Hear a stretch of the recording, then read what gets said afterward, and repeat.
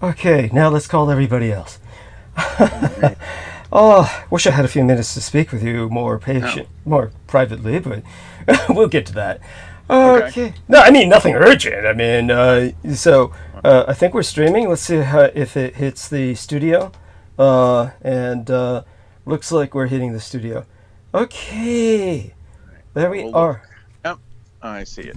So everybody understand this is the zenith or the nadir, depending on how you look at it, but it's the worst of the ghost month. So this is the night, which is the culmination.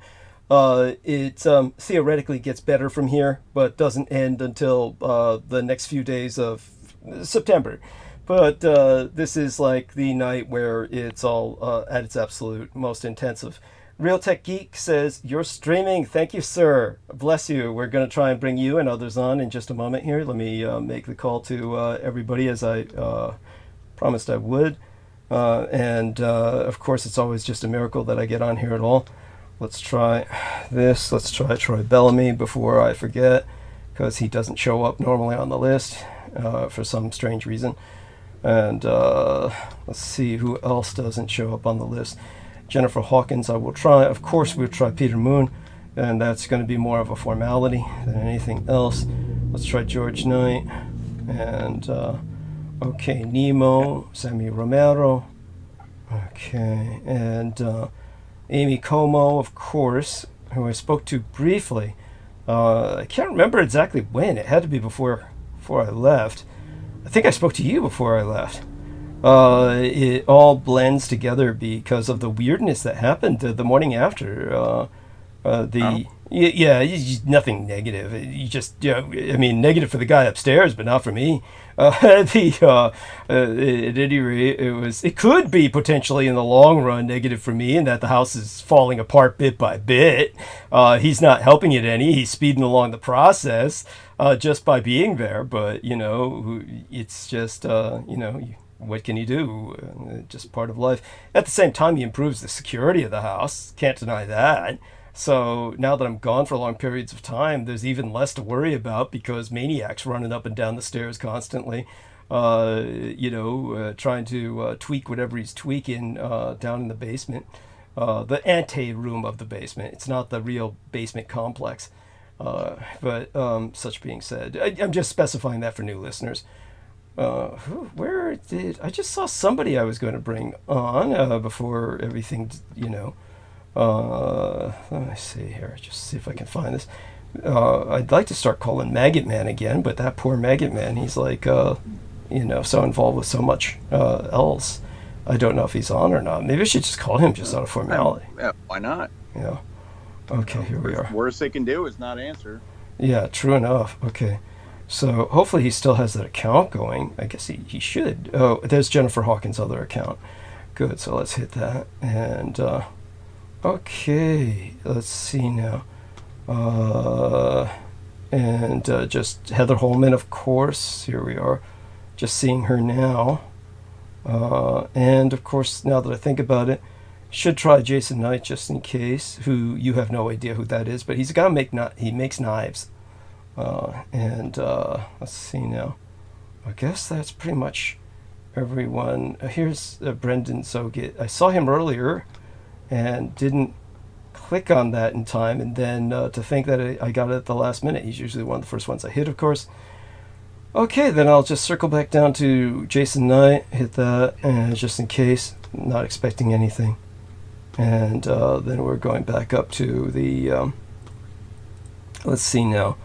Nemo, all the rest of them. Okay, Peter, press the add button. Hope this doesn't blank us out.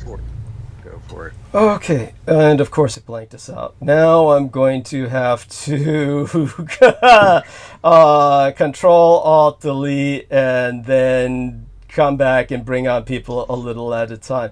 This so fucking sucks. I thought it was over this, but no, it's doing it again. Okay, so why, God, why? Okay, Control-Alt-Delete. You can't take that many at once, so that's the reason not to call everybody at once. Okay, Control-Alt-Delete. Let's do that. Okay, and then means I'll be calling you back, so be prepped for it. Task Manager, and then end task of Skype. There we are. And press the end task button. Okay. That was so fucking lame. That is so. Real Tech Geek of Real Tech says, haha, no wonder I have such a terrible headache. Yeah, Eric Crail says, good evening, DDD. Hit the like button and subscribe. Thank you so much. Already a lot of listeners. Now let's see if we can get on the callers. Okay, hit that again. Open up the Skype again. Motherfucking Skype. See if it has reloaded and does anything besides showing me a white screen. He says, you need a new computer and more RAM. Okay, thank you. Buy me one. It's like, yeah, tell me something I don't know. It's like, it doesn't help. It's kind of like if you see me, you know, in a jalopy and I'm chugging along, you know, and you say, man, you need a new car. It's okay. No shit. It's where does this come from? It's like, everybody, you know, it's not that I'm as pressed as last month, but obviously I don't have money to buy a new computer. Okay, got you. Let me see. Trying to call, but Skype is broken. Call, but Skype fucked. Skype, trying to call, but Skype needs fixing. Skype needs fixing. Okay, there we are. So I'm sending that to somebody. All right, so let's try this. Shut that down. Try it one more time. See if that's okay. We're gonna go through the Control-Alt-Delete again. Control-Alt. Let me turn on the lights. All right. Okay. Control-Alt-Delete. Okay, Task Manager. Okay. Well, it doesn't have the Skype on, so that's interesting. So let's try Skype again. I might need to shut down the computer and start all over again. This really fucking sucks. I don't know. Let's call Aristides and see if he has any suggestions, or Zogit. Let's see. I'll call them. No point in keeping my earbud onto the mic because there's nobody here to respond to me. Okay. This is why production sucks.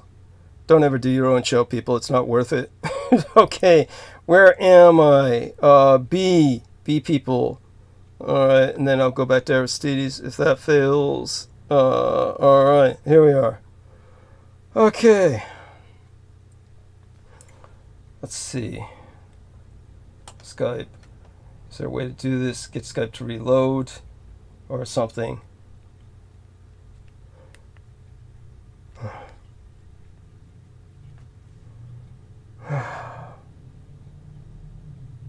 So tell him, send message.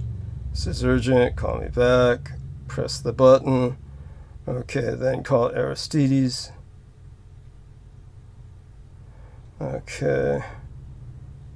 Where is all of the stupid, okay, button after button of speed dial? I hope you're all enjoying this. By that I mean, like, I know you're not. But hey, you know, I'm here. I try to be together with, you know, try to get here with my shit together, and it still doesn't help. Oh. Okay, do you have any ideas? What are we supposed to do now? Do I need to shut the computer down and restart it, or what? Or is there a different way? The Skype's just a white screen. Yeah, it's all just showing a white screen. So when I went to the Control-Alt-Delete to end it on the taskbar, it's already ended, so it's not on the task. So maybe that's the problem. How do I reload the Skype?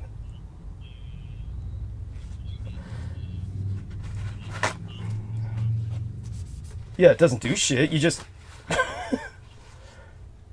I'm calling you on the phone.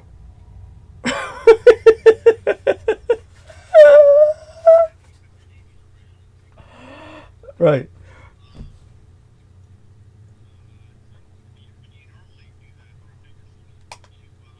Three-finger salute?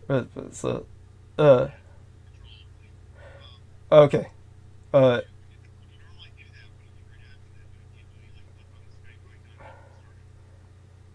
No, you click on the Skype to end it. Then it restarts. I think, yeah.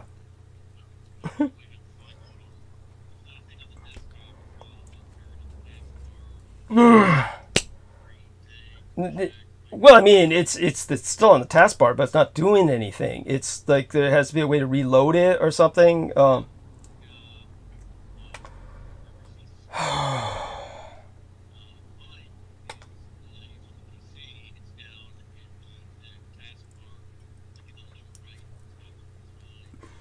What I'm afraid of is I'm going to have to just shut the computer down and restart it. There's a different trick to it's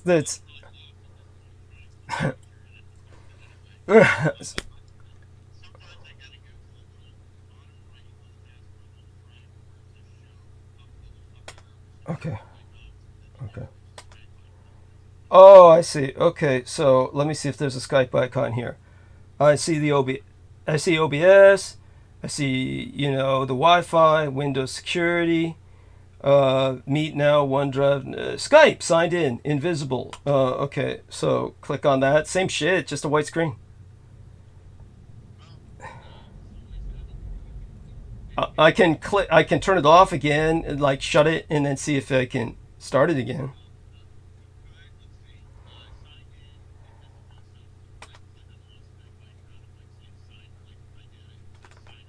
Okay. Quit Skype. There we are. That's it. Then start the Skype again. Okay, yes, that's right. It's like Realtek.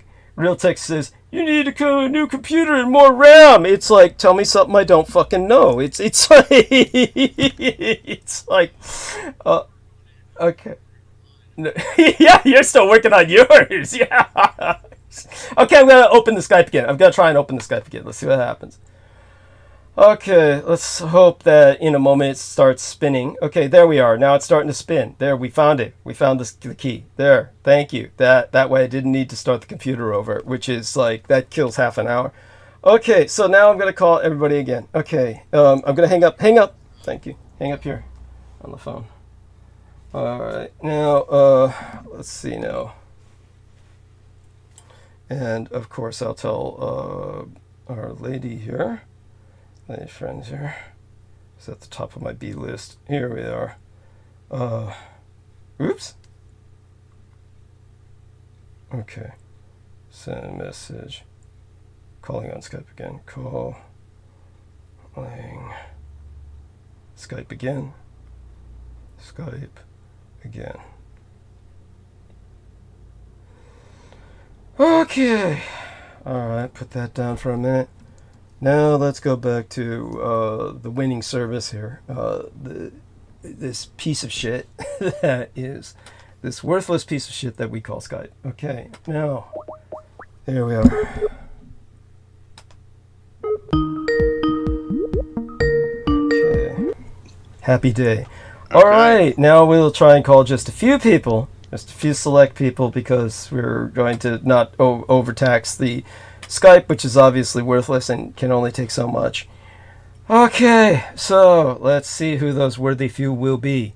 Just out of formality, of course. Oh, fuck. It's not working. Alright, go back to that and do the right thing with the stupid add button. And here we are. Then back to the select few. Alright.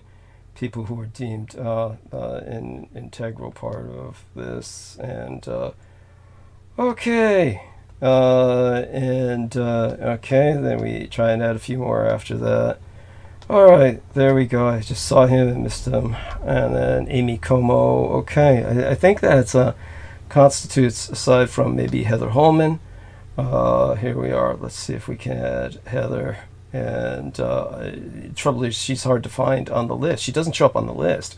That's it. Except when you're really scrolling down, then somehow it appears later. All right. So this is 1, 2, 3, 4, 5, 6. So between you and I'd be 8 people. Press that add button and see if that. And it went widescreen again. It went widescreen again. That's yeah. So what I do, at least now we know what to do, is we do the taskbar and just start it, and then we call one person at a time. we call one fucking So- person at a time. It's white again. Yeah. And but I'm gonna Control Alt Delete and call you back on Skype. Yeah. So All right. we know what to Try do. one more time, and then if not, just fucking shit can the whole thing and start over. No. It'll be fine. We What? just gotta call one person at a time. Okay, task manager, and do the Skype, and then okay, end task. All right, there we are, and then just close that window. And isn't this so much fun, people? Just the incredible. Daryl, Yeah, you're. I ended task. How are you still here? I don't know. I've been on. I'm still here. Yeah, Yeah. It's well. I ended the task. Apparently, it doesn't work. So, guess I got to close it. Like literally exit. Okay, exit out. See if that works. Now let's press that other button again. Click that Skype. Signed in. Okay. It's just white screen. Oh yeah. Quit Skype. There we are. That's what does it. It's not the taskbar that does it. It's the quit Skype that does it. Okay, like he said, gives it a second. And then open up the Skype again. All right. And hopefully it spins in a few moments. There we are. It spins, and spins. All right. So here we are. Aristides says call started. So I'm calling you again. Okay, watch. There we are. Okay. Now we're gonna try one person at a time. Just one person, because that's just all that this can handle. It's it's just totally fucked. The system's totally fucked. And it has to do, I know exactly what did it. Is that it's like I started the computer like after I'm sorry? Yeah. Okay. No, go on, and then. I started the computer after I woke up, came home very early last night, had that short exchange with you on the internet, then went to sleep as soon as I sent you that thing. And then what happened, which I'll give the context for everybody who's listening later. And then what happened was that because I had shut the computer off while I was sleeping, then I started the computer a few hours before the program, as soon as I woke up. And made certain everything was just on. And then every time I do that, it just fucks up the production. You can't do that. You can't prepare it beforehand. You just literally have to keep the computer off and just start literally before production. Possibly. When you say you turn it off, restart, like you did the full shutdown. You didn't say sleep. I did full shutdown. No, I always have to do full shutdown. I always have to do it because sleep just doesn't cut it. Well, Pete's unavailable. Okay, which is what we expected. Did he say anything in his newsletter? His email, he did send out his regular email and said that most likely we won't hear from him. He said perhaps because it'll be a wreck. Perhaps he might be able to check in briefly. That was that's what I got from him. Well, yeah, he can't jump on the call because it said it was unavailable. So I might try calling him later. Yeah. Unless I call him, he can't jump on. Yeah. Yeah. He'd have to call me. Right. And then I would add his call. Yeah. Okay. Don't rock the boat there. We're adding somebody you probably can't get on, but I can send him a message. Once you send him a message, be like, "Hey, do you think you'll be available?" But don't even bother. Right. He'll be available if he's available. His little icon thingy, it's not even showing like green or available. So I think usually when he is online, it's green. Yes, usually. Yes. He's not online. He's definitely. Oh man. Okay, so that's it. Okay, so do me a favor. We're gonna see if we can get somebody on a conversation with you, so I can make a short phone call. In the meantime, we'll try Heather because she's the only one who showed up, and or at least the only one who talked. And once we add her, then I can make a short phone call here about this other person who said they wanted to come on. And there we are, Heather. Oh, Goddess bless you. Okay, Hare Krishna. That's okay. That's an enthusiastic response. That's. Hi. I'm sorry.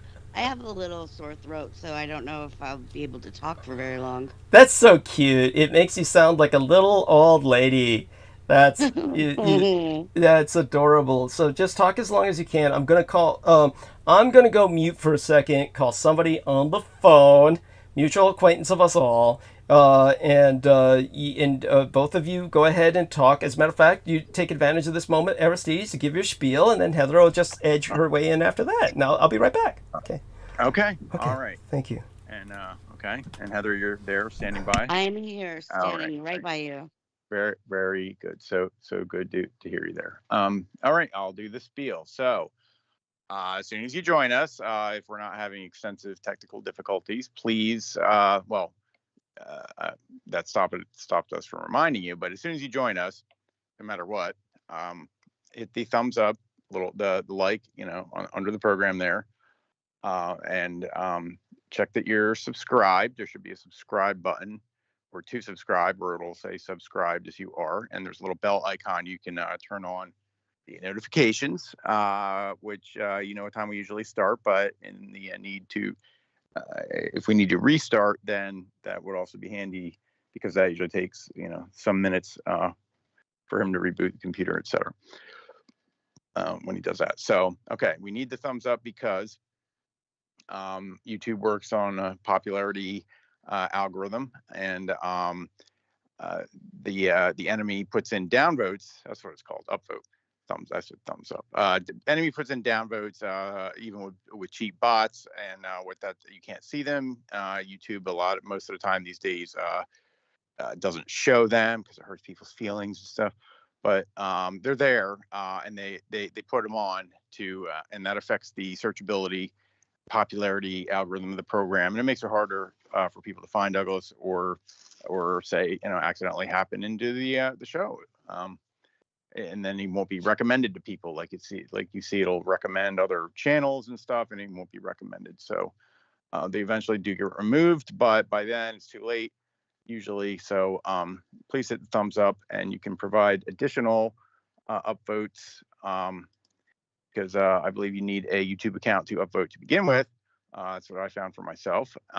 So if you go under your account settings on the PC here, it's on the upper right, and you click on that, and then in the menu here for me it says switch account, and under that you can create sub channels, which normally would be for people to have different types of content, different topics. But the cool thing is each sub channel is like its own identity, and each one of them can provide upvotes as well, and then you can just kind of switch between, and for as many accounts as you would like to make, and give extra upvotes. I've given 3 upvotes myself, and but if you do make just an account just to do that without putting anything on it, or in any case, remember to switch back to your main account to chat with us, so that we get to know you at that name and not just random name.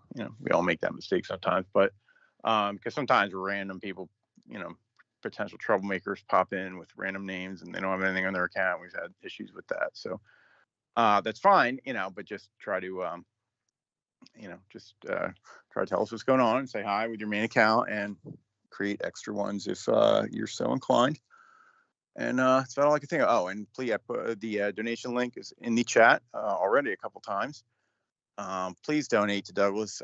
He's even these days, he's so mentally taxed by writing, his own book and all these write-ups he's doing, and he sent out some of them to some of us, and just incredible amount of info, that this guy has jammed up in his brain, and just trying to get it all organized, and he's doing a great service for all of us. So what that means is sometimes he can't really hold up the entire 12 hours like he would many normally.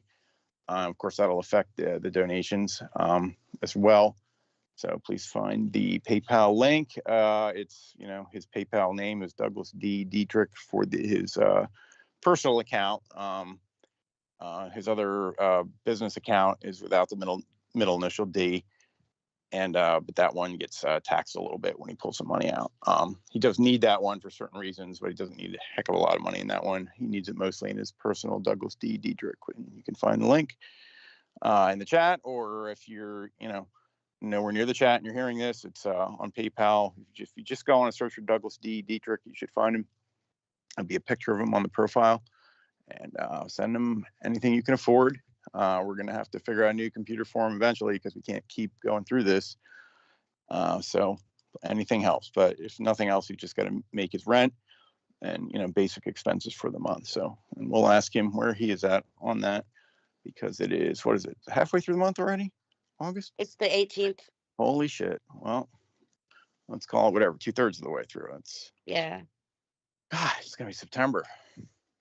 Yes. It's already feeling like it in Arizona. Yeah, lucky you. You and your low humidity. No, the Oil. humidity is actually at 29% today. Oh, shut up. Is that bad? Nothing. That's nothing. You don't even know what humidity is. Oh, I'm sure you've been I've somewhere. been to Minnesota. Yeah. Mm-hmm. Well, it's when it's humidity and hot at a certain combination, but it can be very humid and cool, and you don't really feel it. It's when it's humid and Oh, hot. yeah. Yeah. Well, how's the humidity there, Aristides? Horrible. Absolutely horrible. Ugh. Yeah. Do you get mosquitoes also Oh when that God, happens? if I see another mosquito, I'm gonna fly off into a fit of rage. What do you do to prevent them getting on you? Not stand still outside is really it. I mean, you can try all these gimmick things. Like I remember when Peter was like, "Oh, remember me?" He got one of these little, supposed to be like the little wristwatch type device. That yeah, the stretchy ultrasonic thing, and I'm like, some of these mosquitoes, man, that's probably just giving them a nice buzz, or it's like a homing beacon or something. They're just. I mean, it depends on the type. Yeah, what I've always heard is Avon Skin So Soft works really good for insect repellent. Yeah. I used to hear that. I mean, there's so many things, but it's like, if I was like planning like an outing of some kind, it's just like, if I'm just casually just kind of popping in and out of the house, and stuff, I don't have to like put stuff on, just to do that. So I just try not to stand. Do you think there's any validity to the weaponized mosquito drops that they do? I haven't seen anything concrete about that. That could be another one of these, sort of. Yeah, there's no Lyme disease outbreaks or anything, so I guess not, right? Yeah, I mean, I wouldn't put it past them, but I haven't seen anything. Yeah.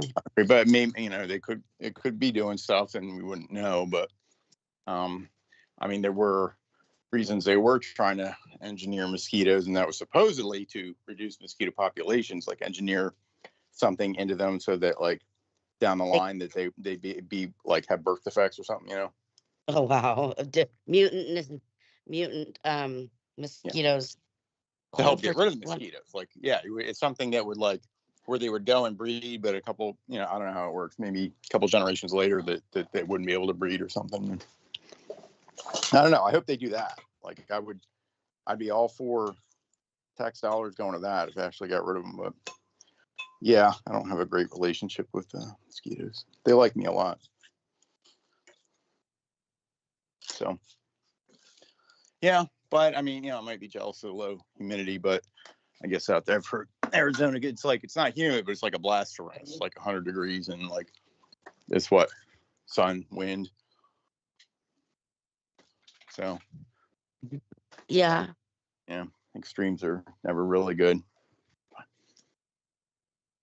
But I'd almost, I mean, if it was like moderately hot and humid versus even hotter than that and dry, I'd almost pick the dry because I'm just so sick of like feeling icky and my clothes sticking to me. And it is pretty annoying. You know that. Oh yeah. Especially if you got the blood that the mosquitoes like. Okay, I'm back. What's this about blood from mosquitoes? I don't know. Said some people have sweet blood. Yes, that's true. Some people do. Such being, let's see this. I got a message from someone else now. Of course, oh, yes. And, somebody's at my door, Douglas. Hold on a moment, okay? I'm going to step away. It's okay, honey. We got this. Okay. Take your time. Okay, thank you. Come back when you can. And there we are. So, just got a notice from Amy Como, and of course the trying to deal with, of course, the whole situation with her fiance and all the rest of that. I'm trying to give her some advice, and So let's try and call some other people slowly, one at a time. Bring them on, and in the meantime, let's take a look in the chat. El Nemo says nice things. And yeah, well, that's it's just. How are you, Nemo? You feeling better? You was feeling a little under the weather and. Yeah, we can only presume. Let us know. We'll find out. I mean, we'll find out if he comes on. I mean, Right. let's right. Or he could just type and let us know how he's feeling. Yes, that sort of thing. All right, now let's try this. One more person. Okay, we're gonna try and do this logically. The people that we see should theoretically be available, so we'll try them first. Nemo, okay, press the button. Press the ad. All right. And then says he's unavailable. Yeah. Why are you unavailable, Nemo? We see you in the chat. So we'll try someone else. And this will be just such an exciting way to start the night. It's like mumble-de-peg. You're throwing the knife into the ground and seeing where it sticks. Okay, press the add button. And then we can, get into exciting stuff later. I'll probably be forced into a monologue just for the fact that I can't, do anything with the fucking Skype. Amanda, you. All right. Well, if somebody's a regular guest and they're listening, and then maybe they could message you, they're like, hey, I'm on, so you're not trying to add all these people. Yeah. Amanda, you, unavailable. Wouldn't it be nice if people thought like that? Wouldn't it be nice if people just stepped fucking forward and volunteered themselves like you do? I mean, where did you pick that up, by the way? Were you raised with a family that ran a non-governmental organizational charity, or what the fuck? No, I don't know. Guess, like I said, I pretty boring life, so I'm just, I'm available compared to some of these people.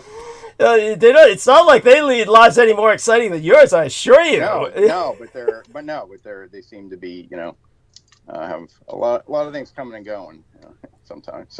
Yeah. Well, what can I say? It's you have, I guess, a mind that is a bit more organized, and you became an engineer and worked in academia. You kind of, I mean, everybody else in general seems to be just kind of floating around generally. I mean, and it's a fun job. I mean, I don't see why anybody wouldn't want to do it.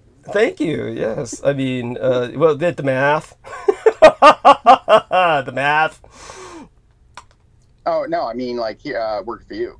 Oh, thank you. I appreciate that. I thought you meant the engineer. Yeah. No. I mean, I guess, yeah, it'd be cool, but no. Yeah. So let's, I'm calling people one at a time, just so people know that I'm multitasking at the moment. I've got one eye on the road, so to speak. But yes, one of the things Brendan joined. Oh, Brendan. My fucking God. Greetings. Yeah. So what do you know about the situation thus far? Are you guys on air? Yes, of course we're on air. Hold on. Let me turn off the James Bond theme before you get copyright struck. Yes, okay. Thank you, please. All right. So, oh man. No, what happened? Who died? Yeah, Jesus. I'd say don't jinx us, but okay. I'm gonna try adding two people at once. Was there a traitor, or what happened? It's just a train wreck. Basically, I'm gonna see if I can cause a train wreck again just by calling two people at once. What happened was, this is the pattern that I've noticed. If anyone has any ideas behind this, feel free to share it.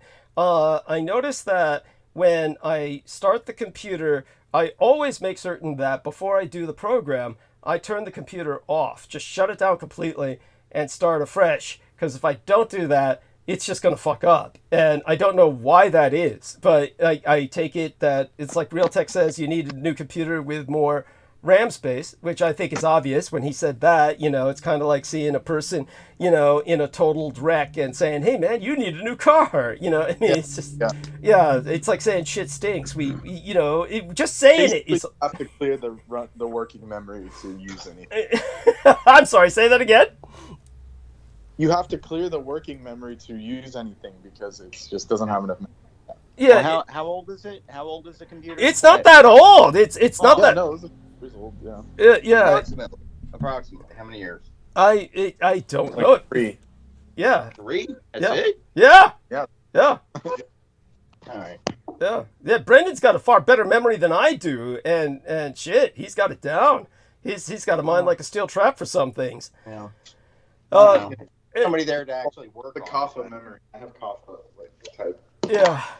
And I'm sorry. Go on, Aristides. Oh, well, I mean, if you had somebody actually work on it, could probably improve it and delay the need for a new computer. Dude, but... the effort that goes, you might as well buy a new computer. The effort goes into working with this piece of shit. It's kind of like that guy who told me, why not like unscrew the back and remove the stupid sound card and fuck around with that. You know, it's like Brendan said, and even, my 3D graphics modeler said, I mean, these computers are not made to be messed around with. They're made to be disposed of, and you buy a new one, they're just too packed. If you try to repack them, you're only begging for trouble. I'm surprised you would say that. It could be helped. It potentially could be helped, but by the time you do that, Yeah. Yeah. Yeah, it's just get a new one. Well, imagine trying to pay someone for that service. Right. It's like, no, just buy a new one. But so, again, to describe to Brendan, who didn't hear what the problem was, the most immediate problem, not that I have any real problems going on right now, and I do want to share a weird-ass adventure, that I guess you'd call it such, before I took off for the... Good. I thought you were calling me like Peter Moon died in Romania or something. Dude, that may yet happen. Happen. Your visualization may yet bring that to a a culmination. Yeah. I do have strange premonitions at weird times. Yeah. I just put it this way. I would not be surprised if he were checked into some Romanian hospital at this point. It's just it's not that he did not sound like he didn't sound like he was knocking on death's door, but he obviously was under the weather when he spoke to us last, and he was headed towards caving and hiking, and it's like, dude, why? It's like there's this thing like why don't you kids do that, and I'll just, check myself into the bordello here, have myself treated right. Yeah. I mean, that would be reason enough to go to Romania for me. That would be the sensible thing to do. Yeah. I mean, what's this? Then I went into the cave, and this is the wet cave. Remember, there's the choice between the dry cave and the wet cave and shit. And let's hope he didn't do that and get like vampiric ringworm or something. Yeah, there. Just so people understand, there is, what is the name of the parasite? We'd have to look it up. Draculina parasite or something like that. Yeah, that's just, you don't want that. Yeah, it's an actual real thing, people. You'd be better off having the real Dracula. Yeah. Than Yes. And Ian West was, of course, convinced he had it at one point, but we're convinced he had something. Leishmaniasis is what we're convinced he truly had. There's no telling what's in that Florida water. Have you seen those people? Oh man! Don't even get me started. My dad used to say that. Something in the water down there, because all the chomos and pedos. Incest, all the rest of that shit. Yeah, it kept coming up on TV, and the mass murders they commit with each other. Yeah, oh yeah. Constant. Like it almost is unceasing. Like Yeah. And so what else was there? Okay, so I'm gonna continue multitasking. Just want everyone to know I'm gonna try and bring other people on, but this is basically what happened tonight. Was I had gotten home at very early in the morning. What my son and I have concluded, and for those of you who like Brooke Gibson, Brooke Gibson's just a naturally curious person. I spoke to her today. just before the show. She is okay. She's better than she's ever been. You know why? Take a guess, people. She's back on drugs. That's good. That's good. The meth head guy died. Oh, good guess, too. Good guess. Come on, Aristides, throw one out. Come on. I was thinking that the meth head left. What would make Brooke happy? Meth head left, but he forgot his meth there. Yeah. Oh shit! Oh shit!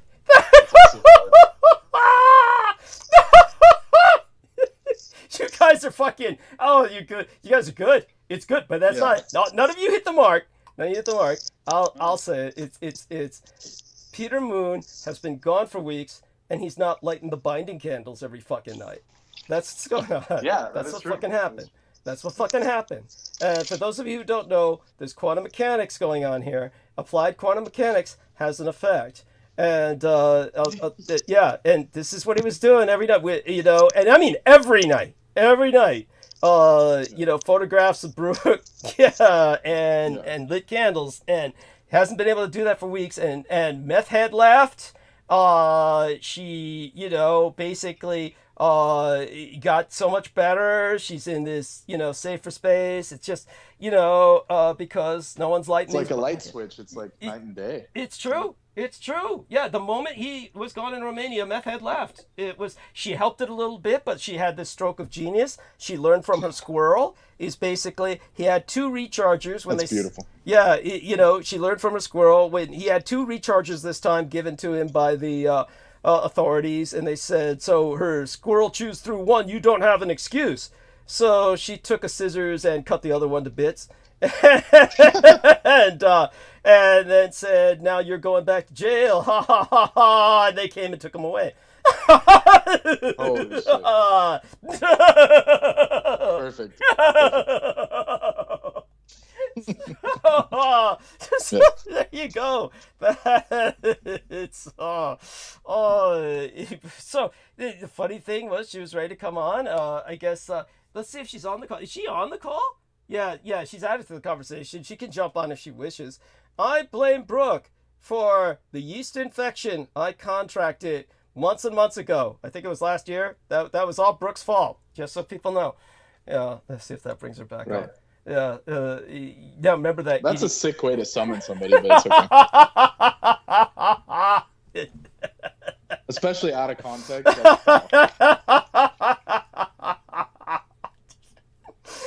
And I'm over here eating food, luckily, my bread has no yeast in it. Yes, thank you. Yeah.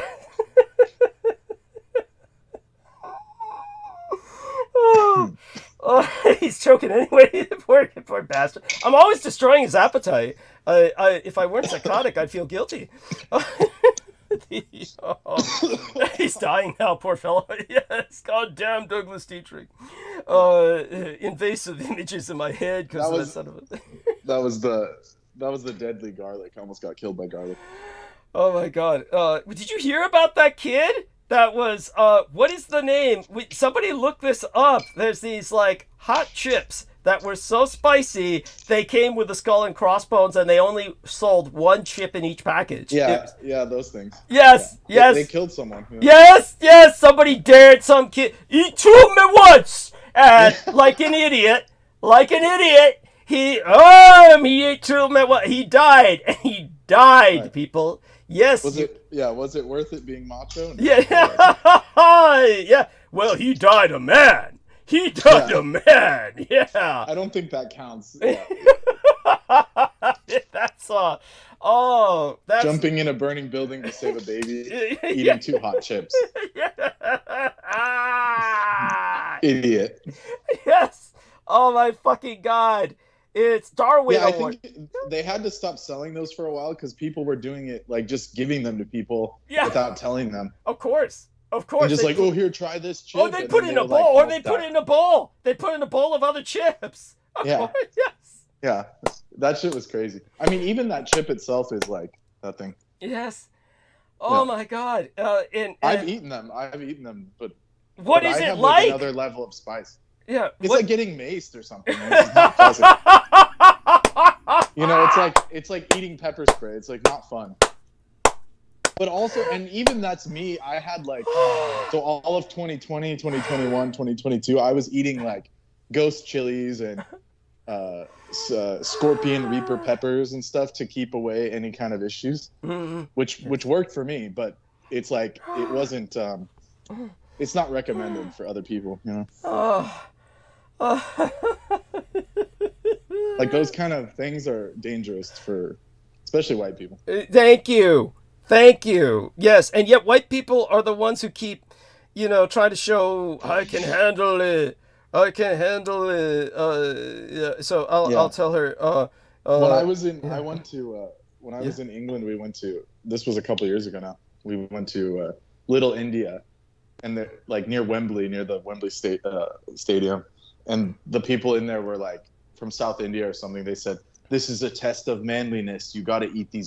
You know, they were trying to clown on us. Yeah. And then me and this guy from Poland were like, just kept eating their peppers because they were free. And they were like, okay, enough.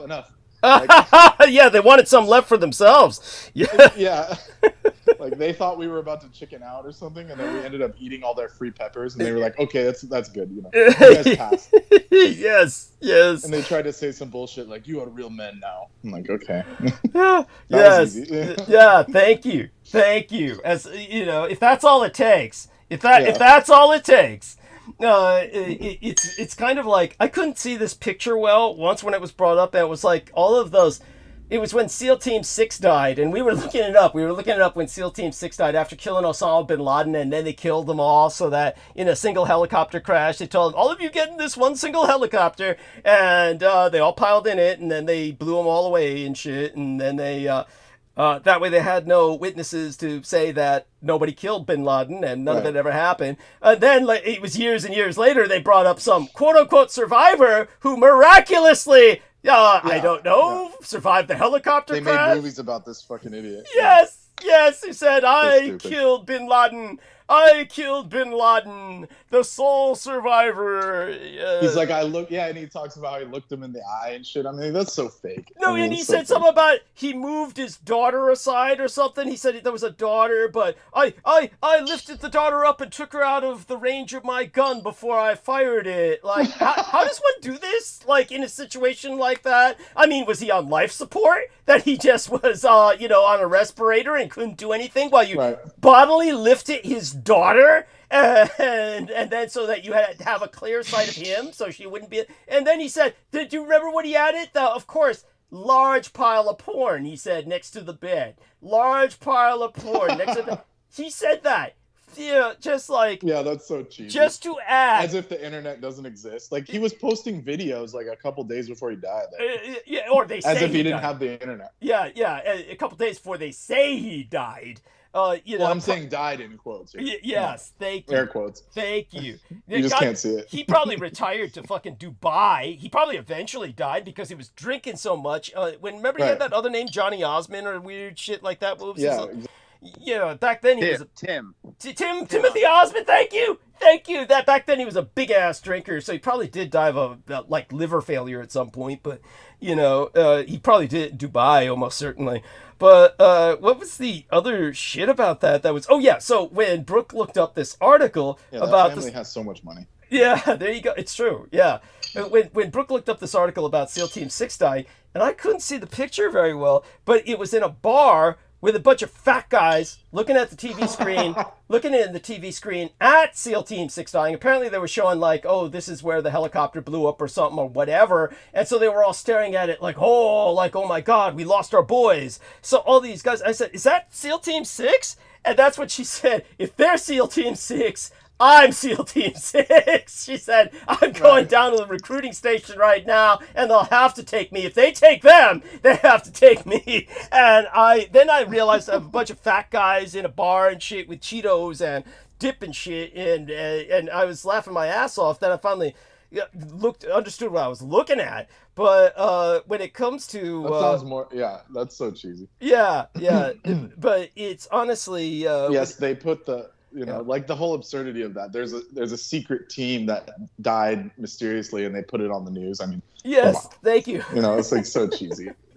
Yeah, of course, all of it. So, and it was like so long ago. I can't believe how long ago it was. It's this point. Was that like 20 years My ago? favorite part is when they were like, "Give us pictures of Osama's body," and they're like, "We already did the Muslim burial at sea." Yeah, I'm like, what the fuck? Who Muslims. does that to their enemy? Thank you. Thank beyond which. Oh yeah, when did Muslims start burying at sea? I mean, this is a desert culture, people. Yeah, I know. That's what that was. Thank you. I was about to bring that up. Yeah, it's just so absurd. That's not true. Yeah, everything they say is so fucking stupid. So fucking stupid. It's like I can't believe anybody buys it. You know, why would anyone? Only Americans. Thank you. It's not even. It's offensive. It's offensive. And I'm not saying that in any kind of way. It's like literally, all this stuff is made for Americans. Yes. Because when I was in England, like all the shit that was going on here, I mean, they didn't even bat an eye. And then later on, when Kamala came out, they put her on the front page. They left all those other jokers off of everything. Yeah, and yeah. By the way, the communist Chinese, of course, they can't understand the whole Kamala phenomenon. There's no woman in their government at all. You know, they're just a total fucking patriarchy. They don't even hide it. And so they can't even understand how she's ahead of their man. I bleached his name, Trump. I haven't said it in a while. I feel so sane, so much more. I can breathe without that orange-skinned fiend, cropping up in my vision. He doesn't know how to handle Kamala either, because every time he attacks her, he just looks racist and sexist. So it's beautiful. She didn't claim she was black. Oh yeah. She's not really black. She was at a black university. Yes. Just chill. Chill. Yeah, she became black. There's plenty to go after her for. That has nothing to do with what she looks like. Yeah, thank you. And anyone who's a district attorney in where's she from? Oakland is already suspect. Yeah, of course. I mean, she's just another type of criminal. That's shady as hell. Yes. Like I said, remind me later to give the full dope on Oakland. But anyhow, because I could go on about Oakland for hours. I'm sure you could too. Yeah, we both could. Yeah. Yeah, but That's where I saw the gin at the freaking Ethiopian restaurant. There you go. And like I said, only even the immigrants are suspect. Like right. By the way, just so people know, it's not that Brendan hallucinates, but I've tried to say that Brendan is sensitive enough to this sort of phenomenon where I'm sure nobody else could see these things, and yet probably except the people who are forced to interact with them, like the staff. But otherwise, he sees things that probably your average clients just miss. And one of them was this Jinn figure. The other was a Cho the other day. And of course, these are not stories. I don't look for these things. Thank you. Yeah, I don't look for this shit. Yeah. But I went into this restaurant, and the Jinn that was running the restaurant would not let me get food. Like, they never served me. I ordered, and all they brought me was tea. Yeah. And they left me there for like an hour just waiting for food. Yeah. So none of that's normal. Like, no restaurant operates like that. Yeah. And the place was full of people. It was like there was half a dozen people, 20, 30, literally 20 tables of people. So, Yeah. Nothing to do with hallucinating. Thank you. And when it comes to tell what happened with the Cho chick, the hybrid Cho breed. Yeah, that was another interesting situation. I mean, she seemed chill, to be fair, but so when I went to pay at this vegan Vietnamese restaurant where I always go, I never see anyone who works there. Only like the white kids they put up front to work the register. But this time, like, the card didn't go through. It said the terminal wasn't connected to the internet, and the kid didn't know what to do. He was like, "Oh man, what am I gonna do?" And then it all of a sudden worked, right? Like it rebooted or something. And then but both of us looked at each other with like the thought, like, "Oh, maybe I could have gotten something free out of this." How would we remedy that? I didn't have cash, and he didn't care enough to charge me. Yeah, that's right. So we both had that thought. Like, I could tell, like, oh, well, I'm just gonna walk out with this. I don't care. And then all of a sudden, this being comes from the back, like maybe 4 foot, Yeah. like 4 foot tall. Yeah. And she was talking like almost like she had Down syndrome, but she didn't look like she had Down syndrome. She just had this like really weird looking face. Like it was Southeast Asian, but it was like really squat and wide. Yeah. Like really strange looking. Yeah. And the way she talked, like I couldn't understand her. It was like there was something blocking the tongue, like like that. And so I was like, wait, what did you say? And then I understood it, because she kept saying it.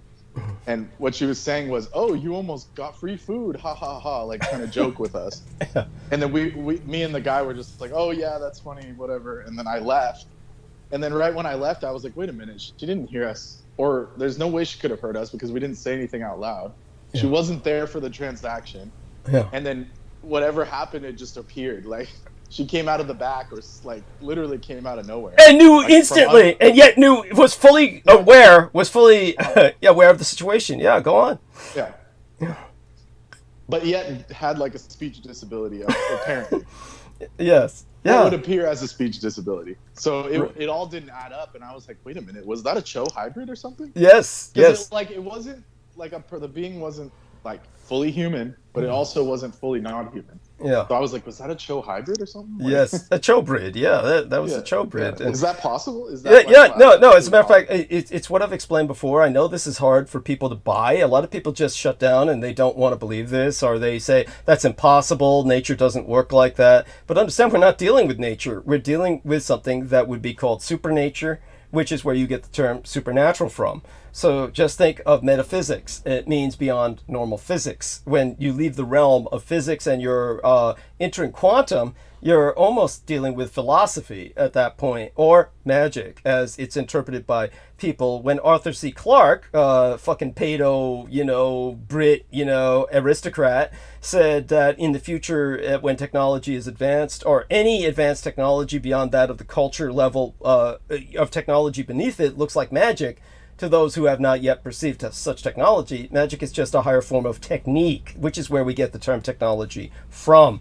Obviously, Brendan is painfully familiar with all of this, but when it comes to the CHO, you're dealing with what's essentially a magical subspecies, or a subspecies that is semi-quantum. Right. And so they're not functioning like a normal species. So when I told people about the Soviet studies into vampires and their conclusions, and of course I always qualify it by saying, obviously, the Soviets had all kinds of ideological baggage that would color their conclusions more than materialism. Yeah, more than any other culture. Yet at the same time, their conclusions appear, in this case, to myself, to be as logical as possible, considering qualifiers.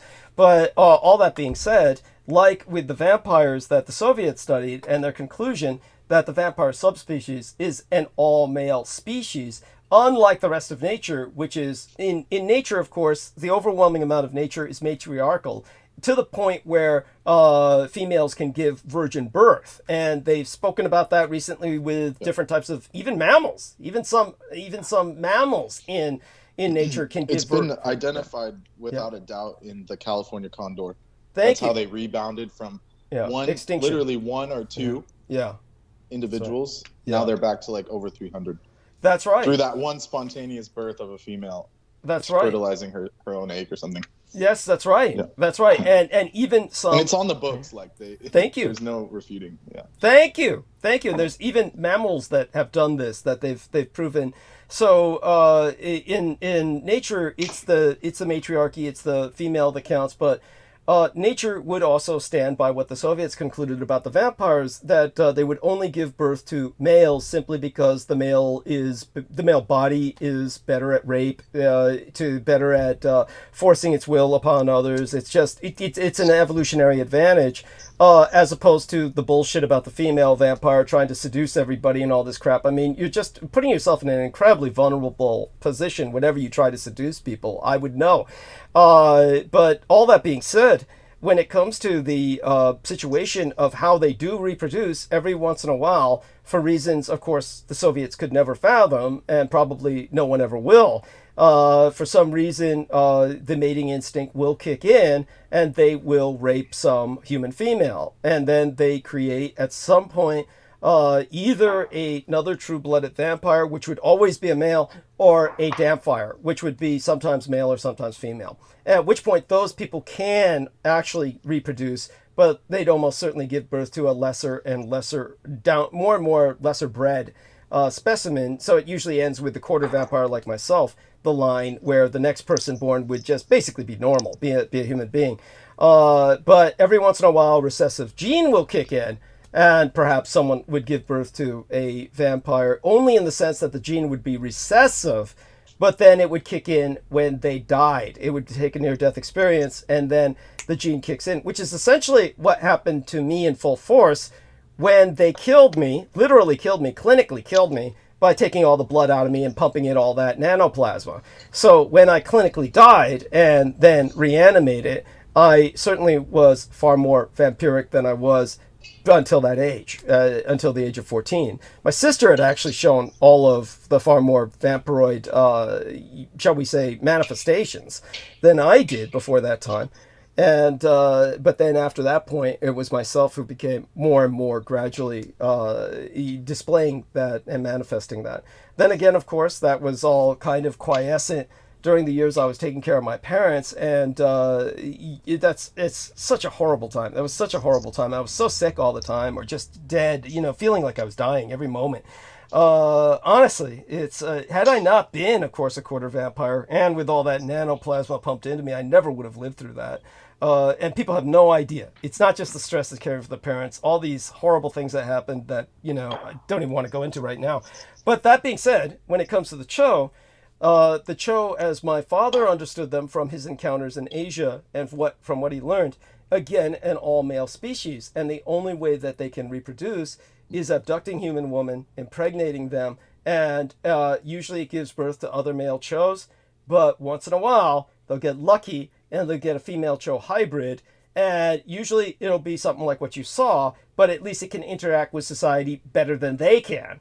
But every once in a while, they'll get really lucky, and then the person will actually look almost like an attractive human female, or at least can pass for a fuckable one, or a doable one, as they would say, and then they can use that to infiltrate society a bit more. And usually... Yeah, this wasn't the case. Yeah, no. No, not in the case you saw, no.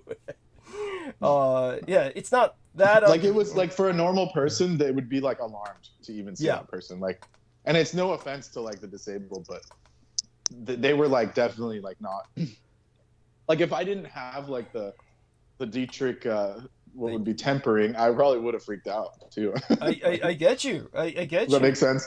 No, I get you. Thank you. I appreciate that. I saw them and I was like, oh, okay, this person's trying to communicate, and then like all of that, like I was like, oh shit, it's a Cho, and then Yeah. It's your, and it took you a while, like you said. It was really out of her company that you realized it, right? Once you were out of her company, that you well, really... I knew something was off immediately. But right. I'm just so used to dealing with weird shit. I was just like, oh, okay. And, good point. Yeah. And afterwards, I was like, oh my god, it's a Cho hybrid. Yes. Like that was like, it wasn't like jumping to conclusions. It was like immediately, it all clicked. I was like, oh, whoa. Yeah. Must have been. Thank you. Because I've been around Southeast Asian people. I've seen plenty of disabled people. I work at a school with plenty of, every group of disabled kind of people. And I've never seen someone look like that, so let's just put it that way. Thank you. Yeah, no, it's shocking. It's literally shocking. And I appreciate you describing that, because, yes, your average person, you'd be confronted with a sense of pity, horror, pity, various revulsion, various other emotions, and yet the way she just appeared, like out of nowhere, kind of like, you didn't notice her till she was there. And, like she came from under a table. It was like something weird, like that bizarre. Yeah, and yet was totally aware of the situation. It's here we are. This is like, let me do a screen share here. So I'm going to do a screen share, gentlemen. I don't know if you guys could see this. Cursor moving. So can you see the cursor moving? If somebody responds, I'll go to the... I think I'm the only one here, but yeah. Yeah, Aristides, I think. I'm here. It's just tiny, but it's working. It's working. Okay, so you speak about these images of just shocking. This is like, they said, oh, these astronauts have bad news. Bad news for the astronauts. NASA says they went up for what was supposed to be, I don't know, a few days or something, and they said they're going to be stranded there for 6 to 8 months. And I was like, shit! I looked at that face of this chick. I said, what the fuck? Imagine this poor bastard being stuck in space with that for 6 to 8 months. That is like, holy fucking shit. Of course, now this is where I expect it's like a horror film. Yeah, I'll be rightly attacked. Everyone who attacks me on this is right. You are in the moral right. I acknowledge that. I concede that fact. People say, she might have a heart of gold. She might be the nicest person you'd ever met. My response to that would be, she'd have to be. She'd have to be. Oh my fucking God. What is that? I mean, I know everyone's perspective on that thing, but NASA is so full of shit. I mean, come on, these people are fit enough to go into space, really? You're telling me that? This dude looks like he's a fucking beer gut. He looks bloated. This guy looks bloated. Dude's got a beer gut, and she doesn't look like she couldn't even run a marathon. Like, barely. Yeah. She'd barely make it on like a quarter mile. Thank you. And I'm no sportsman. Dude, she looks. You know what she looks like? She looks like someone with, what do you call that big hole in the throat? Like somebody who's been like. Yeah, she looks like a smoker. Yeah. Tracheotomy. She has like a tracheotomy. Yeah. No, I know about the tracheotomy. So, I mean, like looking at these people, like they're not fit for space. I mean, if that was something that could be done, dude, they're not fit. They're not fit. I can't even imagine. They're not fit for normal life. It's like So if what we're being told is true, they're dead. I mean, they're fucking gone. They're goners. They're fucking goners. You know? Holy shit. Now these people, their names. What are their names? It's okay. I'm gonna enlarge this a bit. This one, his name is Butch Wilmore or Butch Willimore. Butch Wilmore. I mean, even the fake names are bad. Come on. And Sue Williams. Suni Williams. It's like she looks like Daniel Arola's sugar mama. This is Daniel Arola's sugar mama. Now I know what happened to her. She got rid of him because she entered the space program. And what they did in exchange was they closed up her tracheotomy hole. Basically, put her in a life support suit. Yeah, I guess if they take off those suits, they die. What I can't understand is, why has he got the flower? Why has he got the roses? Is it because she's so fucking ugly that they gave him the roses instead of her? The girl right here, the girl, you can tell this is a girl's head. She said, this must be the bitch because this one's so fucking ugly. She thought that was one of the primates from the Planet of the Apes that they set up. That people, if you take a look at this Suni Williams NASA in the photograph we're looking at, they look like they've been up in space for 8 years already. It's just, if I were this man alone with that woman, I would open up the vacuum seal and just let the vacuum in. I would just let the vacuum in and die a quick death of exploding from the inside out. That would be a better fate than living for 6 to 8 months with this thing. It's like, she's got Band-Aids on her fingers. She has Band-Aids on her fucking fingers, people. This is like, what did she cut herself doing? This is like absolutely bizarre.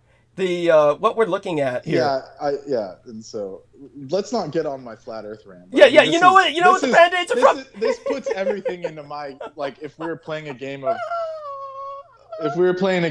real or not real, it puts everything into my court. This is bad. This is really sloppy on their part. You know what? Those Band-Aids are from her diabetes test. She's taking diabetes. Yeah, they're sending a diabetic elderly lady and a beer gut Australian up there. I mean, come on, this is bad. This is really bad news. Like, this is blunderous. This is like, forget about moon landing shit. This is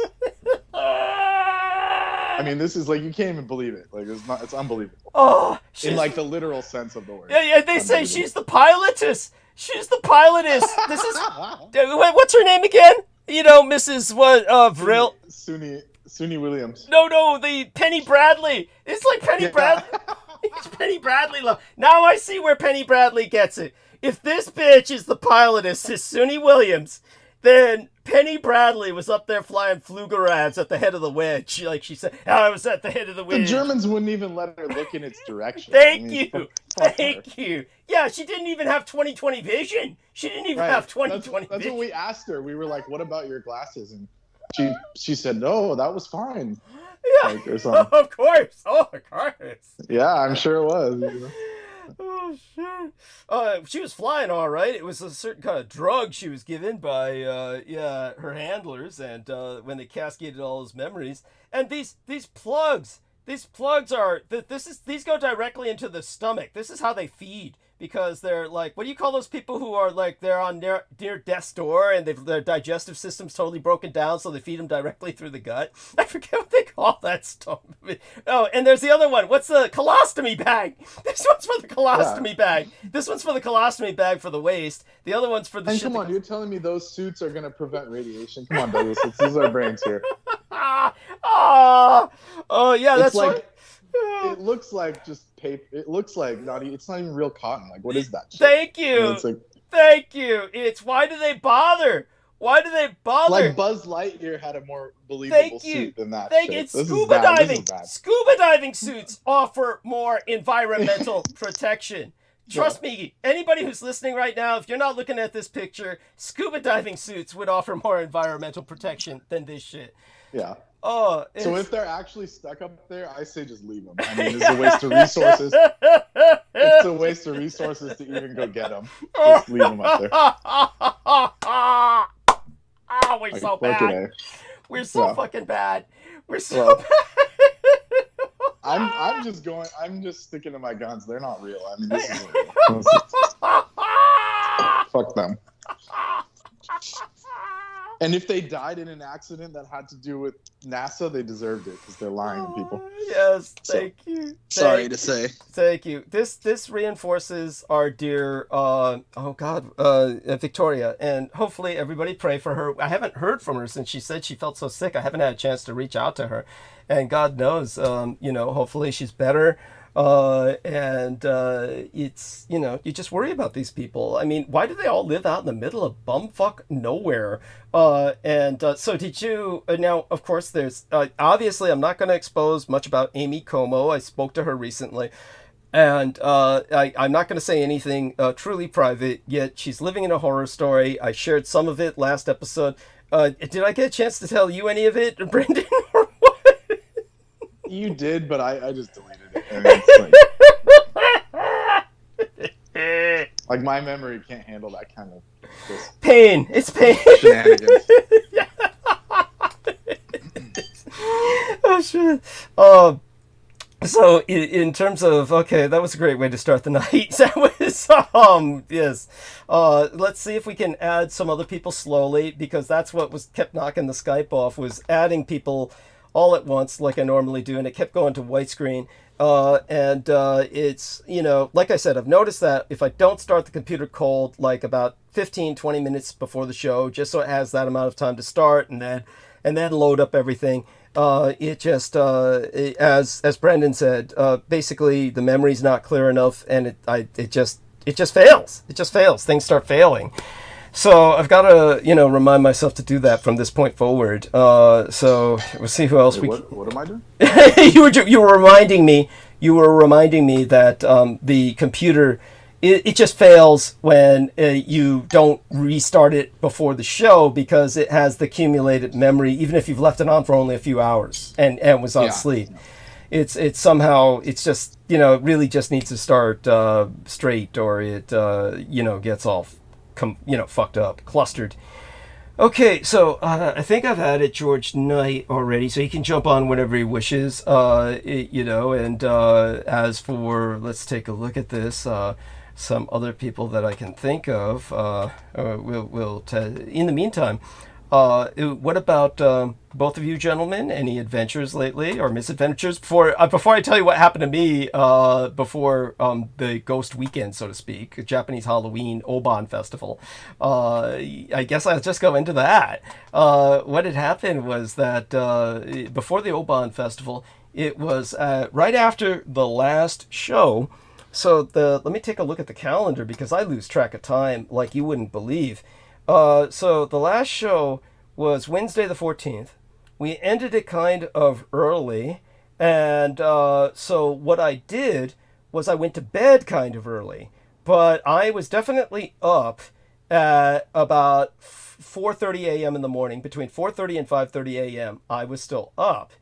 And it was, of course, it was the day of exactly what our man Brendan Zoge had told me about. That I kept saying, is that on the 1st or the 15th? And I finally looked up, it was 15th. And of course, my son, thank God, keeps better track of this shit than I do because of the Blood Boys and our teaching curriculum. So he came to pick me up that day. He picked me up at 10 a.m. in the morning like he usually does because that's after the Meals on Wheels are delivered. And I can put the home delivered meals inside of the cooler that they're in into the home and then take off and then deal with them when I come back. So I had it was about between 4:30 and 5:30 a.m. of that morning. And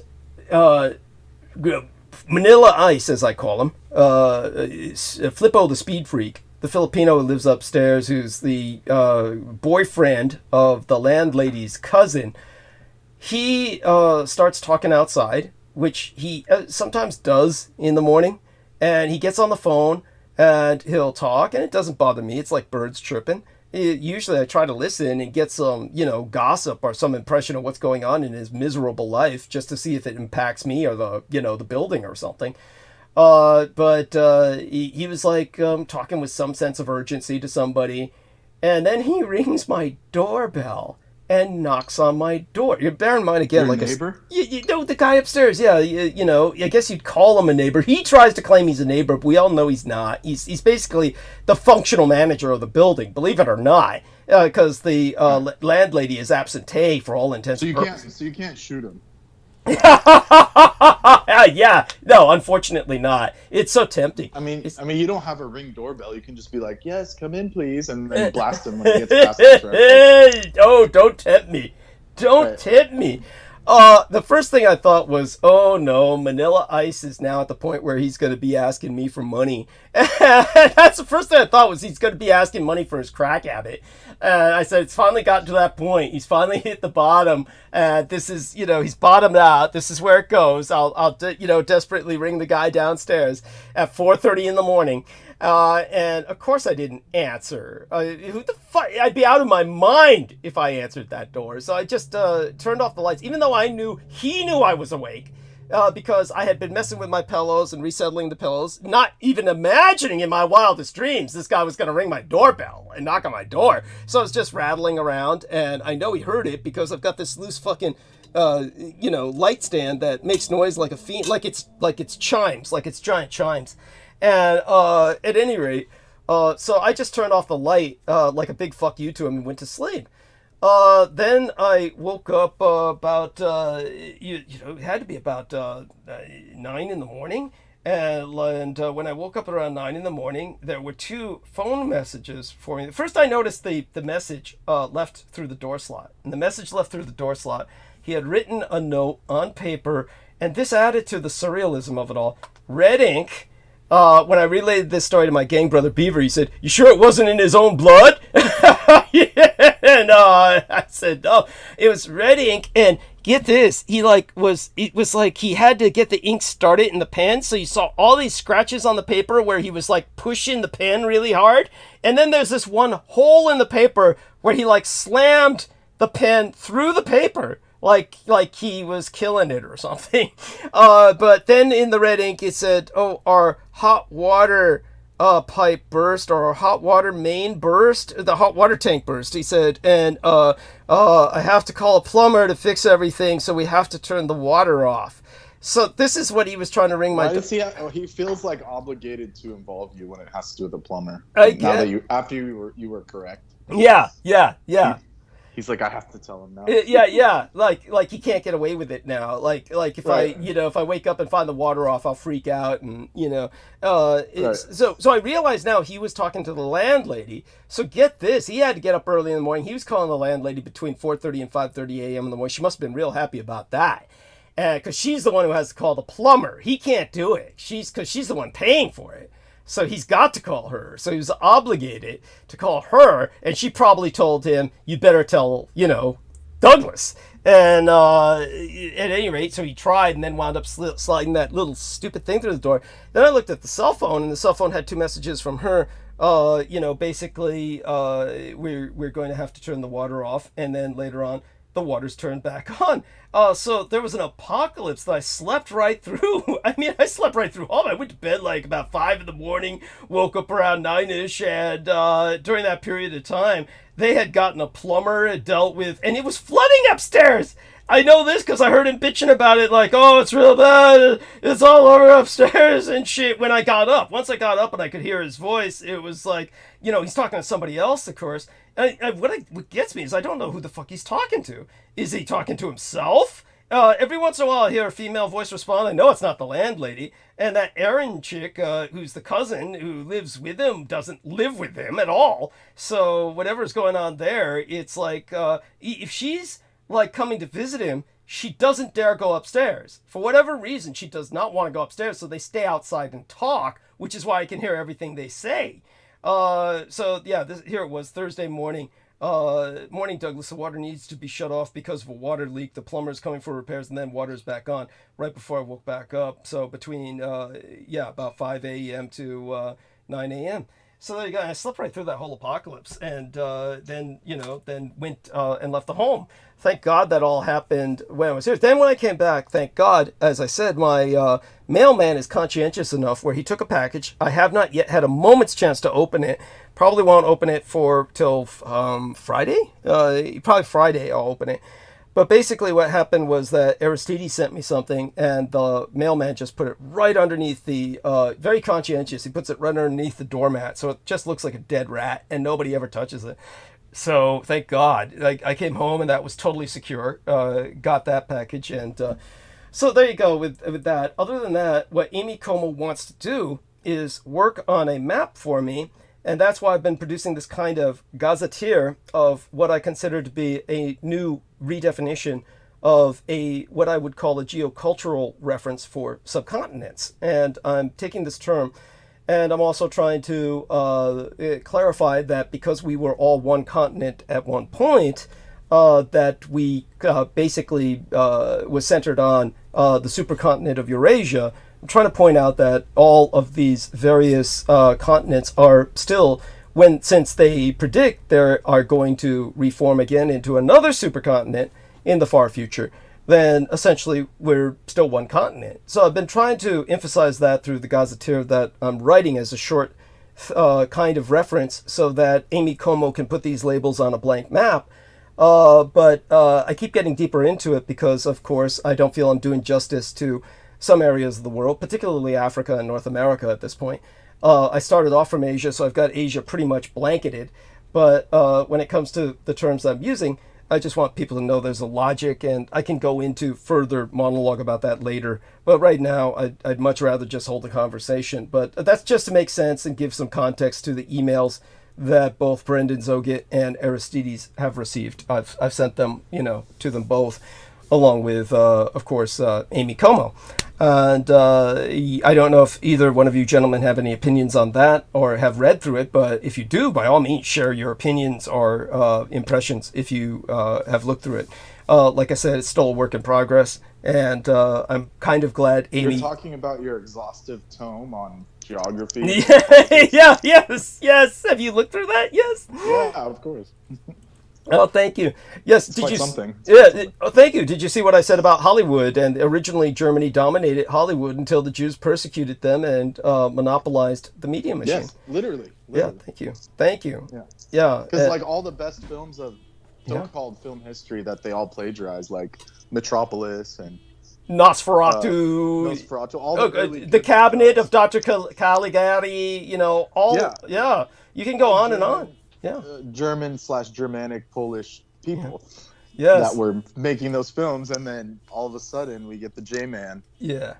And it's funny because all these, after we brought it up, you know how they were stealing stuff from the Japanese? Yes. Like, yeah. all Hollywood films are from Japanese films, Yes. anime. Yes. The people started posting about it online, like synchronistically, quote unquote. Oh, of course. Like, we put it into the collective conscious, and so it was like, you know, honestly, people started noticing it. Basically. Yeah. And then they brought up like Paprika. They brought up what was that one with the John Wick, swooping John Wick? What was her name? Elfin Lied. All the stuff that I brought up with you on air, like all of a sudden people are making videos about it. Yes. And it just proves that these fucking writers, when they're not getting information from someone else, they just steal it from the Japanese. Yes. And just recycle it. Yes. It's all true. It's all true. You people have no idea. I mean, we could give endless examples, but the video was like 10 minutes long. Yeah, and that doesn't begin to do it justice. People who just don't get it, Star Wars was based on the Hidden Fortress. I mean, people have analyzed the cinematic history behind Star Wars, and it all came out. George Lucas was inspired by the Seven Samurai, the Hidden Fortress. These are various productions of the Japanese cinema. Then there was, of course, Simba, the Lion King, which is, of course, is stolen. It's just lock, stock, and barrel stolen. From Kimba, the White Lion. I mean, just disgusting. Like, they didn't even try to cover that shit. Thank you. They didn't even attempt it. Basically, like that Paprika film, which was early 2000s. Then 10 years later, they made Inception. And they're taking, like, literally they took frame per frame for the movie. Yeah. Like, so one frame could be matched identical in each film. So it's not that they're just taking concepts, they're literally plagiarizing. Thank you. The actual definition of plagiarizing. Yes, thank you. Like, they'll take the shot and the angle and the storyline and just copy it into Hollywood zone. Absolutely. It's so offensive. I mean, what's beyond offensive then is then they turn around, total satanic inversion, and say the Japs steal everything. The Japs have no creativity, and they steal everything. I mean, really? I remember hearing that growing up. They take all the best from every car maker, and they put it into their cars. It's like, and your point is? like Thank you. First off, why is that a negative if it's true? How is that a negative if it's true? By the way, you know for a fact that because the Americans couldn't do it. Yes, we can't even build a regular car that works. Yeah. Thank you. I mean, though, of course, I'd take the old lead sleds to almost anything on the road these days. I mean, Jesus Christ. Oh, for sure. Yeah. I mean, those are just tanks. I just had one die on me today, though. Oh, God, sorry to hear that. But it was something simple to fix. Like. Yeah. Okay, good. Yeah. I mean, having to push that thing, holy fuck. Oh, fuck that. No, those things were not meant to be pushed. That is... Once it's dead, it's dead. You ain't moving that thing. Yeah, thank you. Like, it's something like 5,000 pounds. Like, literally. not figuratively. Like, literally 5,000 pounds. And in that weight, their wheels don't matter. It's heavy.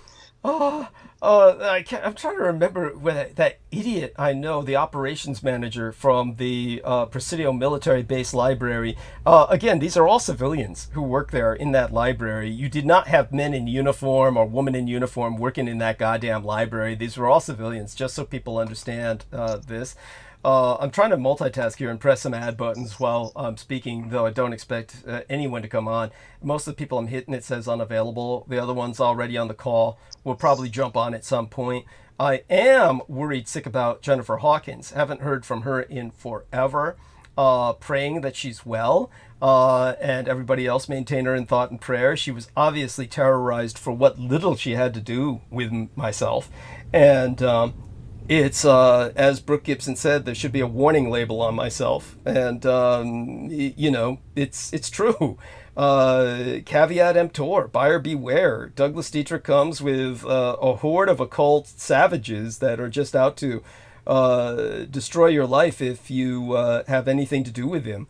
But such is the case. Forewarned is forearmed. Okay, pressing 2 add buttons because she has 2 accounts. It says they're both unavailable. Okay, so that being said, he was once... I'm trying to remember what the story was exactly because it was so stupid. It was so just like him. It was, he was stuck in the rain somewhere. I think his car broke down. And it was like when he went on vacation in some out-of-the-way spot in a semi-safe Latin American place like Costa Rica. For those of you who don't know, Costa Rica is basically a artificial nation. It like really should not exist. It's one of these nations that is simply a retirement center for all of the spooks, and by that I mean spies. The spies and shit, yeah, policemen, terrorists, CIA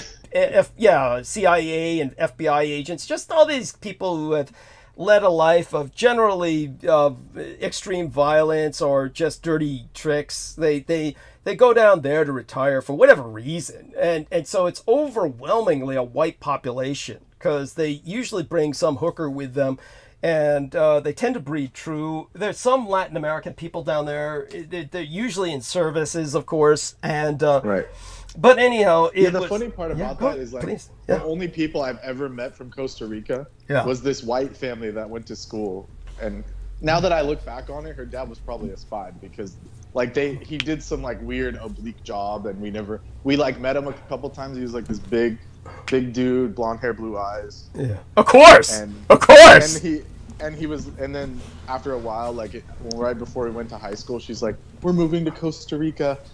We'll never see you again." And I'm like, "Oh shit!" It's he like probably had to kill someone or something. Oh yeah, or he committed some kind of massacre, and they gave him like protective custody. To the point where I've never even found her on social media or anything. They like went into witness protection or something. Yeah, you know how abusive that is to a child growing up in that. It's like right, yeah. She was like crying and left all her friends and shit. It was terrible. No, it's just wrong. It's abusive. It's like people like that shouldn't even have kids.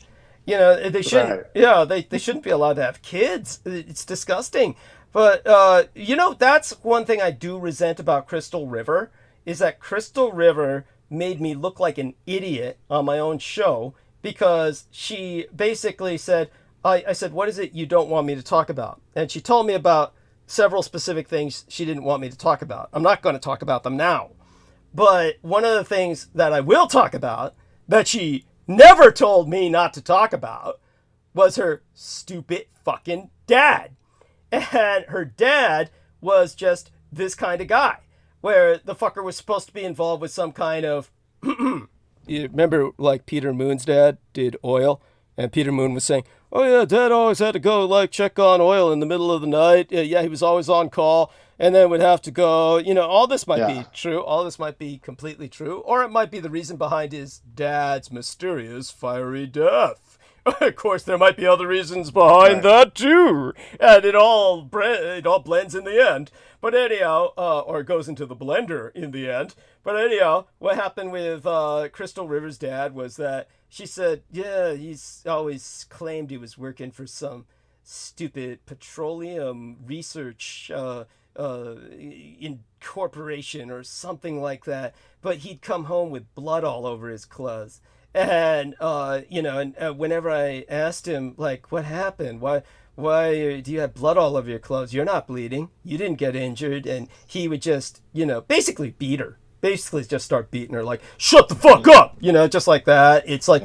so he was like an assassin. He was like the Iceman or something. Some shit. Yeah, some shit like that. But anyhow, you would think that somebody like that... Well, if you're going to beat up your kid for asking you, why do you have kids? It's like, this is what I don't get. Why not just say, hey, I kill people for a living. Don't tell anybody. Okay? Or you might be next. With the kind of, I'd tell you, but then I'd have to kill you. There's ways to handle this. It's not like your average kid is stupid.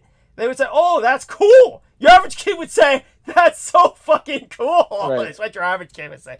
No, but anyhow, anyhow, so she basically wanted to get the inheritance, so she didn't want to get on his bad side. But of course, she didn't tell me not to talk about him, and I wasn't going to bring up any of that. I was just asking casually about something to do with her father and his job, because she presented it in such a way that I thought it would be interesting to talk about, in the sense of what his cover was. Not in the sense I'm presenting it as a cover, only in the sense of, oh, your dad works for a petroleum industry and travels a lot. And I thought she would give, like, the cover story. You get what I'm saying? Like, you know, no, instead she, like, totally shuts up, like, what are you talking about? I don't have a dad. You know, and it's like, oh, you fucking cunt. Oh, you fucking stupid cunt. It was like, what a fucking cunt to leave me, you know, and so she leaves me looking like an idiot. And it's like, then later on told me, oh, I'm sorry, I forgot to tell you not to talk about him. And it's like, you know, well, I'm talking about him now because you fucked me over, so I fuck you over now. It's been long enough period of time, and she's severed all contact where, yeah, it's legitimate. I can do this. I'm still not talking about the stuff that would threaten other people that we both, you know, have some care about. But, yeah, it just is what it is. You know who she ran off with? Who? Other than Max Spears. Max Spears. No. But of course, you know he's dead, so you know it's not. Do you know who she ran off with now? Like who? The last time I was checking in on her, she ran off with. You know, it's so weird because fuck, it's like, I can't believe this. You know, this has happened a few times in my life, and I think it's like a protective mechanism.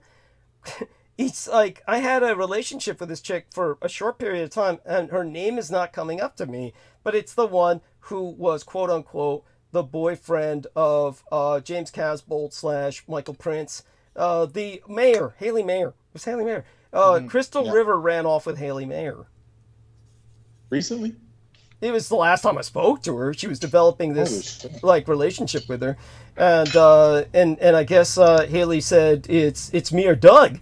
And hey, I would choose Haley Mayer over me too. I mean, so but still, it's like that's what happened with that. So you know, there you go. So enough of that for now. But that's all I know about it, really. Other than the fact that Haley Mayer. My only qualm with it is, why would she schedule an appointment with you and Peter? Like, it would have been better for her. Again and again, she did it more than once. Right. It would have been better for her just to come on for 5 minutes and say "fuck you" and then leave. You know? Yeah. No shit. No shit. Instead of like keep scheduling and making you wait, like that doesn't make sense. Well, you notice I always like. It's like with Marina Sarin or anybody else. I just don't have expectations at this point. You know, whenever anybody says they're, it's like. But Marina gets a pass, I think. Yeah, well, Marina, of course we give her a pass. I mean, it's like Marilyn Monroe, right? I mean, you just give her a pass because it's like she's busy. You know? Yeah, there you go. Yeah. It just is what it is, and it's not easy being a Valkyrie Snow Bunny, secret agent, double agent. Yeah, and you know what I like is how whenever other chicks see this, they always try to look for faults, and you know, Brooke Gibson says she's got big feet. She's got really big feet. Like, I mean, really? Some people pay extra for that. Yeah. Okay, it's like, are you sure it's just not the bunny feet she put on? Because she was wearing bunny feet, I swear to God, several times. Marina Sarin was. Yeah, Yeah, so... Yeah, I went through the catalog for research purposes. Yeah, that's right. Yeah. Well, there was some things going on in there. Yes. Is she still active, Aristides? You were the last... He was the last to speak to her. Yeah, she once again she hasn't seen the message. Yeah, but she saw your message after how many months? How many months before she saw your original? No, I don't know. Send her a couple dollar super chat, she'll answer. There you go. Yeah, maybe. But yeah, so we're waiting here outside of time and space for where she is. I'm sure she answers quick on the OF. Yeah. No.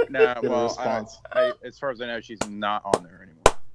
Sadly. Under her regular name. Right. Well, I don't know. Because you guys blew that up. I think she might have done something else that was along those lines, but a little more classy, because obviously that is not a classy environment. So. Well, let's not judge. Who says it's not let's classy? not judge. I mean, No, right. Well, I mean, other people were. To be honest, the OF chicks get a bad rap because of all those people that made like those famous chicks. Yeah, that's that right. went on there. Yeah. I mean, you know my stance on this. My stance is it's much safer than being like an in-person prostitute. I think it should be all right. Yeah. That should be passed. That should be a pass. Yeah. In reality. Yeah. Thank you. Well, thank you. But people were judging her for it, so I think she gave that up and moved on to other projects.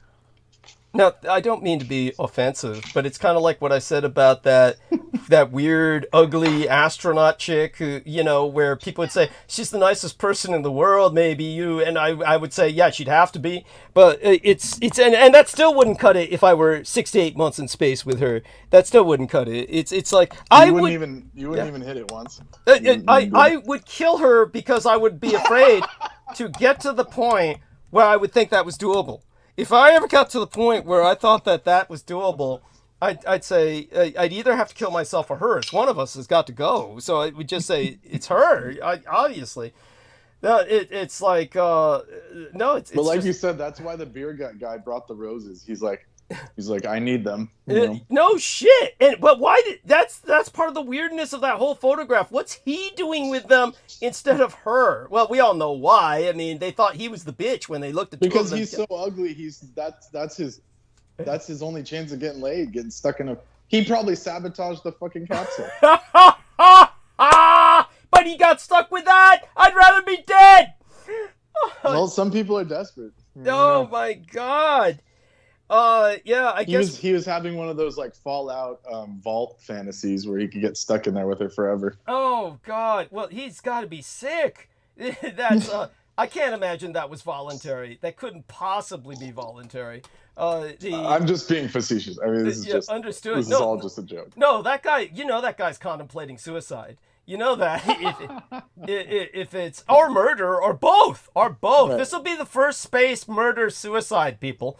You heard it here first, and it's so. It would be cool if they like re-entered the atmosphere and crashed into something cool like North Korea or something. Yeah. That way they can at least be remembered as heroes or something. Yeah. Heroes. Oh, and but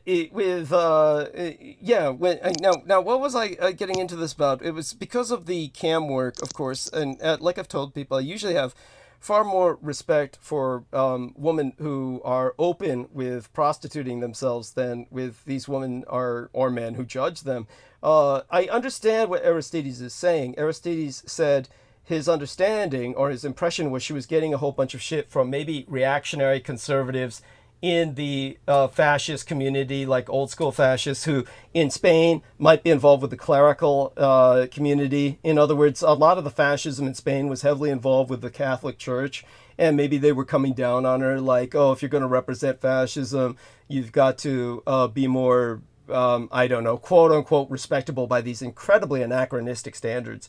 And I just think that is anachronistic. It's silly, it's anachronistic, and it's not realistic. It's one of these things where, honestly, what else is she going to do? It's not that, and this is not to insult her. It's just one of these things that there's no such thing as PhD in Pleiadian studies. Yeah, thank you. I mean, yes, extraterrestrial PhD. Thank you. It's just she has something, an asset she should be using, because that's what brings her an income, and best to use it while she has it, which, she should have it for a while, but still. As for the see what you can find out, Brenda, and see if she's moved into something else under a different name, because like you said, we blew up her name, and she got persecuted heavily after her involvement with myself. We do know that's a fact. After she came on the show just once or twice, which may be a reason why we don't see her again, quite honestly, is that she got heavily persecuted thereafter. Remember, there was this one idiot that was on this show who then set up a ambush with her and then called her a Nazi and all this crap. That was the guy whose name I don't even remember, but he was a plumber in fucking Antarctica. Remember that son of a bitch? And he said, "Oh, there's mind control towers. Mind control towers in Antarctica." And I told him, that guy that did the interview with her and was just talking shit. Yeah. About that guy. Yeah, that guy. Yeah. And then he just kept doing like live streams when we were on air with her. That guy. Yeah. I don't remember his name, but he was pathetic. Yeah, the crazy pathetic. Low level. Yeah, that was the only time I ever saw Sean Bond handle somebody well, because Sean Bond was on the show at the same time that this guy started going off on me. And Sean Bond calmed him down by, appealing to his narcissism. And Sean Bond had the sensitivity to do that. I was just too prideful to surrender to this guy's bullshit. Because, first off, what I really wanted to say to him was, how are you immune to the mind control towers? Is it because you have no mind? It's like, that's basically what he's saying, is I'm immune to the mind control towers. Is that because, well, I guess you don't have a mind? But he's claiming the rest of us are... That's what's funny about all those people, about the 5G people. Thank you. Like you guys are still using it to upload your fucking videos. Thank you. That's the irony about it. Yeah. There's this chick on YouTube that does that. She's like all about like the sovereignty movement and all this shit, and it's like, you are agreeing to some contract to even use YouTube. Like, thank you. The fuck are you talking about? Thank you. We're all here on this like heavily contracted, bracketed. Like, if you really want to go OG, then you do it like pen and paper style. Yes. Off the grid. Yes. Really. Yes. Yeah. Like completely off the grid. Yeah, like Flippo the Speed Freak did when he left me that note slid through the door. Yes. Yeah. How come they're never handing out pamphlets? I mean, North Korea does it. It's like, fuck, man. You really want to be independent, away from any system? There you go. No kidding. And these people just don't fucking get it. They want to use all this technology to bitch about society, and they're totally bracketed within society's constraints. But trying to claim this kind of independence, and it's so phony because they'll eat all these processed foods that took an entire industry to produce. You know it because they're eating out of cans, right? They're survivalists and all this shit, and it just goes on and on. I've seen some of that prepper food. The prepper food is like so bad. Thank you. Like dehydrated potatoes. It's like, I'd rather die. I'd rather fucking die at that point. Thank you. And they never pack like legitimate stuff. Like, at least like that Mike Ringley idiot was selling something useful with the seed packets. Yes. It's like, but they never pack seeds for some reason, these people. Yeah. Well, instead they pack like Hamburger Helper. Yeah. Really? You're gonna last like a couple days with like bad diarrhea, you idiot. Well, beyond that, with the Mike Ringley seed thing, the point is, it's almost like, obviously I see what Brendan is saying. If you're going to go survivalist, you would be going in that direction, but you wouldn't be ordering packs from Mike Ringley, because if you're a true sustenance farmer, you would be at this point beyond that. You would already be in a system where you've got your own ecosystem going, and you're not going to be ordering it from some fat diabetic alcoholic named Mike Ringley. The seeds are, of course, something that I saw these they sell these like little strange little lamp type affairs where you can grow plants under the lamp that are edible. And it's like, dude, how long would that last if society collapsed? Your little amount you're growing, like parsley. It won't even last like for one meal. Thank you. For one meal. Thank you. Yeah. It's offensive. It is offensive. This is not. It's people, and they can get away with that because people don't realize how much work it is to grow food. Like, they've never done it. Once you do it for like a year, you'll be like, holy shit, I appreciate all the farmers all of a sudden. Beyond that, you would just you could not even begin to understand how humanity made it this far. You would say to yourself, how did humanity make it this far? Farming is just, it's like you have died and gone to hell. This is the rest of your life is furrowing the soil. You're getting up before the sun rises. You're plowing the soil. It's just all this shit. It's like, it's just work from just constant work. Yeah. Constant work. It's like, it doesn't stop. And unceasing work. Yeah, slopping the pigs, you know, grazing the sheep, depending on what kind of farm you got, whether you got a ranch or a farm. And none of this gives you, like, say, if you're going for vegetables, you know, you won't have land to graze, etc. If you're grazing, you don't have land to farm. It's like, this is why it all ultimately went industrial and almost nobody does sustenance farming anymore. It's like that's going to become like the lost art where the only places you're going to find it in are Africa, parts of Bangladesh and shit. Well, India has it. Like India has only like garden agriculture. Like There pretty you much go. all the stuff you get from India is organic. There you All go. handmade. There you go. And what's your opinion? Is it, what about what people would be worried about? Bugs, that sort of thing? What is your opinion? It's like much more high quality. Okay. Like the whole Gangetic Plain can produce more food than anywhere on Earth. I mean, and it's higher quality and sustains you more. Because so it's better food than anywhere on Earth. But the thing is that when the Portuguese went there in the 1500s, they didn't learn how to grow food from them. They just said, oh, there's some primitives and shit, and taught them how to eat meat. There you go. And so that was a mistake. That was a big mistake of the Western world. Instead of learning how to do that kind of agriculture where you don't have to, because those people, like, especially in villages in India and stuff, they have better food than like Bill Gates and all like millionaires and Elon Musk. You know, they have better food than those people, if you could believe. Like, it sounds unbelievable, but in reality, it's true. Oh. Their food has more nutrients and more nutrient dense than anything else you can buy. You can't buy it. You have to actually grow it. So Thank you. that's the thing that the West didn't learn from them. And that was the mistake of the West. Now we're going to suffer for it because all our soil's depleted. So the place that's been farming for 5,000 years, their soil's not depleted. We've been farming for 200 years, our soil's toast. Yeah, there's because a big difference. we've been literally pouring oil into the ground. Tell them about chemical fertilizers. You're literally like taking oil and pouring it into the ground with... chemical fertilizer is like, NPK, nitrogen, phosphorus, and potassium. So that stuff... what it does is it disrupts the balance of the soil. So then all the minerals drop out, and then when the minerals drop out, they wash out with the rain.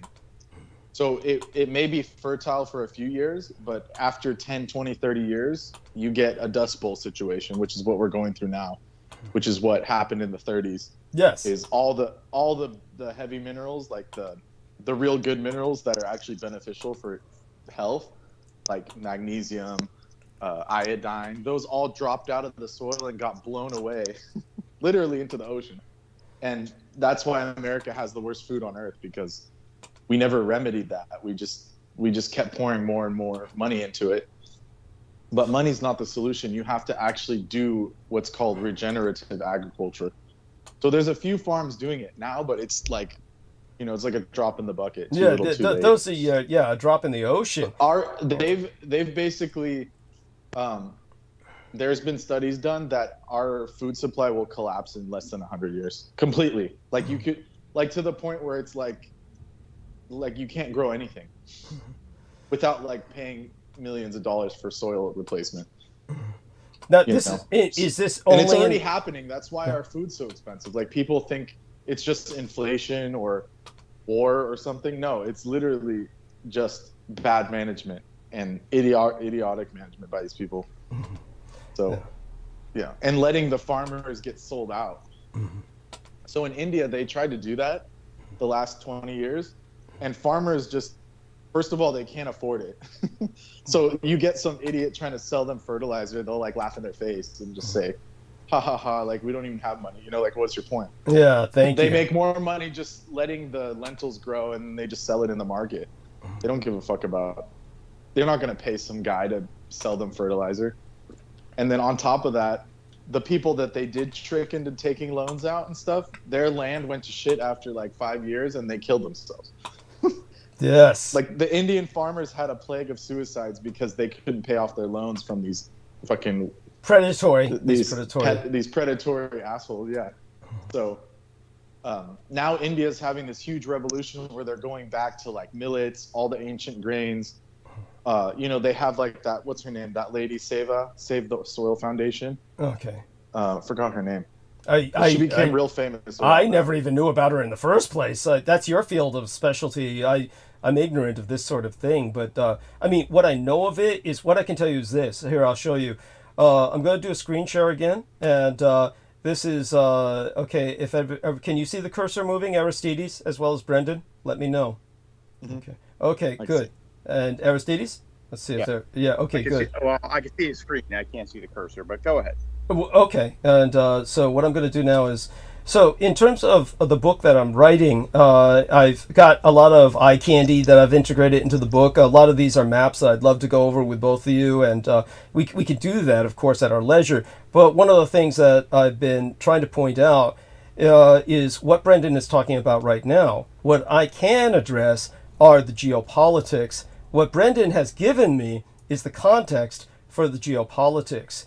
Now, this is not an official name. One of the things I'm pointing out, of course, is the Islama bloc is something that does not really exist, in a sense, centered on Mizer. How do you pronounce that in the Arabic? It's Egypt, of course, but it's more like Mizir. Masr. Yeah. Masr. Thank you. Masr. And but when it comes How to old is this map? Oh, this map is let me see now. Reference. The Mohammedan world. Yeah, it's old. It's old comparatively. Can you zoom speaking. in a bit on it? I'll try. Let me see. Control plus. So when we Control plus, and then I'll try and get down to the date. See if there's a date on this map, and it's okay. It doesn't say Masr. It's in English. Reference to Mohammedism. This is old. Thickly populated Mohammedan countries. Those with lesser Mohammedan. The word Mohammedism, we're talking like 60s. Oh, dude, we're talking about like 1860s, not 1960s. This is like 1860s. When yeah, well, my 60s is different than everyone else's 60s. Yeah, true, but it's like by the 1960s, I don't even think they were using the term Mohammedism anymore. That was like rare, maybe some parts of Europe, but there is what's called the Abraham axis. And this is quite real. So just so people know, the axis of Abraham is Israel and a bunch of its Arab satellites that they've got turned into basically slave states. And these are, of course, Saudi Arabia, Bahrain, United Arab Emirates, Egypt even, Sudan, Morocco. And all of this is diplomatic ties with Israel, and they've thrown the Palestinians under the bus. But it's gone deeper than that. The Israelis are actually exploiting another player in this game, and that would be essentially the player of India. So I call it, of course, the Garuda Combine, and the point is that it's a militant name that gives a name to what was essentially something that they're not speaking about out loud. Nobody knows this, but of course, Brendan knows it. India is in love with Israel because they hate Muslims. But it's gone far deeper than that. When I was asking Brendan, why do the Asian Indians love, fucking Israel so much? And it's because, of course, they hate the Muslims. But anyhow, so this would be Hindu imperialist Garuda Combine, or Garuda Combine, as I call it. Garuda is, of course, a character from Hindu mythology. The mount of Vishnu, Vishnu's mount, essentially. So, but when I was asking about this, what has developed out of this is something beyond just an ideological love of killing Muslims.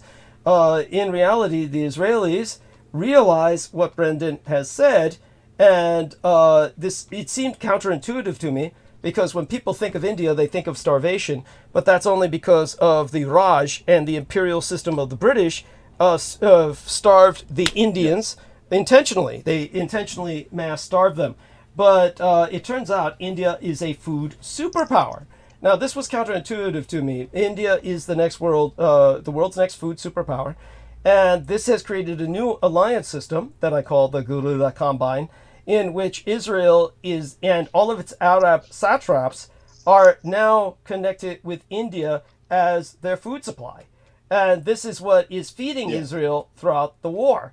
So they've had multiple military exercises that have been supported with their logistics of food coming from India. So this is the joint training that the Israelis have done. So here's what it is now. It's called the India Middle East food corridor. All of this is real. This is not speculative geography. No, this is legit. Yeah, it's legit. Yeah, the three partner nations highlighted left to right: Israel, the United Arab Emirates, who the Israelis got to host, the global warming conference of all things, when they're a petropower that relies on fossil fuels, just to bring the world to an end. The Israelis, when it comes to their food production, I mean, it's so offensive. Yeah. Basically, what they do is they take like za'atar, like this local Palestinian cuisine, and they steal it from the Palestinians and label it as Palestinian product. Yeah. Then they sell it. And then actually behind the scenes, Israel's getting the money for it. So when you buy something that says made in Palestine, it's almost certainly them just stealing it and selling it, selling it as a Palestinian product, but it's actually not. The money's going to the pockets of the Jews. So when you're trying to help the Palestinians with this act of charity, you're just helping the predatory my cousin Jew. Actually told me that. She said, "Oh, where did you get this from?" I said, "Oh, it's Palestinian za'atar." And she's like, "No, this is Israeli shit. Don't buy it." And I was like, "Oh my god!" So she told me that that's what they're doing. This is like their new front of the war. Well, it's just one of many fronts. Palestinians' food. Yeah. Well, they would steal the Palestinian soul if they could. It's like basically it's what they said about, if you ever read Upton Sinclair's Men in the Jungle, where he's showing the meat industry. And they said, we use every part of the pig except the squeal. This is, the Jews would say, we're using every part of the Palestinian except the scream.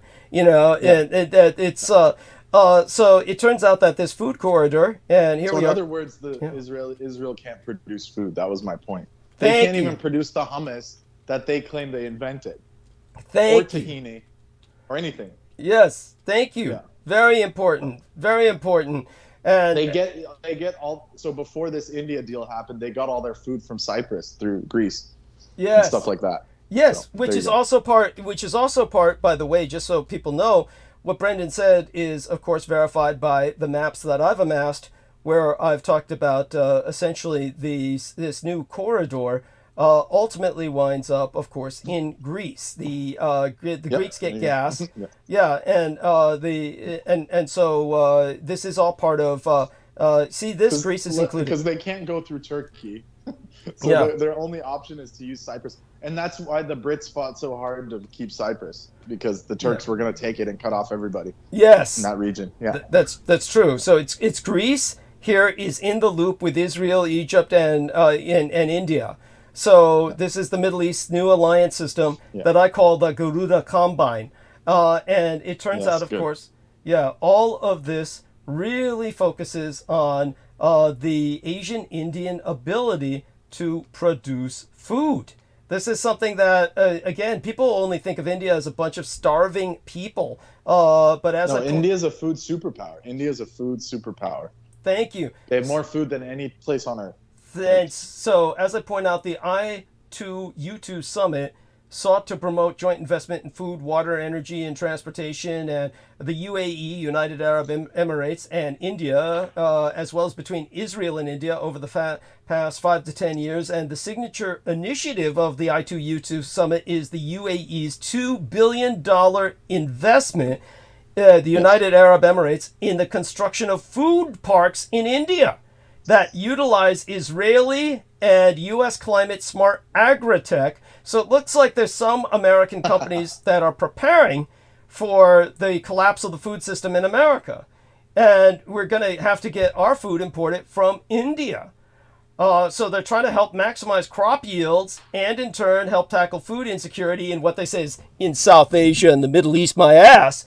It's basically for Israel and America.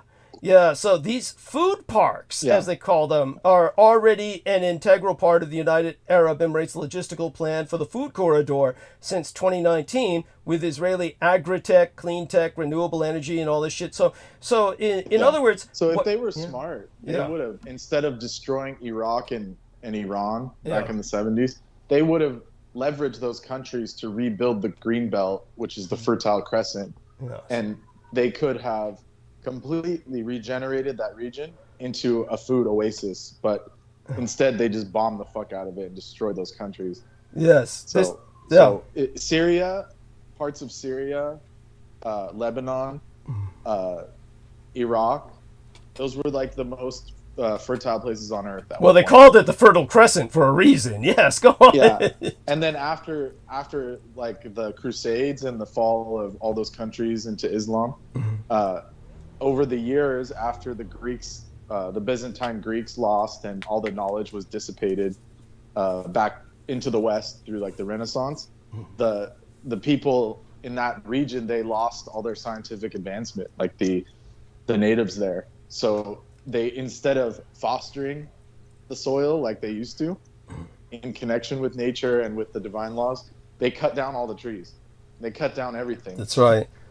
And it destroyed like that whole region it's a complete desert. It didn't used to be a complete desert. I asked my grandfather about it. He said that area could be the most fertile region on earth if they managed it correctly. But because the Arabs are, whatever they become, they can't manage corrupted. They are corrupted. They're corrupted and degenerate, and literally degenerate at this point to a great degree.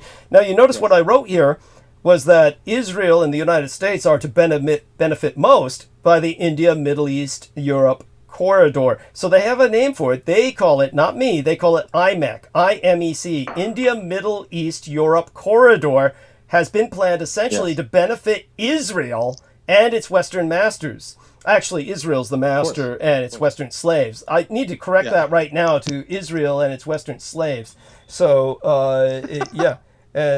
so let me do that. And but basically, a fortnight after its announcement at the G20 summit in New Delhi on September 9th through 10th of 2023, several independent experts are now questioning if it would really see the light of day. But this is all covert. It's all covert.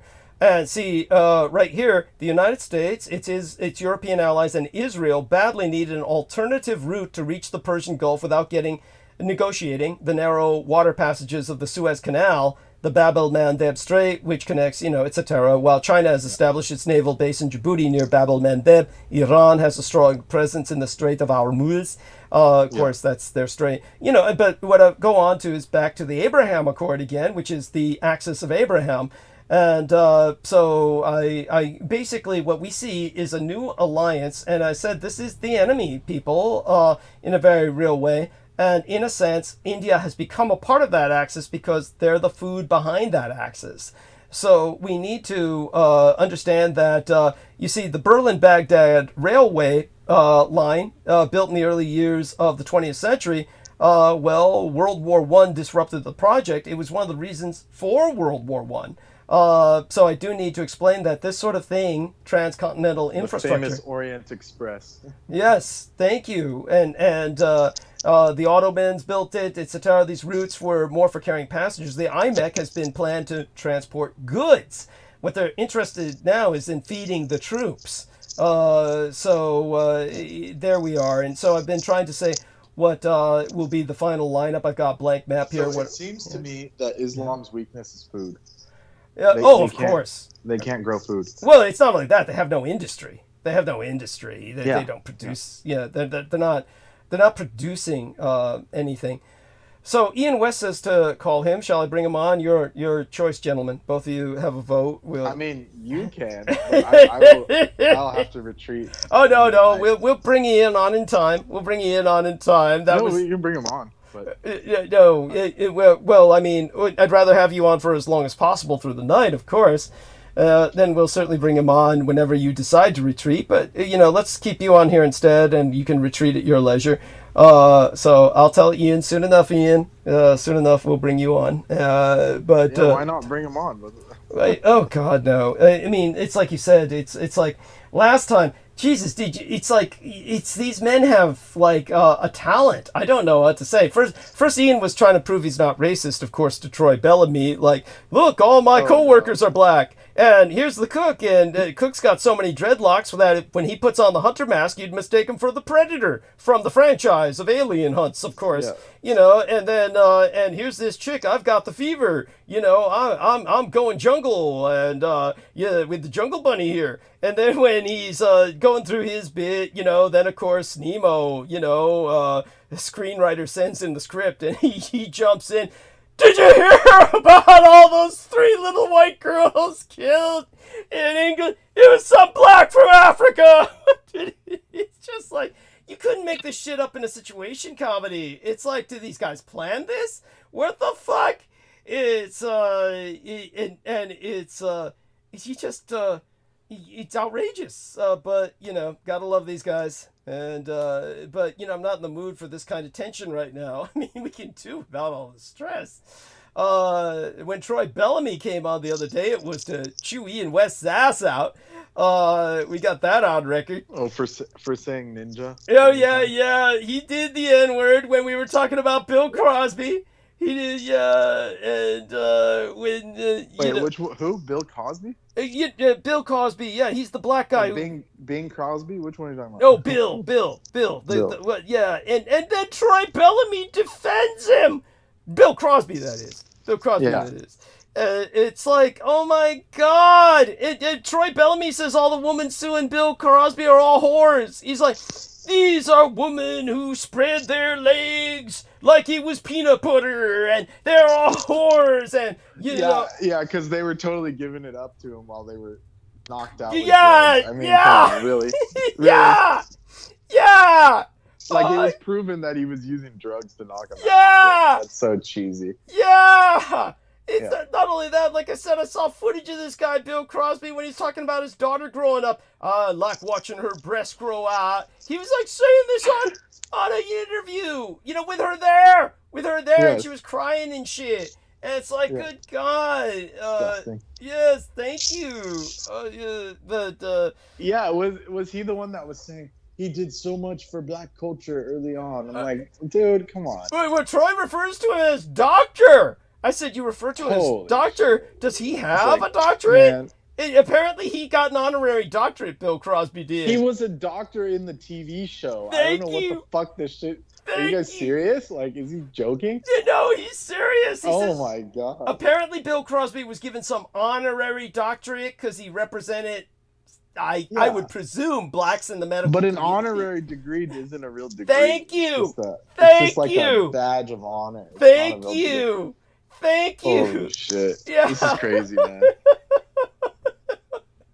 Like, And first of all, it's so offensive to say he did so much for black culture when there was like tons of other shows at that time and actors. There was like the Stanford and Son guys, like all these really funny Richard Pryor, and then they have to say that he did that for black culture. I mean, that's offensive. That is rude. That is actually rude, honestly. Like, it's some kind of weird nostalgia thing where they just can't let it go. You know, it's weird. yes. Like that. Yes, they truly. It's nostalgia. It's gotta be nostalgia.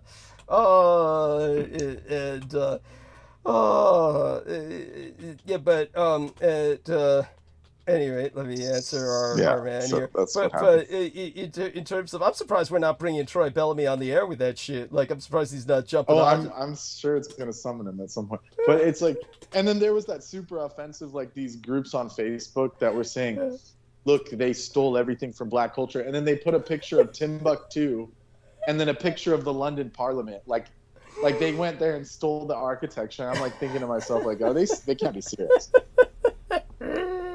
Like, I saw that shit up close. It ain't no Timbuktu like sticks in mud. I mean, sorry, like, I hate to be like that, but sorry, that has nothing to do with that, you know? Like, it was like, I hope people don't believe that. I still have faith. I hope the BCC is like still going. You know? The black conscious community, they're still going. Because otherwise, you know, they're just these like we was kings people are gonna take over, and those are the worst. It's like I said, when I take It goes against black culture actually when they say stuff like that. Yeah. Because like Mali and you know, the king at that time, like he had more knowledge than all the Western world, and then they're gonna say like just offensive ass shit about him. It's just, I mean, unreal. Yeah, well, Brooke told me that when Troy comes up with Cleopatra was black and Jesus Christ was black, She should say, I should say that. What's his name? Mansa Musa, the richest man in the world in history. Was Yeah, this Mansa Musa. Mansa Musa. She said, oh, then you should tell Troy Mansa Musa was really white. He must have been, right? He must have been white. Yeah. He was ripping off. Yeah, he was ripping off everyone around him. Yeah, that's how he got so rich. Yeah, something white. He you was would also the biggest slave trader, you know, the Islamic slave trader. Oh, but was no he? one ever I didn't brings know that. up. Yeah, I didn't hear. of I never course. heard that. I never heard that.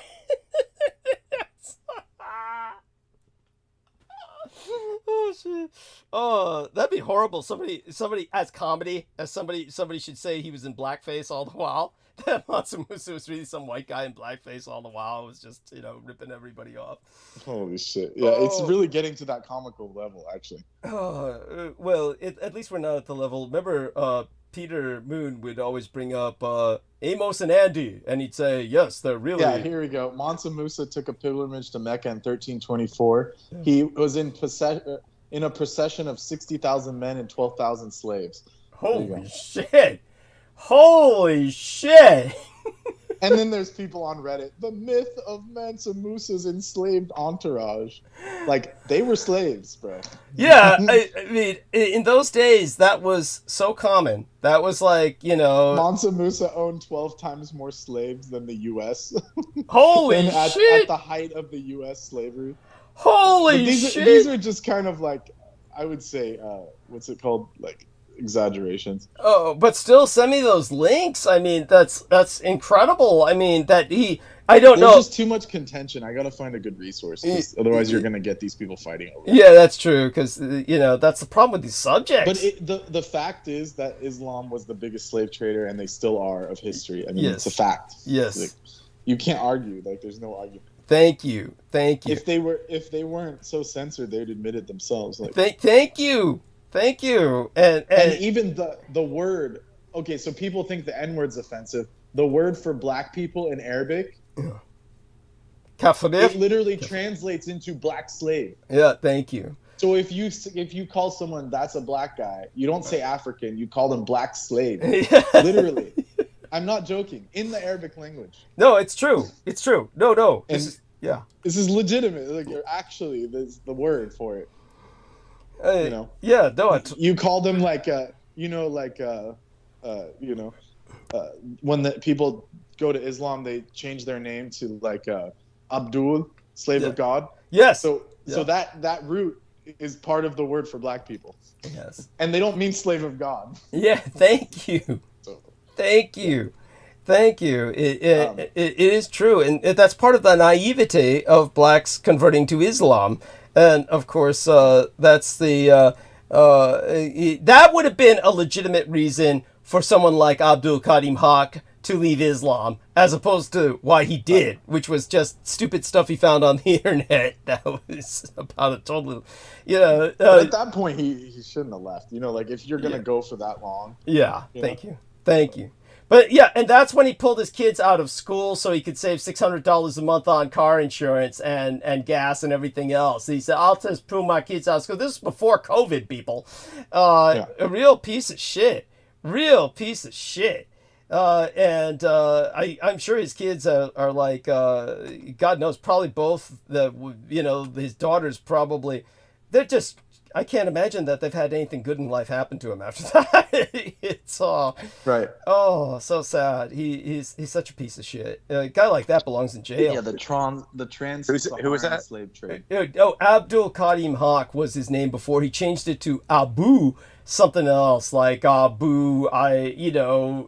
See, anyhow, he was this black guy who was on the show. He wanted me to work with him in terms of writing some Muslim-themed comics that were like action adventure based on like a G.I. Joe type theme, but Islamic-oriented. And I was cooperating with him on this, trying to put together something that would be historically and geopolitically realistic.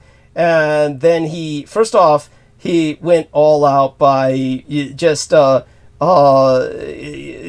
hired artists that basically made my character, because I said, why not add in the Dietrich Artelect? And it was one of the first times I openly publicly talked about it, and I said, why not make a comic book character out of the Dietrich Artelect?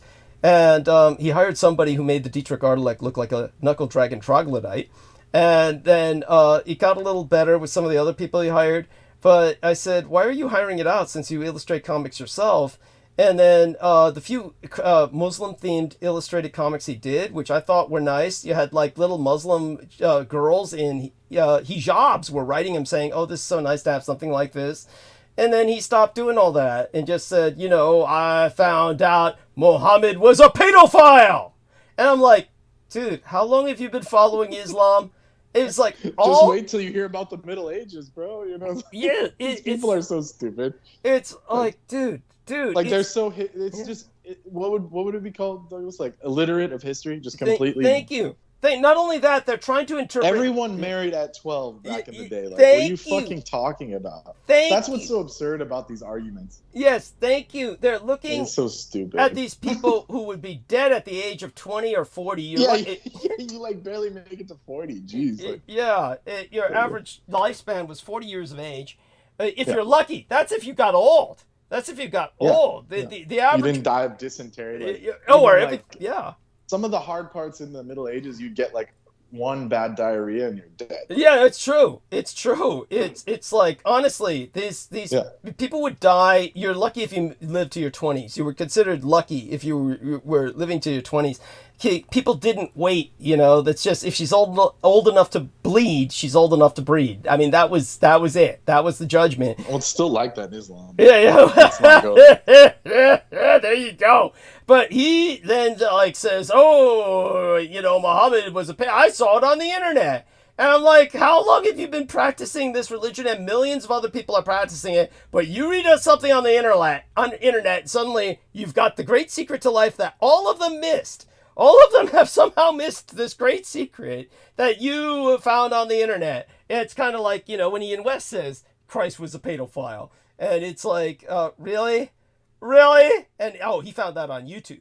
Yeah, this guy on YouTube says Christ was a pedophile. He reads the ancient languages. Yeah. You can say, like, what we just said. You can say that about anyone in, like, 1,000 years ago. Yeah, thank you. Like, you know, like, what are you going to, how are you going to, where's the logic in that? You know, it's just crazy. Yes, it just like, obviously, like, forcing upon people was not, like, even back then that's wrong, but they didn't do that. They just got married. It was different. Yes. Like, there was even, like, the youngest couple, or the youngest people to give birth was, like, some Chinese couple. They were, like, 9 or something. Yeah. Like, literally. Yeah. And that was, like, it wasn't forced on them. It's just, there was, like, a famine. There was, like, barely anyone there. Yes, thank you. Like, the family had to just continue on. There's, like, nothing they could have done, really. Yeah, thank you.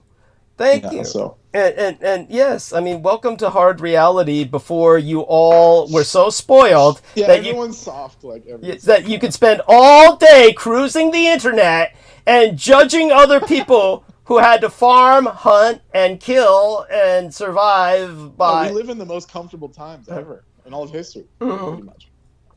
Yeah, and all everybody. Of modern history, the last 5,000 years. I mean, to the point where our astronauts.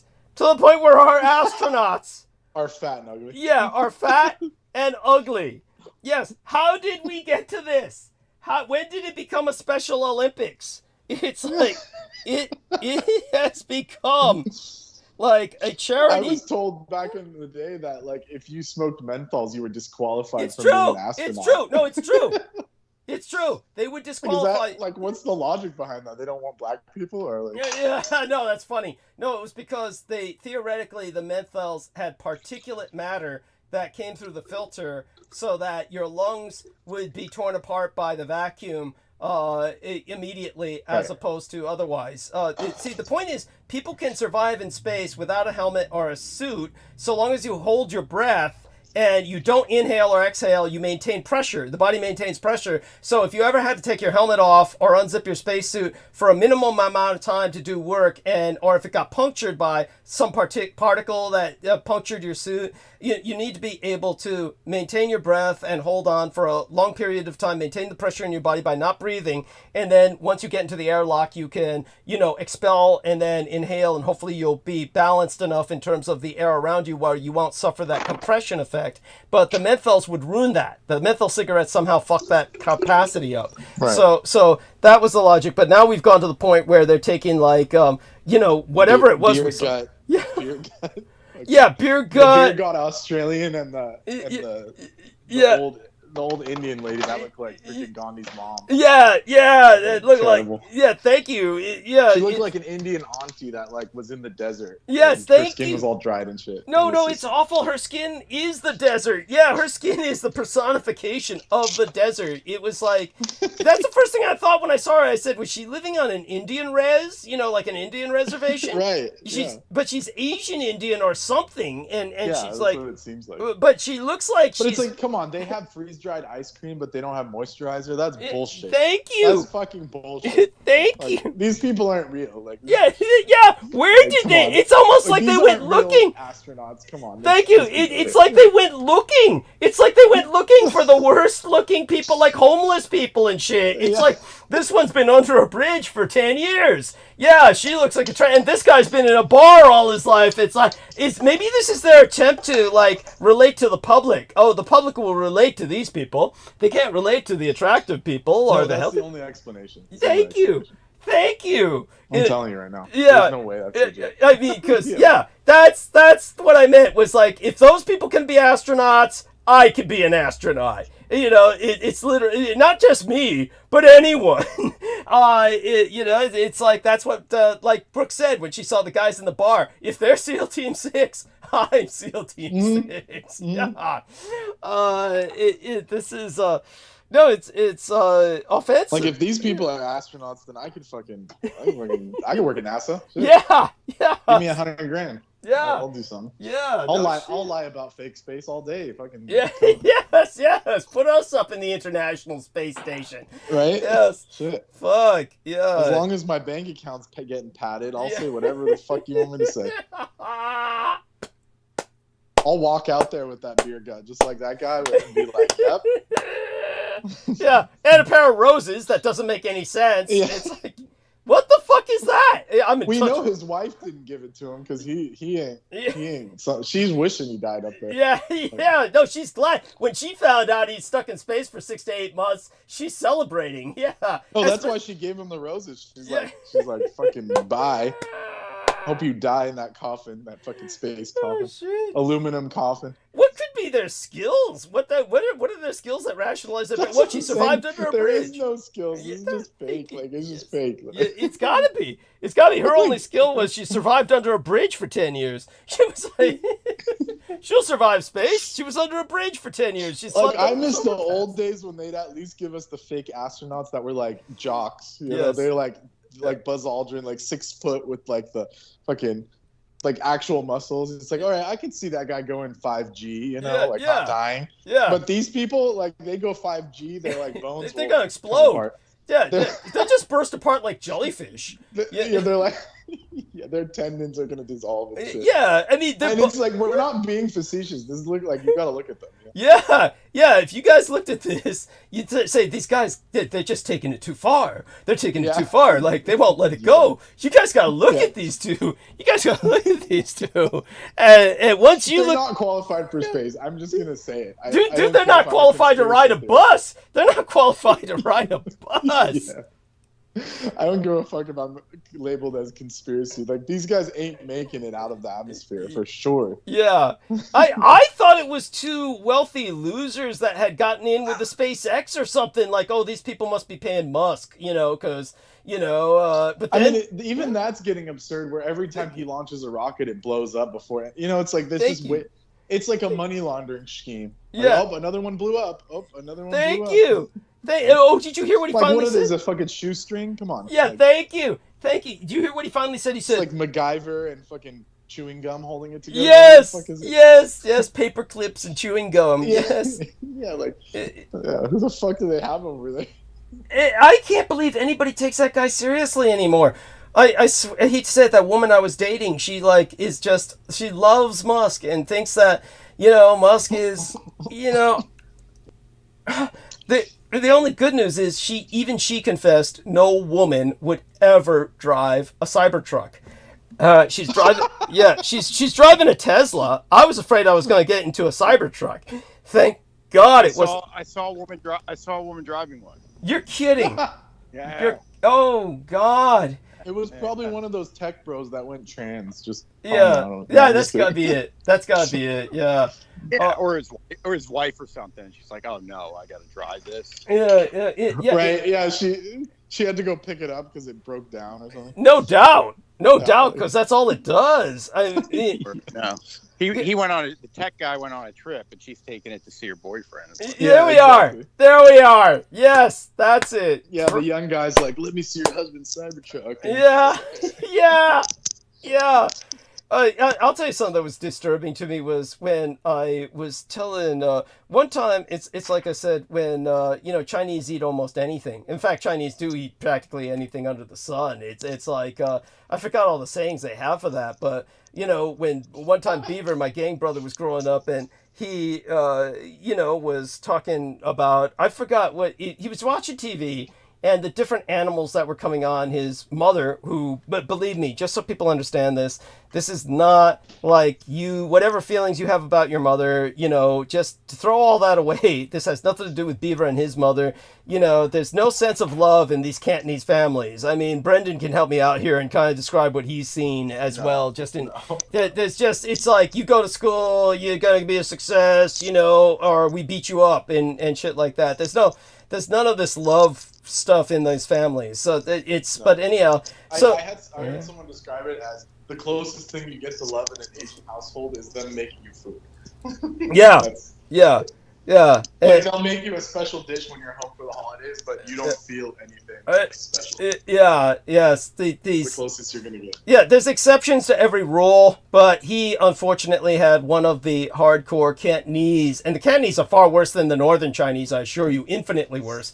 Cantonese is just all pure gangsters, street thuggery. It's brutal. Like, you're going to be a doctor, but it's street thug level. By that I mean it's you're going to be a doctor because I'm beating you up every time you come home if you're not hitting the books. That level. And right. Yeah, but anyhow, so he grew up. People think it's a joke, like, oh, you got a B. Like a B is like dead. Like, it's true. It's true. It's true. Yes, everything Brendan Zoget says. This is why that one woman. That one Chinese, remember that Asian girl? She was either Vietnamese or Chinese. Killed both her parents finally because the problem was she didn't know how to lie. She hid in the closet while her boyfriend and his gangsters beat them up and killed them. But unfortunately, the dad survived, and of course he turned in his own daughter. But she should have just said, "I don't know what was going on. It was a home invasion." But she tried to lie, but she didn't have the skill. She didn't have the guile. And so she wound up in jail. And I feel actually very bad for her. Would like her to be released. I think she's getting a retrial coming up, thank God. But at any rate, when it came to this kind of family situation, there's no love between Beaver and his mother. And he's taking care of her now just because it's the Chinese albatross. But such being said, one time while we were both young, he was watching TV and different animals were coming up on the screen. And his mother kept saying, "Oh, I've eaten that. Oh, I've eaten that." Yeah, and then the first time I remember being traumatized. The first time I went to a Chinese medicine shop, like we were like 5th or 6th grade. They took us to the Chinese shop, and then in the back is where they put all the animal ingredients. Yes. And we just came back from the aquarium a month before, so we were like, "Oh, look, a seahorse! Oh, look, a starfish!" And they were over there chopping them up for medicinal tinctures. Yes. And we were like, "Oh my god!" Little kids were we were like, "What are they doing?" Yes. And they got them by the barrel. They've got them by the barrel. It was by the barrel, exactly. We were couldn't figure out what it was, and they were like, "No, they eat them." And we were like, "Oh," we were horrified. Yeah, and it's random squids, some fish you've never seen before. Oh yeah. I mean, you go deep enough in the bag, and you'll probably find people parts and shit. But all that being said, so then some dog came on the screen. Beaver asked his mother, "You ever eat that too?" And she said, "No, not in America. They put all these shots in them and shit like that, vaccinations and shit." She said, and the fact that she thought about it disturbed him. That's funny. Yeah, but what was really weird to me. It's a valid point. Yeah, what was really weird to me This happened just recently. It was when I called Beaver up to tell him about how, Flippo the Speed Freak was ringing my doorbell at, 4:30 a.m. in the morning. I said, yeah, Manila Were you about Ice. to call in a gang hit on him? Yeah. Oh no, I was just telling Beaver about it because it's funny. Because it's funny, and when I told him about it, he then I brought up, somehow the conversation went around to, oh yeah, the guys who show up on my show. Now Beaver never listens to my show. Beaver, you couldn't pay him to listen to my show. He wants nothing to do with me other than when he has to. But when it came to I was describing Ian West and this obsession people have with, oh yeah, eating babies. Then I brought up Laurie and Ann Fenton. And when I was telling Beaver, oh God, let's not. Yeah, when I was telling Beaver about Laurie and Ann Fenton talking about eating babies, then this is what he said that I found so bizarre. It was maybe because, he went to cooking school. He went to cooking academy, and he has a thing for food. I mean, he's kind of overweight. He's a big guy, big gangster type. And Big G likes to cook. But, when I said, she said that black kids are the best. The white kids are all fatty and the Asian kids are all skinny. So they turn out like shrimp. They're all just crispy. But the black kids are all muscles. Yeah, the whites are all fatty and they just melt on you, she said. But she said the black I've already kids... heard it a bunch of times, but just even hearing it again is always crazy. Yeah. And then she said, but the black kids, she says, they're all muscle tissue and they taste the best. And then Beaver started arguing with me. He started saying, no, that's the tendons on all that muscle meat. It's the fat that makes it best. Now, granted, he's talking about conventional meat, but he's thinking, like pork and stuff. Yeah, but he's arguing about this, like, oh, you got it all wrong, Doug. The white babies would taste better because they're fatty. It was, I said, you sound disturbingly like you've... Right. Like you speak from experience. Like, do you know what you're arguing here? Yeah, it was bizarre. And he continued with it. And afterwards, because I started talking about, he started hitting back at me with the Blood Boys, right? He starts talking about, well, they're all vegan. It's like grass-fed meat, right? And grain-fed meat. Yeah. And I'm like, dude, you can make these parallels, but still, it's like we're apples. Well, technically, you're vegan. Right? Yeah, no shit. Thank you. Yeah, and for a vampire. Yeah, thank you. Yes, thank you. Yeah, and at any rate, hello to Douglas Marks in the chat. He says, hey, everyone on Team Dietrich, may blessings come to everyone. Thank you, Douglas Marks. We appreciate that profoundly. And hugs to everyone in the chat. We've been maintaining good numbers, of course. We're entertaining people and telling them about things they otherwise would not know. And what other places besides India might be food superpowers in the future? Obviously, America was a food superpower for a while, and that's how it... California has a chance still. Good. Okay, that makes sense. California has a chance. If they do the technology right and do the regeneration technology correctly, they could do it.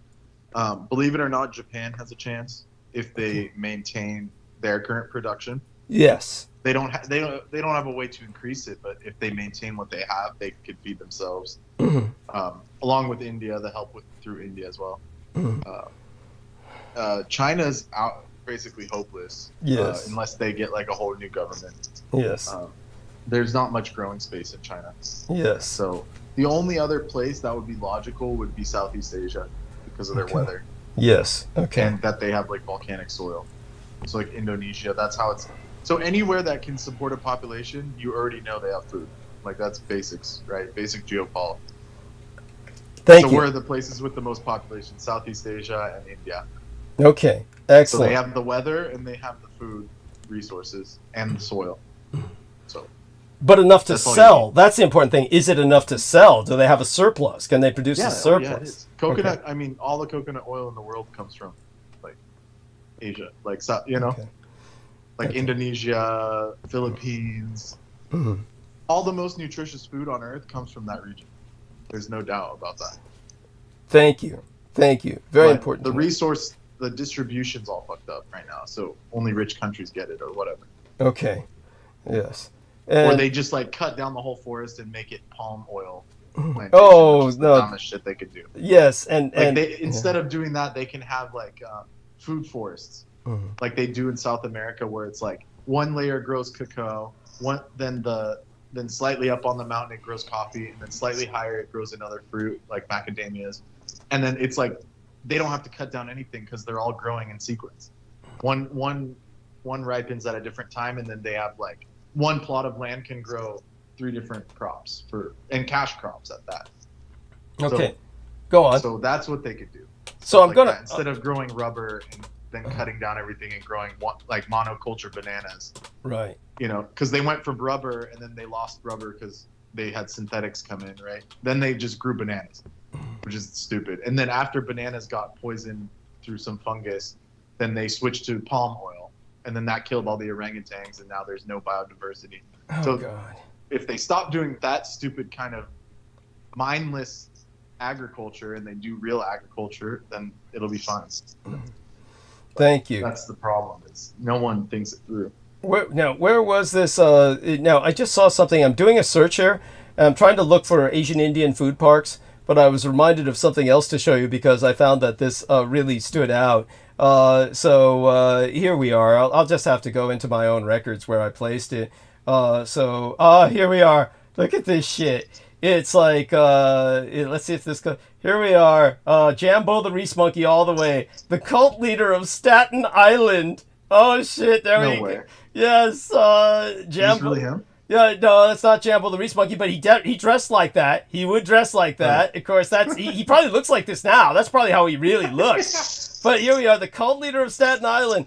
When he was 19, Jeff Gross fell under the sway of Mildred Gordon and spent more than half of his life in an intentional community they built together. It turned out to be much more than that. Of course, I mean, this Staten Island. What are they going to do in Staten Island? It's so got this shit. Yeah, where they just go around and look at him. He looks like he's fucking unhealthy as can be. Oh, of course. He should be an astronaut. No, you know why they're showing that? Look at the gut thing. They cut his gut open for some reason, probably like they did with those astronauts. They tried to gut him like a fish. Yeah, that's essentially what happened to him. That's essentially what happened to him. Yes. All these there you go. Look at that shit. Do you see that fucking the house they were staying in? Yeah, of course. It's like that shit looks haunted. Like, yeah, what the yeah. fuck? Oh fuck yeah! Look at that. Yeah, this That's is like that's probably what Pete's house looks like. Yeah, yeah. I'm imagining it now. Yeah. It looks like Amityville Horror, but like a double wide, like a duplex. Oh shit. And like double the Amityville Horror. Oh god, yes. And Paula stayed in one side and Pete in the other. Yeah. Yeah. Oh shit. Yes, that's there we go. It's as many as 100 residents lived here. 100 residents lived at Ganaz. Just a 20-minute walk from Staten Island Ferry. That's Jambo Reese shit. He'd walk all over the fucking place. Then after he sprayed his urine into schoolyards, then he'd come back home and shit. Oh, fucking disgusting. Yes, he's beyond us. He's unspeakable. How did Jeff get into this mess? Yeah. Oh, yeah, I like that. Oh shit. Oh, here we are, and look at Jeff now. Yes, that's Jeff. Yeah, he's fucked. Jeff Gross today. What an appropriate name. I can't think of anybody Yeah. more appropriate. That must be like a pseudonym for the article. Yeah, that's right. Jeff Gross. To protect his identity. Oh shit. Yes. Oh. He looks like a Resident Evil like freaking model. Oh, Like it's something they use to model the fucking zombies off. Yeah. Hey, look, it's Ian West. What's he doing here? Yeah, there you go. Oh shit. And the 70s just had some wacky looking just like decor and shit. Awful. How different What were they was thinking? Jeff from men who walk around wondering where their lives went? Not. Life at Ganaz was different. making Jeff increasingly Ask Ian. miserable.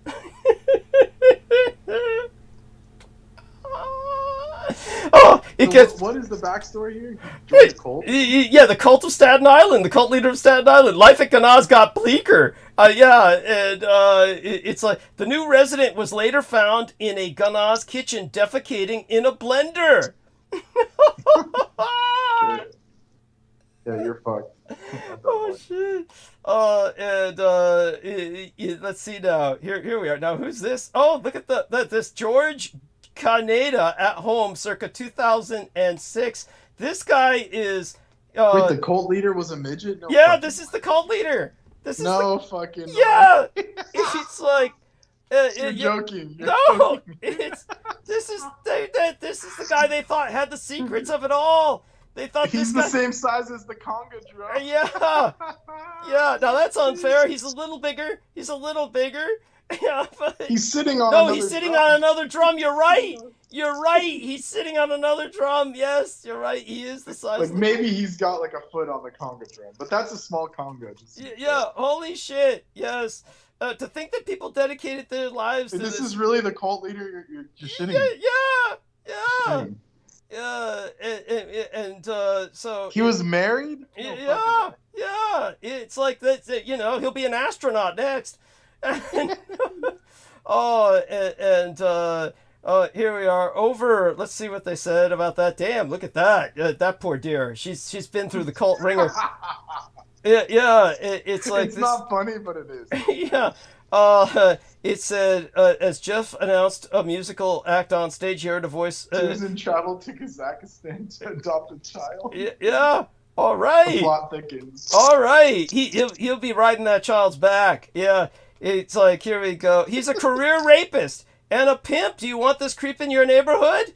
And this Jesus, Becky Johnson appeared in episodes of America's Most Wanted. Okay, what is she on? What produces that look? What is that look? Some crazy shit, some cult shit. Yeah. God damn. If you ever see me smiling like that, kill me. That's like real crazy eyes. Like this is like true. Yeah. Oh my fucking God. What was their modus operandi? What were they doing? It's like this. Then came the night he was shot. Yeah, I mean, he wanted the group's feedback on his plan, even though the feedback was part of what he wanted to escape. Yeah, it's like, the obvious thing to do would be to get the hell out. What was their motive? To take over the world? At least that would be a logical motive. Like, what were they fucking got? They don't got nothing. Thank you. Sounds like they were just scammers. Yeah, well, Jeff moved in with his mother and endured grueling physical therapy sessions so intense that he once woke up in an emergency room after suffering a bout of transient global amnesia. A high school... Wait, are you sure you didn't just click to one of your porn, like... yeah, that's a good call. Good call. Was that a porn essay? Good call, but no, it's not. No, it's not. No, it's still the cult article. I thought you were joking. Yeah, no, it's like, holy shit. Yeah, you'd think it was... Yeah. But what is it called? Literotica. Yeah. Erotic literature. Yeah, nothing erotic about this shit. Yes. No, it just sounds painful. Oh my God. Well, there you go. Can we get the conclusion? What the fuck did they want? What did they do? It's just... Jeff Gross could keep processing the past, or he could stop talking and start searching. The last real choice he made was to go to the pool in 1973. Wherever that 19-year-old was, Jeff needed to find him, stare into those pale virgin eyes, and tell him what to do next. Jeff had tucked it up his sleeve so many years ago he'd forgotten it was there, deep in his master's thesis, the naive blueprint for the ruinous 3 decades of his life that would follow. It's basically... Well, obviously he's not too intelligent if it took him 40 years to get out of this shit. Thank you. Christ. Oh my God. He was still sitting in that cell, waiting to be let out by a warden who was never coming back. Holy shit. Yeah, there you go. That's this is what he wrote when he was young, when he was 19. We have come, or we are coming fast to the end of what we were given. The good possibilities that may lie ahead are only those that we will make ourselves by a wiser and more generous and more exacting use of what we have left. If you write that at 19, you're already kind of expecting to die, I guess. Yeah, you're toast. Holy shit. And what was the cult's purpose? Like, there was no purpose. They're just crazy. Like, I guess just a total. We love cult stories in part because they offer reassurance. Who would be stupid enough to get involved with all that? Not you. In the TV version of Jeff's story, he would leave Ganaz to take control of his destiny. Mildred's spell now broken, he would welcome this pitiable creature back into the fold. Peppy music, roll credits. But Jeff's break was not clean. In fact, it was hardly a break at all. So he just never left. It was just, he moved back into the Ganaz compound slipped into dementia. He's still in it. Yeah, something like that. Yeah, died at the age of 92. That's Mildred. That's his mother or his wife, I guess.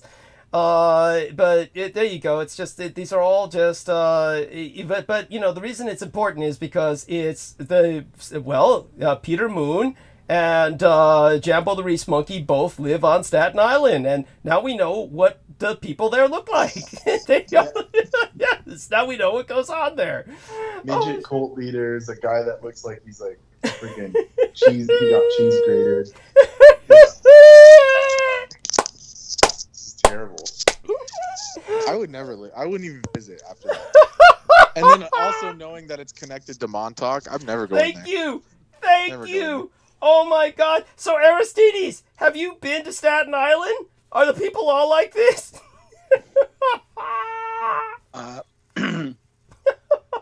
No, I don't know if I've driven through there. I've never stopped in Staten Island. Good choice. Good choice.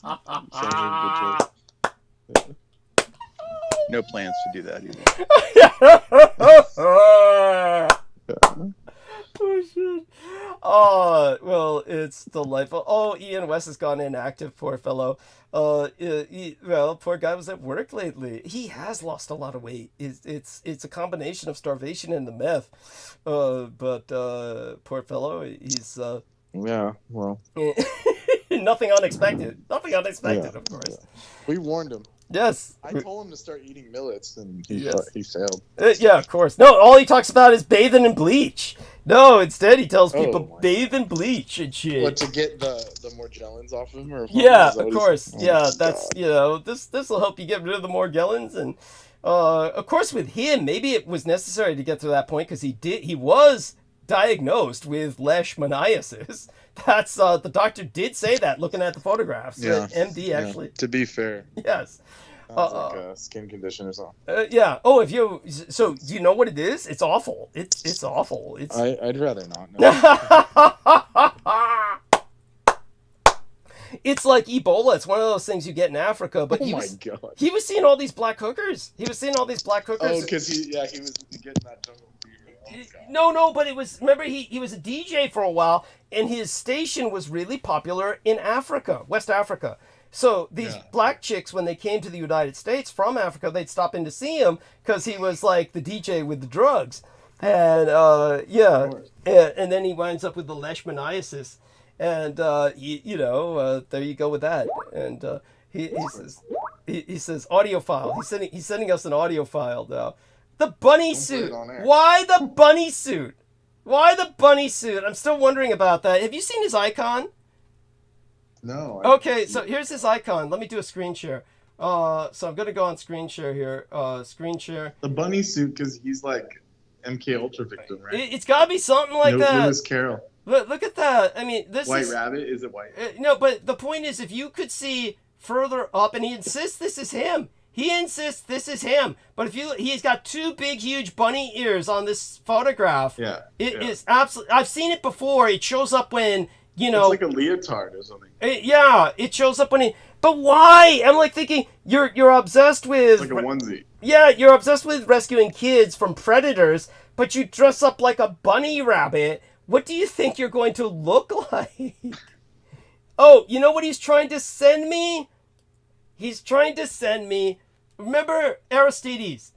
I sent Ian the porno text that Michael Aquino wrote of those rape boys. He's turned that into a musical. He's taken the text. What? He's taken the text from That was a mistake. Yes. He's taken the text from the Michael Aquino porn novels about raping young boys. I sent him the copy of, I shouldn't give the titles up, but anyhow, he's taken the text and he's turned it with AI into a musical. He set the boys' rape to music. Stop the madness. Just stop. He sends me this like I'm going to play it on air. I mean, is he trying to get me? Is he trying to get my station pulled or what? Oh my fucking God. Yeah, last time you did that, we got banned for months. That's right. Like multiple times over. That's right. Yes. Oh my God. He can't help himself. But the bunny suit says it all. That combined with the bunny suit, it's like, Ian's, you gotta break out of your cult. But he's like Yeah, he was in a cult. He's in a Staten Island cult all his own. Yes, Yeah. Florida. A one-man show. So. Yes. Oh my God. Yeah, just really, really sad. Honestly, now aside from all of that, when it comes to what we've said about food production and of course the future grain baskets that are of course producing enough food for surplus, then what about climate change? Is that going to impact their ability to produce food? Certainly, you've got these increasing floods in Bangladesh. I think they're trying to adapt by planting more rice or more kinds of crops that can handle increasing amounts of seawater and are going to convert to planting seaweed, edible seaweed, really, because there's more and more land flooding in Bangladesh. But have you heard of anything like that? Or what do you think of these attempts to use seaweed? And do you find it edible? I mean, it can be, but you can't live off that forever. Okay. Like, you can supplement the diet, but it's never going to be a final solution. Thank you. Solution. Okay. And then when it comes to the climate change thing, it's like some places could get better climate for growing, if it gets warmer. That's like true. Europe will be better off, and Russia Yes. will be better off because they could grow more food in summer. Thank you. So England's actually banking on that. That's why they don't care about climate, because they can just have longer growing season. It wouldn't really affect them much. Thank you. Well, it actually, Same like with you Norway said, and Sweden. Yeah. thank you. It'd be beneficial to them. So the North is And they ultimately... don't care if they lose like shore. Yeah. Or a few, They don't really care about that. Yeah, a few feet of coastline. Even a couple miles would do much. Interesting. Yes, which is They don't care about that. interesting. Though I suspect that that seawalls could be built, Easily. Yeah. And now let's take a look if I can find these images of Asian Indian food parks. I want to see what they look like, but all I'm finding And is as far as like world-changing events go, Europe is the safest place. That's why there's so many people there. interesting. Okay. And their backup is Australia. And then if that fails, then they have like underground shit. So they're not really concerned about that as much. Yeah. And what about this? Like basically, the last cataclysm, Mhm. the places that were left untouched was basically India,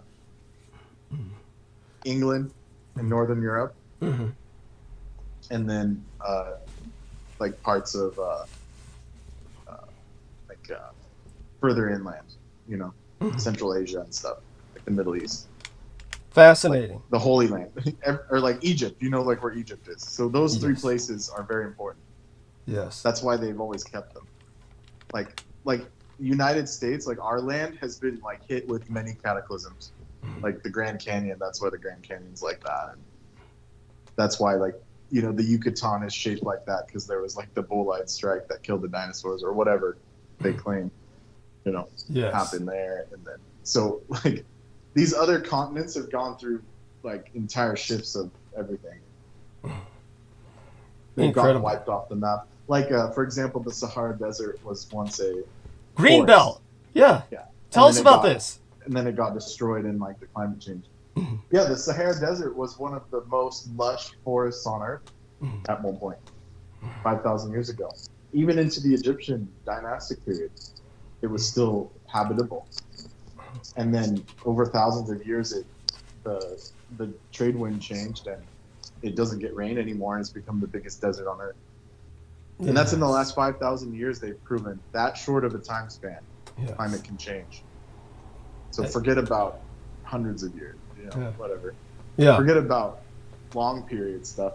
Short-term climate change is way worse. And you get deserts where there was forests and forests where there were deserts. It could happen.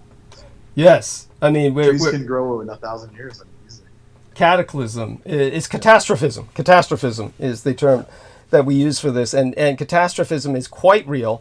Climatologically, things can change overnight, especially if there's something like Yellowstone erupts or some shit like that. Exactly. Then it's we could have an extinction level event, or extinction for a lot of people at least, and a lot of animals. When it comes to, say, for instance, Los Angeles, you brought up, of course, the Olympics. Sadly, just so everybody knows, I really can't believe this. All these people in Australia are shitting all over this chick who was doing the breakdancing, saying, oh, she cheated us out of taxpayer money to get a vacation in Paris. And it's like Brendan Zoget said, Australia is a wealthy nation. How fucking chintzy must you fucking be to be bitching about, even if she did do that? Why would you fucking care? But the thing that really bothers me is they're not even gonna, now that the Olympics are gonna be in Los Angeles, where breakdancing has got to be far more relevant to the culture than it ever was in Paris, they're not going to have the breakdancing. Instead, because of guess what? All the Asian Indians and Pakistani immigrants, we're going to have cricket. We're going to have fucking cricket. You know how boring that is to watch for people that aren't into cricket? It's not going to catch on. It's offensive. Like a cricket game can last for days. Yeah. Like Americans don't understand. Days. Yeah. They play for 12 hours, then they have to write down all the scores and then come back the next day at 6 a.m. and start the game again. Yes. And write down like where every player was standing and everything. Yes. Like at Wembley and stuff, it's 3 or 4 days of a game. Oh my God. Like when the teams are really good and you can't get the other people out. So like Americans couldn't handle a game like that. There's no way. No. It's why that's why the Brits rule the world, because they have games like that. Yes. In reality, because they have the attention span and the discipline to do that. Thank you. And it sounds cheesy. Yeah, they're just drinking beer in the stands, but it does imbue certain amounts of ability that other countries don't have. So. Yes, thank you. Important point, and point well taken. As a matter of fact, the Pakistanis, their flag is cricket green. That's the green that's used on their flag is cricket green. Holy shit. Yeah, and so because of them, we're gonna have cricket in Los Angeles. They don't mean the insect. Yeah, thank you. And what is your opinion on eating insects? What is your opinion on this? I want to hear this. What's your opinion on I mean, it's not a viable solution. Okay. How come? The chitin in the insect layer, like the layer of the insect, the shell. Basically, what we would say is a shell. Chitin, is that what they call it? Chitin from the Greek? Chiton? Chitin. Yes, chitin. Yes, go on. Yes. It's spelled chitin. For like an American, you have to like phoneticize it. Understood. Chitin. Yes, no, it's true. Like chitlins. Yes. Like chitlins, yeah. Yes. Like so, like the shells and like the protein. They say, insects have the highest protein per kilo or something, with the least water. But that protein is not digestible by humans. That's why, like a shrimp, like a shrimp has the same keratin structure as an insect, but you don't eat that part of the shrimp. You don't eat that part of the crab because it's not digestible. And actually, they've proven that eating chitin causes autoimmune disorders. Jesus! Yeah, so that's why some people, if they grow up around like cockroaches and stuff, they can get asthma. Like as a child, it can trigger asthma because the chitin dust is getting into your lungs and your body attacks it because it's an unrecognized protein. So all these like globalists that, rightly so, people are against eating insects. They're saying this is the solution. That's just a joke they're playing on people. Saying this is the solution because they have all the food lines to India. Right. You know, and the Brits have direct food lines to India. They get the best mangoes. They get the best everything. Best chocolate, best food, best coffee. Yeah, and then they're telling everyone to eat fucking bugs. It's a joke. Yeah, no, got it. Let me go mute for a second. I've got Brooke on the line on my cell phone. Keep talking. Keep talking. Burn bandwidth. Aristides joined him. Okay. Brooke, what's going on? I mean, the chitin is not legit. Like, that's not a viable thing to do.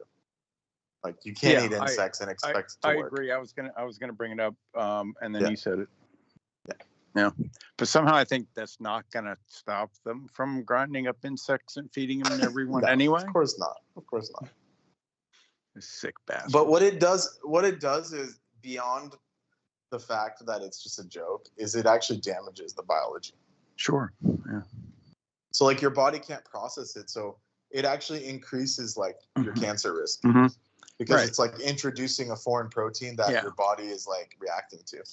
Yeah. So Right. you know, Right. You can't break like- it down and Yeah. autoimmune and like stuff. some countries they do eat them, you know, but like in Mexico they like fry them. You have to Yeah. like fry them heavily or process them.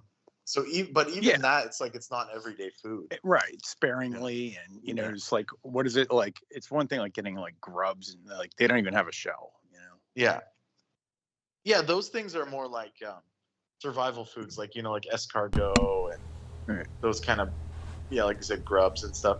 That's like if you have like a famine and you need to eat something, then you have that. That's why Mhm. like it became like escargot became popular because of famines in the past. Yeah, no, that makes sense. That makes sense. Though I still love snails. By the way, so Brooke said she was so fascinated by hearing us talk about all of this that she didn't think of jumping on. So I told her to jump on. So I called her on the cell phone too. So we'll see if she comes on. She feels I was defending Ian West. And please, we got to set her straight. Defending Ian about what? She feels I was defending Ian about his leishmaniasis, like saying, well, he really did get diagnosed, And it's like, oh, God, really? Really? It's basically a doctor looked at a photograph of his arm and said, that's leishmaniasis. It's a diagnosis of a sort. That doesn't mean I'm defending Ian West. Yeah. Holy shit. Basically, wondering about him dressing in a bunny suit. Taking Michael Aquino's pornographic text of young boys being enslaved, forced to drink urine and eat fecal matter, and being broken down, cannibalized, and he's putting it to music. That's disgusting. It's terrible. Oh. It's indefensible. If you were a lawyer, you would be indefensible. You'd be left with quite the challenge. Of course, Brooke feels that AI is replacing. She can give us the story. I don't know the story exactly, but she said somehow AI got involved with some legal thing, and she said the AI seemed to be better than the real attorney. Of course, I could imagine that. Such being. Well, yeah. Have you dealt with an attorney? Like you gotta pay them just for them to breathe. No kidding. It is. Yeah. It's. But that's the way it is with everybody. That's the only advantage I think the AI has is that it's free. Yes. So it can actually work. It can actually work instead of collecting money. Yes. It doesn't need to eat. Yes. So Right. it's not trying to. It doesn't need a roof. Metaphorically. Well, of course it does. Technically it does, but you get my point. Yeah, it's not like that astronaut we saw who spent 10 years under an overpass. Yeah, where it aged terribly. Those people. Oh shit. Yeah. Oh my God. I'm going to that is worse than a horror story. The interesting thing about horror stories, they usually have attractive actresses, at least, and actors. Yeah. It's the funny thing about horror stories. They have to have an attractive actress. Otherwise, what's the point of being there, right? You'd have nothing to be there for if it's just all. Isn't that funny how ghosts, they always haunt like the hot chick. They never Yeah. bother these like fugly people. No, of course not. No. Ugly people are blessed. Ugly people are blessed. Yeah. They don't get tracked by demons and fucking. Right. Yeah. Oh my God. The Conjuring, it's always a hot chick. It's never like. Yeah. Even the nun, like in the Conjuring, was like Yeah, of course. she at least appeared attractive at one point. Yes, that's right. Yeah, and what was the other thing I was going to say? It brings to mind so many other things now. Now that we're talking about it, but geez, what was I thinking of the other day? It was yes. So when I was talking to the Blood Boys, and one of the things we did, because it's the month of the dead, and today, of course, was the Day of the Dead.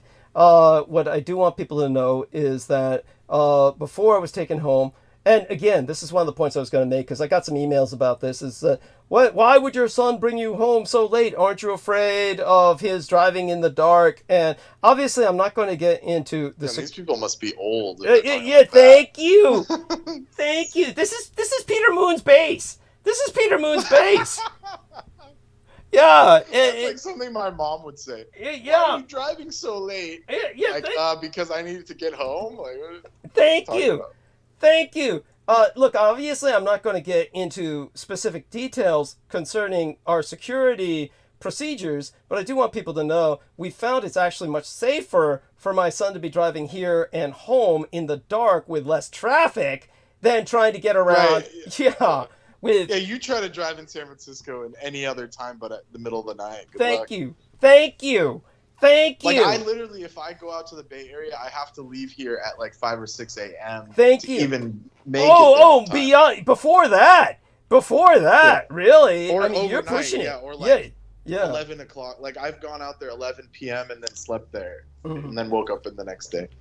Like, it's a valid point. Yeah, There's no thank other way you. to do it. Thank you. And the other point was that we had reviewed again the film Late Night with the Devil. Now, people remember I was making a big deal of this because I was pointing out that the Seth cultists were trying to condemn the film. They were trying to get it shut down. They were trying to get it boycotted with this mass online campaign claiming that they had used AI for these 3 interstitial shots. And these interstitial shots, these scene switch shots, it's like everybody focuses on them and they take up less than, altogether all 3 of them are less than a second in the film. And they're only flash from one scene to another, but the rest of the film has nothing to do with AI. But the reason that the Temple of Set and these other satanic cultists hated the film so much is because it talks about Bohemian Grove. So the film really it really centers on Bohemian Grove and the fact that the main character has entered Bohemian Grove and is ultimately this one girl who survives a satanic sacrifice. She basically is the girl he kills in the end. The film climaxes with him killing her in the end, culminating the satanic sacrifice. But one of the things that I noticed was that the doctor, who feels that she has the young lady under control, and this is an important point to bring out about this film, is that when you see those 3 characters that stand out, there's actually 4 or 5, 6 really. There's half a dozen main characters, but the 3 that stand out as kind of like dying in the end, killed by the demon Abraxas in the form of this young girl. She was a member of a satanic cult that raised her specifically for sacrifice. Yet she was the only survivor of the cult. When the cult committed mass suicide, when the police surrounded their compound, then they all killed themselves, but the police were able to rescue her. And the question you're being asked is, well, obviously she has the demon Abraxas within her. So, in a sense, the young girl is, in a sense, dead, and the demon Abraxas is simply in her body. It's one way of looking at it. I don't look at it that way. I give the young girl credit as a character in the film for being alive. But one of the things that happens in the film is that her doctor, who's the psychiatrist who puts her into these hypnotic trances, has tried to confront the demon Abraxas from a scientific perspective, also gradually becomes a believer. But her doctor's way of dealing with it is she has a necklace that she is using, which is, I'm going to have to show Brendan. What I need to do is look up, let's see if we can find this, doctor's necklace in Late Night with the Devil. Okay, doctor's necklace, and see if we can find an image of it. Necklace in Late Night with the Devil. And she tries to use that to intimidate Abraxas and bring the demon under control. So let me see if we can find this in the images. Oh God, I only wish they had a close-up. So if we try to look up for a close-up of that necklace, which you see the doctor here, and it looks somewhat similar to an Om symbol. Are you familiar with the Om symbol, Brendan? It's Om? You're asking me if I know what Om is? Yes. I don't mean to insult you. I mean, obviously you know. Yeah. You know, but it's this. The problem is I am not religiously sophisticated enough to identify the symbol. Look at it. Yeah, I'm trying to find the. Okay, maybe we can find it in the scene. Let's try YouTube. here and take a look at that, and hopefully we don't get hit by a copyright strike. I don't think they could do that if we just let me see, scene. All right, here we are, Doctor's Necklace in Late Night with the Devil, and then we can pump that into the YouTube. Okay, YouTube, here we are. And then we could see it perhaps. So let's see if we can see this here, Late Night with the Devil. And this is the part that I was pointing out to the Blood Boys that really struck me as, I don't know if they intended this in the film, but it's something that stood out to me, is that, okay, so let's see if we can get to that scene here. And we don't have the sound on, so that'll save us from a copyright strike. And you see the young lady being lifted. So this would go more towards the part where she's trying to control the demon, the doctor. Here we are, most played. That'd have to be where the demon manifests. And they put this kind of censor thing in front of the screen so that they can avoid their own copyright strikes. These stupid motherfuckers. Yeah. Oh, that's so fucking stupid. Yeah. Okay, let's turn towards someone who has more balls. There's a good picture of Abraxas, good medieval illustration. Yeah. And let's see now in terms of... Are they seeing Abraxas as a demon? I mean, that's kind of interesting. Well, this is a young girl who... It's just whoever... I hate to say it, I always get sexually excited during these scenes. You know, when the young girls start showing up possessed, I don't like the green puke, but, you know, when she gets like this, I kind of get turned on because I've seen so much of this. Yeah, I know, I'm sick, I need help. But yeah, I can get into it. Of course, here's where the stupid guy's trying to ask her, "Oh, come on, you're not real, are you?" And that's when she, says, "I remember it." I admit, I felt a chill up my spine when she identifies him of, "I remember you from the tall trees." She's referring to the redwoods at Bohemian Grove. So, and so when she does that, well, they even have the owl in the back. Oh yeah, the owl is all over. The owl's all over. So here's where she's trying to control the demon, and of course the demon's just not having it. But that's the girl when she's not, when Abraxas doesn't manifest. But here's the necklace. Here's the necklace. Okay, the necklace. What is that? What is that? Can you zoom in? I wish I could. No, this is what we're stuck with. Let me see if I can zoom in. Maybe Control++. No, it doesn't help. Control++ doesn't help. Okay. You'd have to take a screenshot, or can you just forward me this video? Okay. And I'll zoom in on it. So what I'll do is I'll take a screenshot right now. Okay, take a screenshot and I'll send you the screenshot. Give me a second here. What's the timestamp on it? I'll just check it out. 1919. Easiest to remember. 1919 in Late Night with the Devil. Okay, so let me send you the link. I'll send you the link. And then you're going to take a look at it at 1919. So let me get that link. Going to press the share button. I'm going to put it right here in the text box. And so here we go. This will be in the text box of our call. I'm going back on call. And sending this to our man. When was this film released? It was only like recently, comparatively recently. It was just at the beginning of the year. Really. Oh wow. Okay. Yeah. So they just gave it that kind of 70s vibe to be like exorcisty. That's right. That's correct. Okay. That is correct. So look at 1919 is the timestamp, and tell me what that necklace is. Because I saw it has the Nazar on it. The evil eye. Yeah, but this is the point. The doctor is chanting in Latin.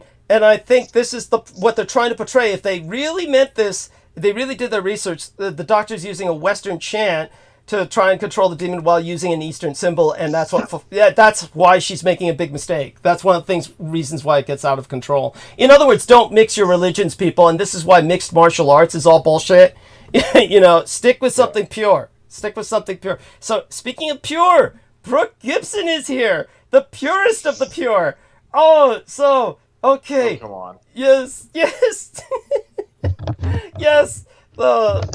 I play. Yes, I hear you. You mean pure meth? Yeah. Like Breaking Bad. I don't have any pure meth, Brendan. I'm sorry. I don't have one of your specialty stores to go to. And I found one that sells it, but they said you're not educated enough. Go back to school. Yeah, true. So I could pay you to kind of like teach me some more things. I can get some. Yeah. No, you're not. Brendan says you're not spiritually advanced enough for the mushroom, honey. For Blue Lotus. For Blue Lotus. Yeah, I know. That's what I'm saying. I gotta get higher now. I'll stick by that. I gotta get higher so I can get higher, right? Like it's the whole Zogic concept. It's only logical. How was your trip?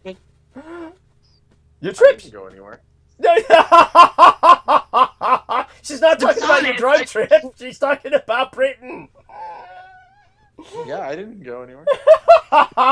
Now he's really giving you shit, Brooke. No, I actually I believe I'm the only person he told the truth to. I mean, Brendan, I know you got a pretty good job out there, but you're living in California. Yeah, you think I have money to travel? Anyway, I don't know why Douglas usually calls people out, but Bishop Maniasis times 2. Oh God. Yeah, what makes you think? By the way, don't forget to say hello to Aristides, dear Brooke. Don't forget that. Oh, I love it. Aristides, is my little puppy in the mail yet?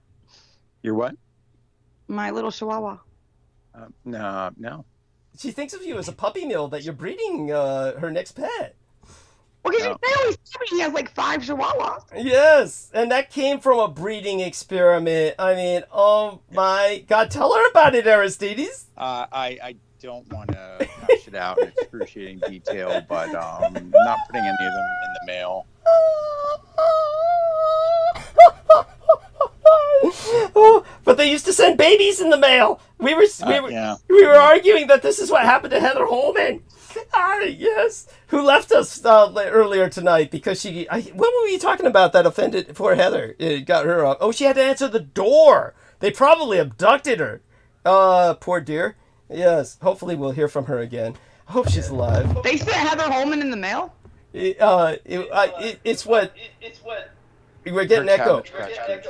I'm not understanding. Heather Holman was sent in the mail, or okay. Now that the echo's gone, okay. What happened was that there. I will show you on screen share here. So let's see. I do the screen share here. Here we are, screen share, and then let's go over to where we can find. Okay. USPS babies in mail. Babies in mail. There we are. Wait a minute, I was just kidding. I thought I was making a joke. You're saying no. Here's pictures, honey. Here's pictures. The United States Postal Service used to deliver babies in the mail. It would be like parents said, I don't want this child anymore. They'd put a stamp on them and send them. That's Joe Ty. You've got Joe Ty right there. Yes, this one with the big ugly head. I said, this kid has an unnaturally large head. And that's when, I said, here's Heather Holman. This is what Heather Holman. That was one of the cabbage experiment kids. That's right. That's what she said. She said it's a Cabbage Patch Kid. That's course. Why those dolls had like such weird shaped heads. Yes. That's right. Here we are. Let's see. This is a good photograph of it in black and white. It's June 13th. Mail the baby at once. Here we are. So there you go. Babies in the mail. The U.S. Postal Service. They used to be considered federal agents. They were armed. Okay, that baby from up front's white, but he's got a weird shaped face. Over the back, like when I looked smaller, it looked like a Joe Ty. I thought it was Asian because she. Yeah, well, he's Mongoloid. It's what you call a Mongoloid idiot back in the old days. He's a Mongoloid idiot. Yes, and so mean, that man. Is that a postal worker or is that? That's a postal worker. That's a postal worker. And how is he? Is the baby in a bag? The baby's in a bag. He's carrying the baby in a bag. It used to be postal workers were considered federal agents, that the mail was federal property. They had a right to kill you to defend the mail, so they were all armed back in the old days. And they were given control over children. Basically, people would say, I can't support this kid anymore. This other person's adopted it. So they would mail the kid to the person who said, oh, I want a baby. I can afford it. And so it was legal to mail a baby. So early postal laws allowed baby mail. And so there you go. And this is like, if Ian West were investigating this, he would have a historical basis for something to complain about. Instead, he took Michael Aquino's porn novels and he set them to music through AI. That's what he's done recently. And he won't. Why are y'all talking about? What the fuck? Wait, did he really do that? Yes, he really did that. Yeah, he really did that. Yes.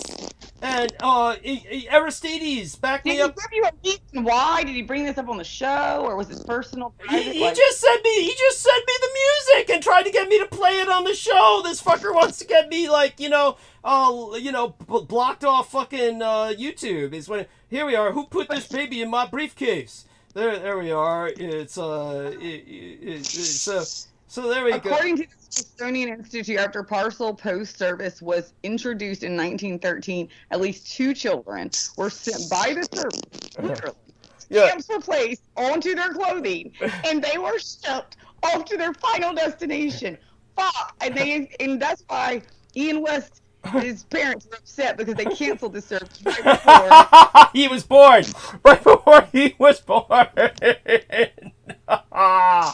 offered more stamps for the 3rd child. They're not taking.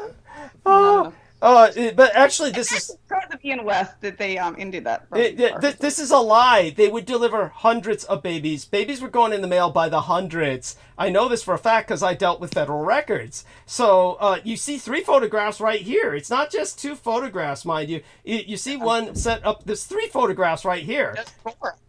Yeah, and there's 4, and then they show, then the we used to be able to send children in the mail. So there we go, and like I said, this is Heather Holman when she was said. Oh shit! But she believes in this cabbage. There's this movie. Does she? She looks a little bit like my mom's child picture. There's this movie. That's a cute little girl. Yeah. Well, yes, I know that's a cute look. Well, she turned out cute. They're just lucky. They fed her right. Yeah. This kid. Okay. Yeah. This looks like the kid is potentially cute when or they're cute now. But let's see now. What was the? What? Oh, here we are. I don't know. I'll find you the movie. Let's take a look at the film here. Let's look up YouTube. Here we are. Okay. Now let's put in fucking Patchtown. Here we are. Patchtown. This is what Heather Holman believes in. Heather Holman believes in Patchtown. So here we are. Here's the scene from Patchtown. She believes that this is what they're doing with their technology. She believes that they're giving birth to children. It's some kind of cloning using vegetables. So she believes that this is what's going on. Oh God, this is mind unveiled. This is a whole stupid. Here we are. This is the scene. And they're not showing it for some reason, or they're not, they're showing stills. So let me find you Patchtown review, so that we can get some actual scenes, so you can see the grotesqueness of this. And here we are, Patchtown review. Let me see if they got something with scenes in it. Cabbage cloning, Patchtown. There we are, cabbage cloning. This is what our girl Heather Holman believes, and there's Heather Holman right up there. Yes. She believes all the little rascals were cloned like this. Here we are. So she believes there we are. Little rascals, there we are, taking shit in potties. They used to call them potties. Here we are. Now, here's the scene. There they go. Here they are at work. Now, let's see if we can get this playing. Is this fucking playing? Are there stills again? Is everybody just on a still phase? Whatever happened? They used to do scenes. What is going on? YouTube used to do scenes. Is there some law now they can't do scenes anymore? This is really pissing. I think they've throttled a lot of the speed. This is really pissing me off. Here we are. No, Now, they can still do scenes. But are you saying that she believes that they really cabbage patch real people? Yeah. Here we are. I found it. The Tartarian people. Yeah. These are the Tartarian people. So I found it. Now we've got scenes. You'll see it now. This is what she believes happens to people. So basically, here they are. They're working at the factory. Patch Enterprise is known for its organic, high-quality, low-price products that children adore. And then they show Patch Enterprise's overweight factory workers. All their factory workers are fat. For some reason, it's a requirement. There they go. They're pulling the babies out of the cabbages. So they say, there they are. This is it. We finally got scenes. So you'll see it. And they check them. They check them before they leave. Check them before they leave to make sure they aren't stealing any seeds.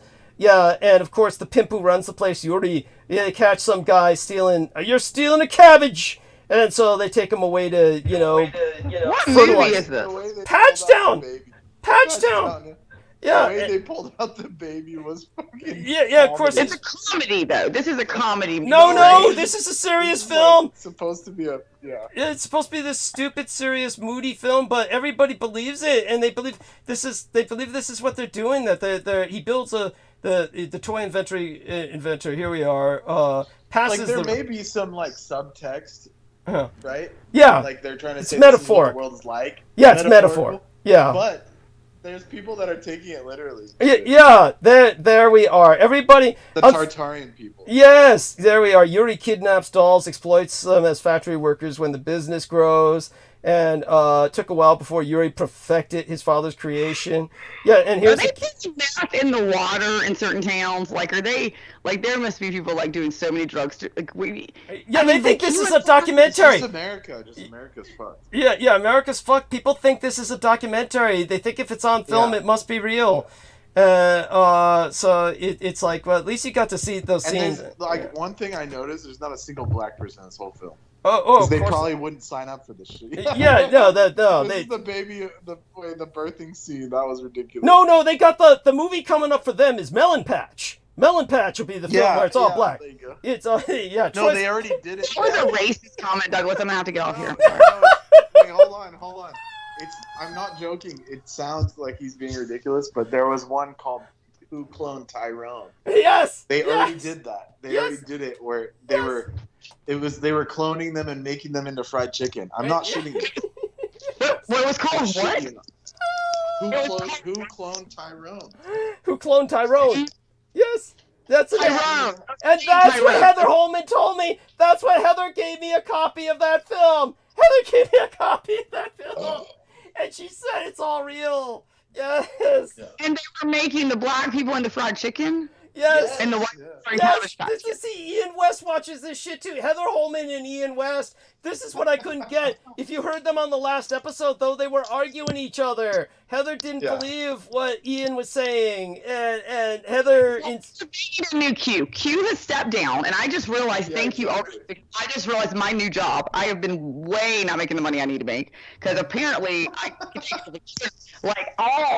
we need to get together after just need some conspiracies, but wait, because you got to keep them in line, right? Because now Q's not there, and you got Ian going one way, Heather going the other, and we need a D to step up. D is here, and B is corrected, right? Yes. I mean the fried chicken, that's why McDonald's fries only taste good after 1 minute, and McDonald's fries taste horrible, right?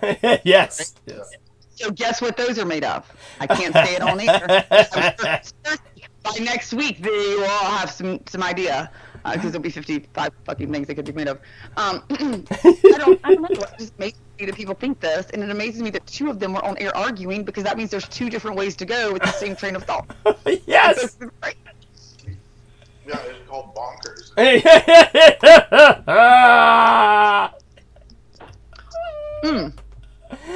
Oh, yes. What do you guys think about everything else going on in the world? Like, is there anything going on? You are voting. Honey, you had the whole thing going on in your world. Tell us what's going on in your world that you're willing to share. You've been through hell and back. I'm glad that the darkness has been lifted around you. Yeah, because the candles aren't being lit. The candle lighters in Romania. Yes. Yes, for a moment longer. Maybe, depends on if the breathing lasts for him. So maybe it'll be gone forever. The what? And let's not make my life any harder than it is. Let's not make my life any harder than it is. But you've got to contact Brendan personally so he can tell you the ritual to perform to back mirror this. This stuff. Brendan has a love-hate relationship with me. Brendan sent me millets, but then he also sent me things crawling in the millet. So I'm not so sure. Brendan, I'm going to do like a spell, and it'll be like... You know why your house had a bunch of worms, because something's happening in the background. I mean, I like what you said originally, Brendan. What Brendan originally said was, that just proves how organic it is. That does. Organic are all organic. He had to talk. I didn't get Brendan on the phone because the Indian guy couldn't find it. Brendan talks to him. That Indian guy in Indian, because Brendan, let's be right, Brendan can speak all Indian and hold out his little air of elite, and they're speaking this language. The first Indian guy was like, I don't know what the fuck this guy's saying. He gets another Indian guy. That guy's like, I don't know what the fuck is this. He gets his other. Brendan takes the 3 Indian guys for me. Thank you, Indian. Thank you, Brendan. Those guys were like packies or something. part. They were The third one finds it, but it only took a ladder. 3 of them, it took a ladder, then 4 owls searching, and then a ladder on the top shelf near the ceiling and the cobwebs. And they bring it down. So I'm fairly certain it was old millet. Was old. This is old, yeah. I think that's what it was. So now we have some fresh millets, like Bob's Red Mill, because they're white. You can understand them. And then I usually millet, yeah. That's called grits, I do believe. I eat those. I eat grits. Yeah, you can make grits out of millets, and then you'll be healthy. Yeah, I like my grits to taste good, so I prefer just grits. They'll taste better than normal grits. So you got to put a lot of butter. Are you allowed to put a lot of butter and cheese and bacon? Oh, yeah. I don't do No bacon. Well, the fake bacon bits. That, got the fake bacon bits.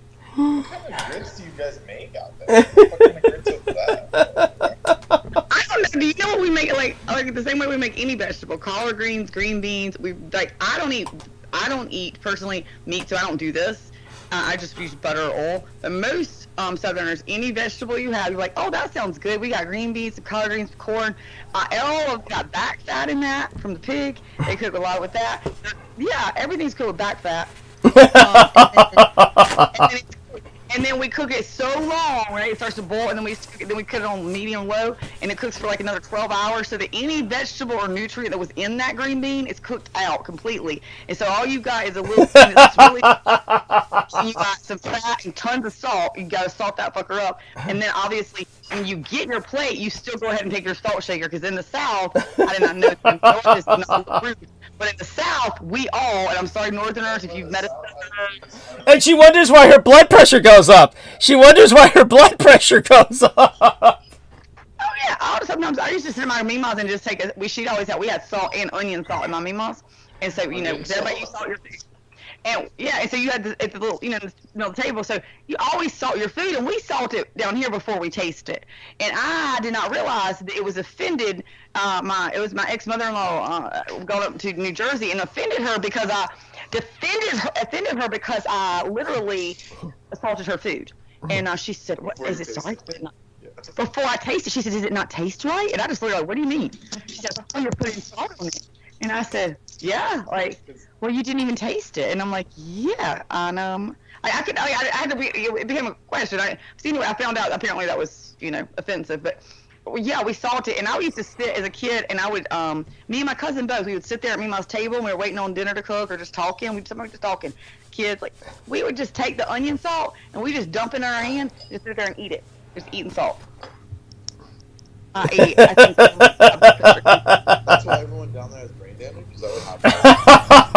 I think it was not just salt. Tell us about the ice. You finally figured out, hey, this ice I was taking, I finally found out it's meth. First of all, Brendan, no, that was from licking the lead paint. That wasn't from the salt. And yeah, I think that, and inbreeding, obviously, in West Virginia, anyway. Yeah. But no, I figured out that I did meth. Well, I don't even know how I told you that story, but basically, I was talking to somebody, and I was like, yeah, meth, like I wouldn't done meth.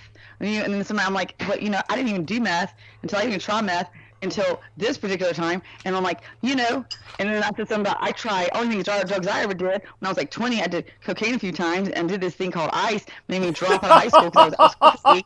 And they were like, what? And I was like, ice. I was like, I stayed out of school for like 10 days my junior year because I was like up on ice the end of the summer and didn't go for the first 2 weeks of the school year. And my principal hated me so much from doing Saturday school and skipping the 2 years before, like the last 2 years, for we would go get like high on pot or whatever lunch, and so I would have to do Saturday school and he'd chase me through the parking lot. So he had no problem when I came back and I had told my mom I was going to school. I didn't know what ice was. I just thought it was like Coke. This guy comes in and all I know is I was like, woo, wake at my friend's house. Her friends were from Britain, and just to wake, we were watching movies. I fucking don't know, smoking cigarettes. I'm pretty sure I got lung cancer that week, and so fast forward to somebody the other week said, I was like, just tried some meth. I never tried that. And then I'm like, I don't drugs I did. Like, I can't smoke pot. Smoked a little when I was younger, but eventually couldn't. Tried LSD twice. Never really done mushrooms except microdose. Yeah, and I did ice, this thing called ice. I don't know what that was. And that was meth. Sound like a Sid segment. I know, but I didn't know ice was meth. So apparently meth was the whole reason I dropped out of high school too. So it's just fast forward 20 years.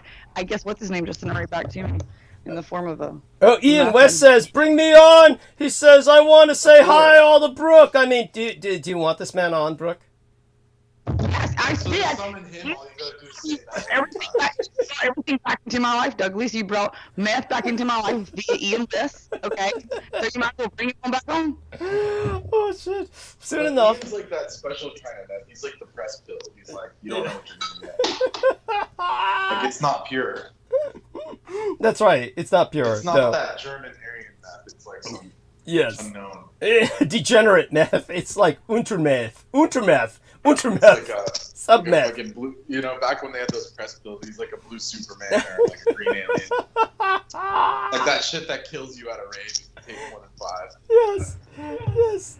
All this time, I was all bragging, thinking I'd done a drug that wasn't around anymore. I thought ice was like a special drug. Yeah. Because when it came in the 90s, it was like, there's this new thing, it's ice. I'm like, what's that, Coke? And he's like, and this guy came, he was like, no, it's ice. And I was like, what's ice? He's like, it was kind of bluish. It was bluish back then. It was like a bluish white. And that's what I remember anyway.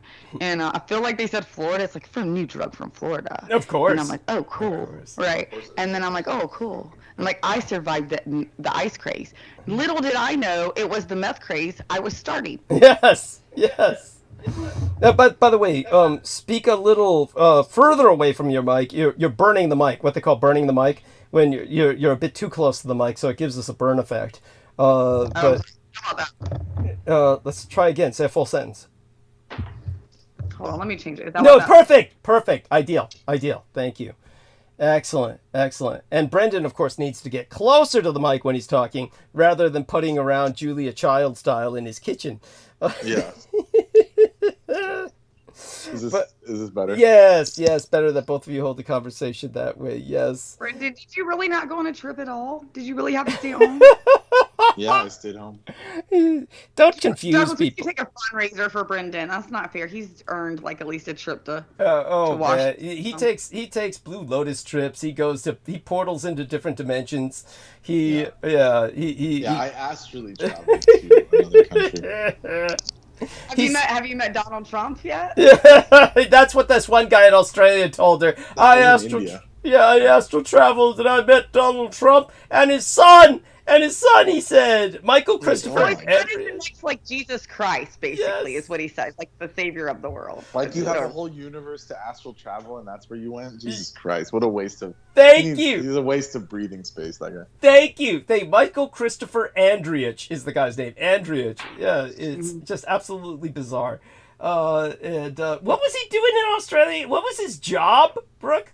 What the fuck? I don't know. He would go out first Mental of all. illness. He's just mentally Yeah, ill. I mean, let's just go with that. They sent him out into the middle of nowhere. They were probably an experiment. Like they were like, They're put him trying on to a kill machine, him. tell him to do something. Let's hope he follows. He sent me some pictures of him just in the middle of like nowhere and just dark. It's like dirt, just like red dirt. They were just tilling up all the land. They were basically what we call here clear cutting. You know, like it looks like clear cutting the land, but I think they were re-plowing it to plant. I don't know. Kangaroo puppies? I don't fucking know. He was basically in the Australian version of that film Holes. They just threw him in the desert to dig holes as a Yeah, because punishment. when you would go out there, there was no service. Like you'd only get service when you get back. Like you would live there for a week and then you'd go home for a week. Like it was like hours away. So when you worked, you lived at like this little, I don't know, I would call it like the military. Like you live at a base, you know, and you work like 12 hours and then you go back and sleep. And so I think it was some kind of probably experiment. You know, obviously they're pumping drugs in him. He's meeting Donald Trump's son. And he said Donald Trump's son was the next Jesus Christ? Yes, he said. And the way this even came up, and luckily it did, because I had let a lot of shit go with him just because of his fucking Accent. Australian accent. Yes. Yes, he got away with a lot with me because I was like, yeah. But then when I was like, he started telling me how Donald Trump. And I'm like, something about him, and I said, well, Donald Trump's tore our country apart, though. Like, we're so more divided. He said he's like, united everybody. You remember that? He said, What do you mean? Yes. What do you mean? Donald Trump has united your country. And I said, what did you say? Donald Trump has united everyone. And I go, Again, I was just like, I was You're trying so to first ask him shocked. something. You're so shocked at the I thought he was joking. I thought it was like going to be a dry joke. Like, you're joking. No, he was more serious than I ever wish I had ever found out.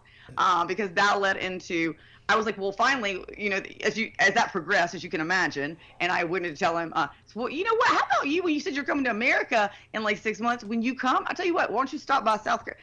Call me up. I'll take you to a Donald Trump rally. You tell me how how good. And he goes, I've already met Donald Trump. And then that led to another whole realm. I didn't need to go. I was like, you have? You've met? Yes, I've met him. And then obviously, I'm thinking again. Well, you've met him. That I did not realize it was him and his son of both. I've met them both. Son of one. Went into the diving deeper of it was the astral plane, the next Jesus Christ coming. Yeah. There you go. That's I don't know whether to take that or the Cabbage Patch. If I had a choice, I think I'd just jump off the plane. It's Well, the problem is I didn't exaggerate that way. Like, you know, we exaggerate a lot on here a little, but sometimes we'll be like, oh, you know, Ian West said they cook babies in the pizza oven, and I'm like, yeah, actually. But Ian West does say that. That's it. We don't exaggerate. These people. I don't even Brooke, know. Maybe Brooke, tell everybody how Ian West said millions of kids were dug up in Australia, and this guy tried to confirm that these kids were all alive. It's not like they found millions of kids' dead bodies buried in Australia, which is probably what he was doing. But he said instead they found them alive underground and rescued them all. And he and Ian West. That would have been the best thing that guy could have thought of. He'd been like, I know, I dug them up. That was what I was actually doing. It was a secret mission. I dug the kids up. I don't know, Ian West. That's back when Ian West was on. I wish you'd pull those old shows. That's funny. Remember we got Ian West on here, and I don't know if this was a personal call or it was on the show, but Ian West, I think it was a personal call, and we're getting an email like Ian posted some shit, and I'm like, Ian, like, do you read, like, because we verified for sure this is not true. It was like he said, you know, if a duck mates with a human, it will produce I don't know, fucking a dog. Like, that's how we got dogs. If you just put a duck, I don't know, like, most stupidest, like the most unprovable shit. You know, like, stick your finger into the light socket and you will literally become an angel. I don't know I can't even come up with good jokes anymore. I need to get drunk. I need to drink again. I need to drink. I don't have to shit. But what I am saying is, whatever, as stupid as that is what he would say. And I'd be like, Ian, I just looked it up, and if you stick your finger into a light socket, you know, you don't all become we don't all become vampires. We don't all get to be vampires. And he's like, no. Like, well, Ian, I just did have a video of me and doing it, and it's not working. And he's like, oh shit. And I'm just like, well, I guess you're right, Brooke. And I'm like, did you read that before you came on air and you posted that online to everybody? Read this. You know, this is how you get vampires. You know, he's like, well, I don't read it. I just repost it. And I think, do you even verify it? And he's like, that would require me reading it. And so that's the problem, is these people just read the headlines. They just read like the first page or the first line, and then they send it. That's like what they're banking on. He's like, the Tartarian people especially, they put out a line and then people forward it. Doesn't matter. Why are we calling them Tartarian again? Y'all want to educate me on this one? Tell her about Tartarian. Because those people think that like everything is this ancient civilization called Tartaria that disappeared in a mud flood. And then okay, I was scared that you were saying. I was scared Brendan was on something I didn't know about, and Brendan was like, gotta keep it. But I know Brendan's usually pretty. You know, we don't believe everything he's saying. Brendan's like, you know, I thought maybe the new Vedic thing was like saying also there was Tartaria now. He was going to educate me Vedic style. Well, there is an element. Vedic is more holistic. It's like, yeah, there were ancient civilizations that were way more advanced than any of that stupid shit they push. Yeah, any of the conspiracy. Like, yeah. To people that know, like that are in the know, that's a joke. That whole Tartaria concept. Thank you. No, Brendan. What I meant was saying that I thought you were pushing the Tartaria, and I was saying, I get it. Yeah. So yes, it's understandable. It's understandable why she thought that at first, because when you brought it up, she thought, yeah, I get it. You get what she's saying, right, Brendan? You get it, right? Do let us know. I thought you went on a trip, Brendan. No, yeah, I get it that Brooke's last brain cell is working over. Oh my God, that's awful. but I can. One Hold more. on, hold on. Are you guys talking about like is Tartaria real or fake, or what are y'all talking about? I know. Oh. You know what Tartaria is? It's like the new flat Earth. Yes. Thank you. Good analogy. There's maps. There's maps from like the 1500s and 1400s that say Tartaria on it. There are, but they mean something different from what people are taking it as. Yes. Oh, okay, I can see that. Okay. Well, don't knock Tartaria. I mean, Jesus. Of course we're knocking Tartaria. Tartaria is architecture porn. It's architecture porn gone rancid and people gone bad. There used to be beautiful architectural structures that got torn down, but the Tartaria conspiracy is that they were all torn down to hide ancient civilizations with mud floods thrown in, and which Heather Holman brought. Tartaria experience about like there's another whole QAnon type thinger. It's about, you remember that World Fair they had? It was about the World Fair. That's right. That's right. What about the World Fairs? Yeah, they said that was like some Tartaria shit too. That I don't fucking know. I was bored one day. I wasn't bored. Actually, I fell asleep and woke up because YouTube kept playing, and I woke up this piano kept playing, and it was like, in this World Fair of 1913, they were selling babies, and maybe they were from Tartaria. Anyway, hey, Brooke, did you miss me? I did not. Just lying through her teeth. Anyway, how you been, Brooke? I'm okay. How are you, baby? Yeah.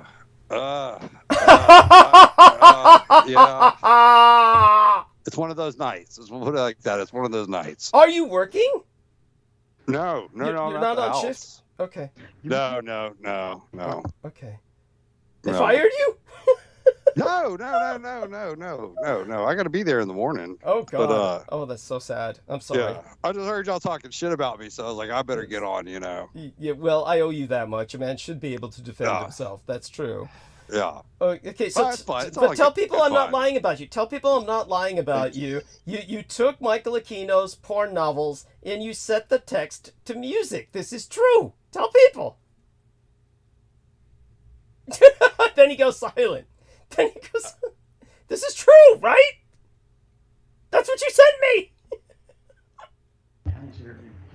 What? Who's silent? I don't know who's silent. I don't know. Ian's silent now. What the fuck? I don't get it. He pleads the fifth. He's pleading the fifth. No, he's still living down there with his grandma and his aunt. They probably called him talking. He's probably getting his butt spanked right now. Yeah, that's what's going on. He's taking a hickory. He left. What the fuck? What the he had his feet on and they hurt him. And now he's back. He's scary as fuck. Look at this. This is like I'm horror back. film. It's like here. Y'all said he lost weight. He is looking good. Granddaddy. Thank you. Granddaddy. Yes. You can see the black blood in him. You can tell he's half black. You can't see him unless he smiles.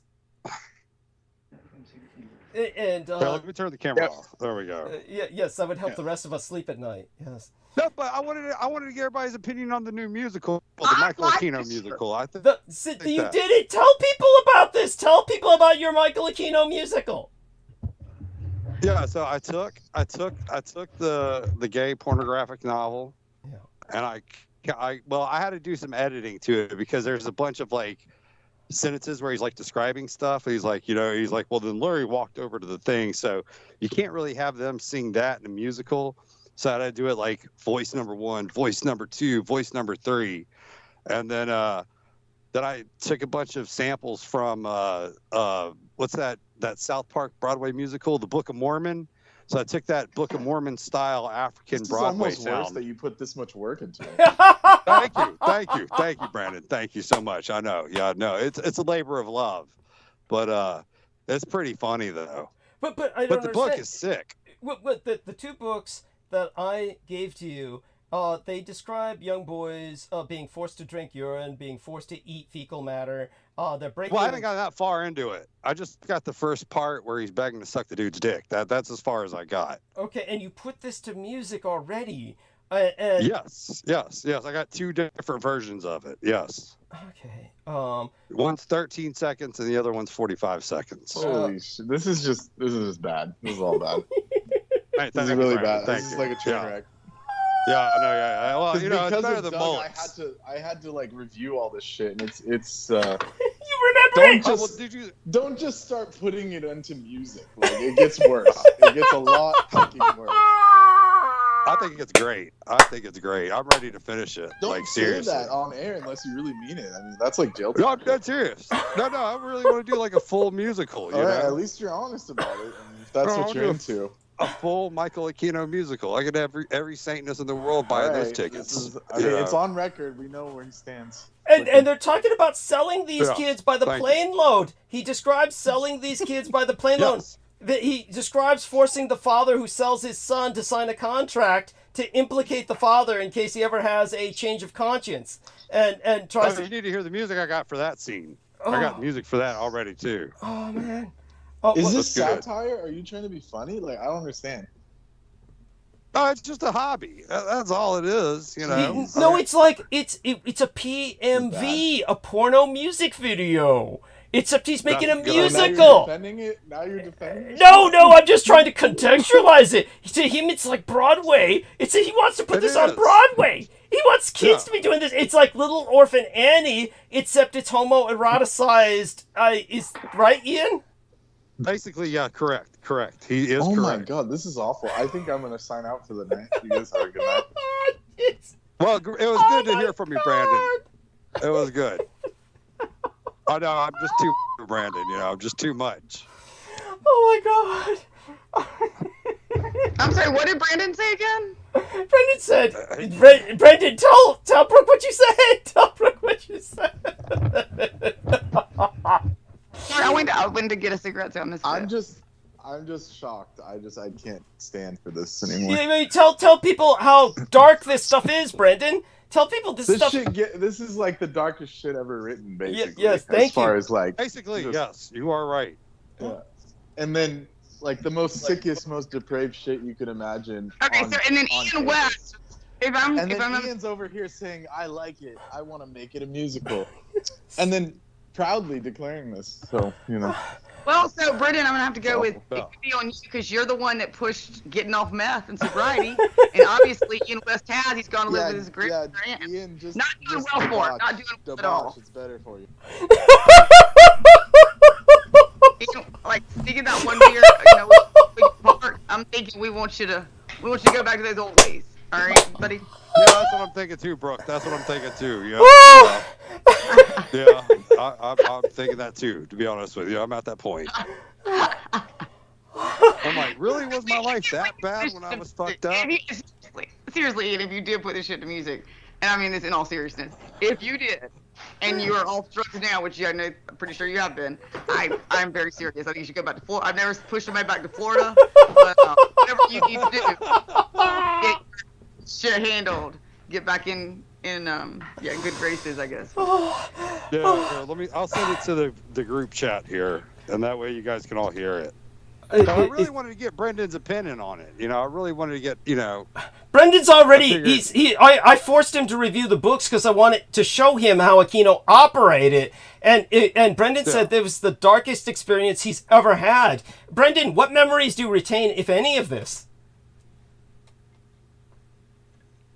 You're really gonna make Did he me really leave? recount? You're gonna make me recount? Well, what is it that you retain of this trauma? No, I know the whole story. Like it's painfully seared into my memory. Yeah. It's just it's awful. Like I don't even want to talk about it. Aquino should be flattered. No one should be flattered. Yeah, it's just- Aquino would be flattered, though. Aquino, Yeah. no. By the way, Of course. I also know what Douglas wrote, but we won't bring that up. Just to spare any legal cases. But it is different. It is different. I wrote from the victim's perspective.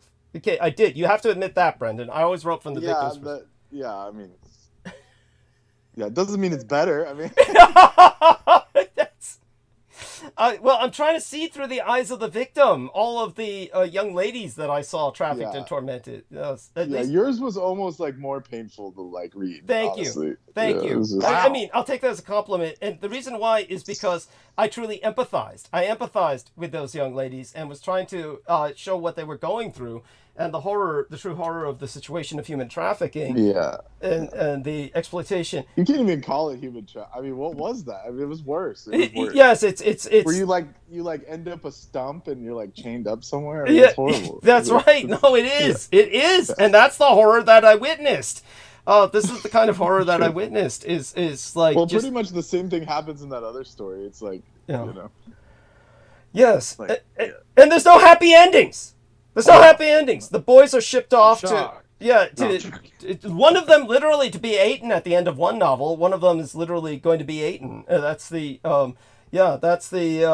the kind of porn that, and Aquino puts himself in the novels. He puts himself in the novels as a character, as I said. And, so that's the scene that Ian wants to put to music, is the contract scene. That's where Michael Aquino puts himself in as the character. And I got it's all dark and eerie, like the penguin theme in Batman Returns. I got it like that creepy. Where he's trying to buy the contract scene. Do you think this needs work to make it more creepy? No. I just need more time to finish it, because I mean it's like a 40-page book, so there's like a lot. There's a lot in there. It's 60, maybe 60 to 90 pages. It's not 40. It's got to be more than 40. Yeah, I knew. Yeah, I knew it was something little. I knew it went like 1,000. So. Yeah, no. But still, though, I mean, it's like I said, it's a hobby. It's a hobby. I just think it's funny. I mean, if the guys from South Park can do it, I can do it. That's all I say. Oh my God. Okay. It's like Brooke, you're there, right? You can hear us, dear lady. She seems to be off mute, but I don't hear any noise. I'm becoming concerned. Dear Brooke, are we there? Dearest Brooke. And she's been through a lot lately, but she needs to tell her story. Hey, she showed up, and that was great. Yes, that's right. Yeah, true. Yeah, true. Yes. Yeah, she'll be fine. Yes, true. That's I just want to regale her with something. Is that, I know how to bring her back on. I hold Brooke responsible for my yeast infection. The time I got that yeast infection, it was really Brooke Gibson's fault. It was she's the one who told me, my shaved pussy is the healthiest part of my body. And so, yes, I thought it was safe to go for it after one of my escorts said her other client had asked her to shave, and everybody knows what happened after that. Yes, I hold Brooke responsible. It's it usually brings her back on, yeah. That's why even Ian said, he's like, "Oh, you were talking shit about me, so I had to come on." Yeah. But it's like that's how we get people on. I mean, that's what we stoop to. We're desperate. Yeah, we talk shit about them, they'll show up. And we talk shit about them. I guess. Well, I miss you, Brooke. I miss you. Thanks for coming. Thank you. Yeah, I miss you, Brooke, though. Yes, Brooke, you've got to be here to explain Ian's bunny suit. What is the logic behind the bunny? Ian, I mean, Ian's a sweet little bunny, right? Everybody. Thank you, Brooke. When you see Ian, we all think of a bunny. It's like, I remember it was kind of funny. The one thing I'd always believed in, oddly enough, Ian, I will tell you this: I found out Santa Claus was fake. The Tooth Fairy was fake. I still always believed in the Easter Bunny, and now I know why. Because it was leading me to the real Easter Bunny did live. It was all in Ian West, and thanks to Douglas, I got to meet him. I'll forever be grateful. No, Brooke, what do you make of this? I'm going to do a screen share, Brooke. Can you see the cursor moving, along with Ian? Can you see the cursor moving? Yeah, totally. Okay, so are you just saying that? I know a lot of times you lie. It's like, like when Jambo the Reese Monkey said, "You see it moving, honey? You see it moving?" And you couldn't see shit, and you just lied and said, "Yeah, it's big." Remember that? I usually open my eyes like 5 minutes after you said, "Is the cursor moving?" And you're like, "Do you see?" And this and this, and then I'm like, "Oh yeah. Oh, wait a minute." Well, you're gonna want to see this. I need you to explain this. What do you make of this? Here we are. This photograph right here. NASA's crew has been told that they're going to be stranded in the space station for 6 to 8 months. These people were supposed to go up there for only like 6 to 8 days. and they were told they were going to be stranded up there for 6 to 8 months. I said, if I were up in space with this space witch for 6 to 8 months, I would open the airlock and walk out into the vacuum to explode. Then this guy's no prize either. I mean, these holes in their spacesuits are for their colostomy bag and the food that gets pumped into their gut. They're both so out of shape. She looks like she slept under an overpass for 10 years. And it's like, and like... Okay, I have a better thing. I'm gonna stop this conversation really fast. I have a better thing, because people on... if there is anyone still listening to us, if there is one, I would say, instead, why don't the four of us, how many are on here? We got 4 or 5? I don't know if Aristides is ever awake or not. I never know when she's checked out. But why don't each of us say, if we only have 5 of this 5 crew, that's all we got, right? We got Douglas, Aristides, right? So Douglas, you've got the 4 of us. You can only pick one of us to take into space to be stuck with for 60 days. Now, that's your it, right? So which one could you make it back? Maybe 90 days, because maybe you decide because I heard they were making a comedy about that, actually. I watched it the other day, so I'll do about it. They were saying, anyway, at the end of the comedy, because I always ruin the punchline, they were just going, yeah, they decided to stay longer because they just wanted to bypass the election, bypass Donald Trump, but bypass everything going on here in America and the world. So they decided to stay a little longer. But yeah, I would say which, and let's see. I know Brendan's probably gonna pick me for sure, but let's see. I just noticed the fat Australian guy's got a bandage on his chin, like somebody just tried to slice his throat from ear to ear. Which one's the guy? Yeah, no. He's got the flowers. The guy's got the flowers. Yeah, the woman's got the band. You could really go both of those either. That could be a pretty bushy, flowery. You know what I'm saying? Yeah, no, I get it. She's got no tits either, and she's got band-aids where she took her diabetes test. She's a diabetic, no less. She's taking her diabetes. This is even more absurd that they're all bandaged up. Like, don't you have to be physically fit to go into space and not bleeding and shit? Thank you. I mean, do you see that bandage now, Brendan? I just noticed that. He's got bandage on his chin, like somebody tried to do a pig slice, like they were trying to come from ear to ear, like he was a pig. Holy shit! Apparently, y'all have been reading my new BQ page, where obviously we've never been to space anyway. We obviously already know the moon landing was fake in California. Yes, thank you. This proves it. This proves how much of a liar they are. Production is totally fake. So production so we had to cut back on budget is what I heard they did. They had some lighting sets fall on them because they're shooting up in Washington State where they leaked all drugs. Yeah, they fired casting for sure. Yeah. But Ian, what is your opinion on these two? Ian, what is the story with these two? What would you do if you were stuck in space? Oh, this is obviously this is a publicity prank. That's all this is. This is a publicity stunt. That's all it is. They ain't going up there for no 6 or 8 months. That's complete bullshit. I literally want to know. Bullshit. I think you also think who you would take into space on this right now. I would be more interested if who you would take and why. Because I think you should. Brooke, somebody told me already. Taking, and I know why. Brooke, I want to know. Brooke, somebody already sent me in an email saying, Douglas, that woman could be the most kind-hearted, gold-hearted woman in the world, and I said she'd have to be. I hope she's kind-hearted, because maybe I'd hold on to her as we jumped out to the cold air, and then be like, how you preempted that comment. Yeah.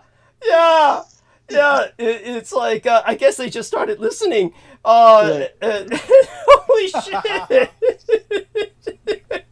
Did they know you at all? Oh no, it's one of Peter Moon's base. The Peter Moon's base. They're all like geriatrics, and they're all like. It's totally changed. I was thinking the same. I was started to say the same thing to you. I was like, Douglas, you're being a little. And I was like, wait a minute. What do we? Once you see the photo, you're like, holy shit. No, I mean, look at these faces close up. I mean, these faces are just like. This is like, look at that, honey. The woman looks like a man. I mean, let's just be honest. There's people that I literally like a villager grandma from like. Yeah. Somewhere in the Aboriginal region. Yeah. Remember the old shrunken apples at the back of the comic books that shrink your apple? And I really feel bad for saying this, but she looks like a shrunken head. Like, yes. like one of those like things that from like South America, like the severed head.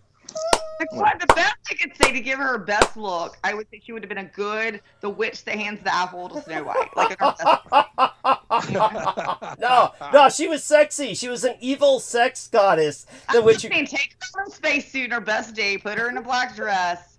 You know, maybe 40 years younger. She was rocking out that apple. Oh my God! It's She totally looks like a villager from Resident Evil 4. That's definitely.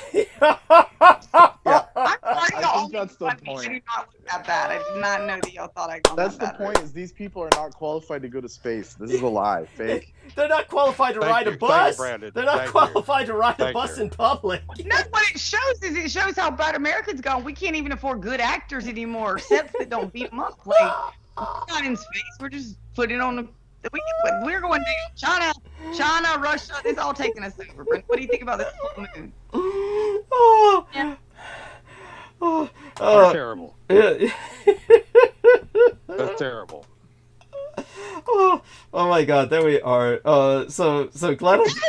Alicia Manias is Ian West. Is that who? Is that? Don't you know her? Is that one of? Yes, he had leishmaniasis. Ian, tell him. That is true. Yes. Yeah. That woman's the one he does not want to. He knows her. He's not wanting us to pull an old picture of her. His band-aids were covering. Oh shit. Yes. Brooke, it's good to have you back, girl. I miss you. I miss you too. You're both lying.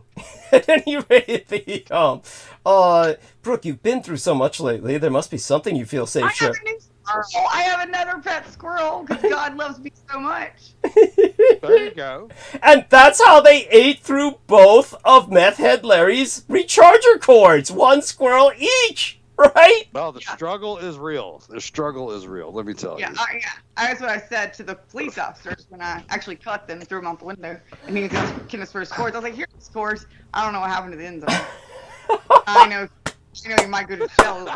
He doesn't charge his ankle monitor, and I hate that for him. And it's 5 o'clock. I don't know what to do, but here you go. You poor thing. You poor thing. Oh yeah. You know. No. You have no idea. Yeah, you gotta catch up with me sometime. Oh shit. Oh, well, it's. Well, yeah, remember how you want to come stay here? You are welcome to come stay here. Right now, well, that would be great.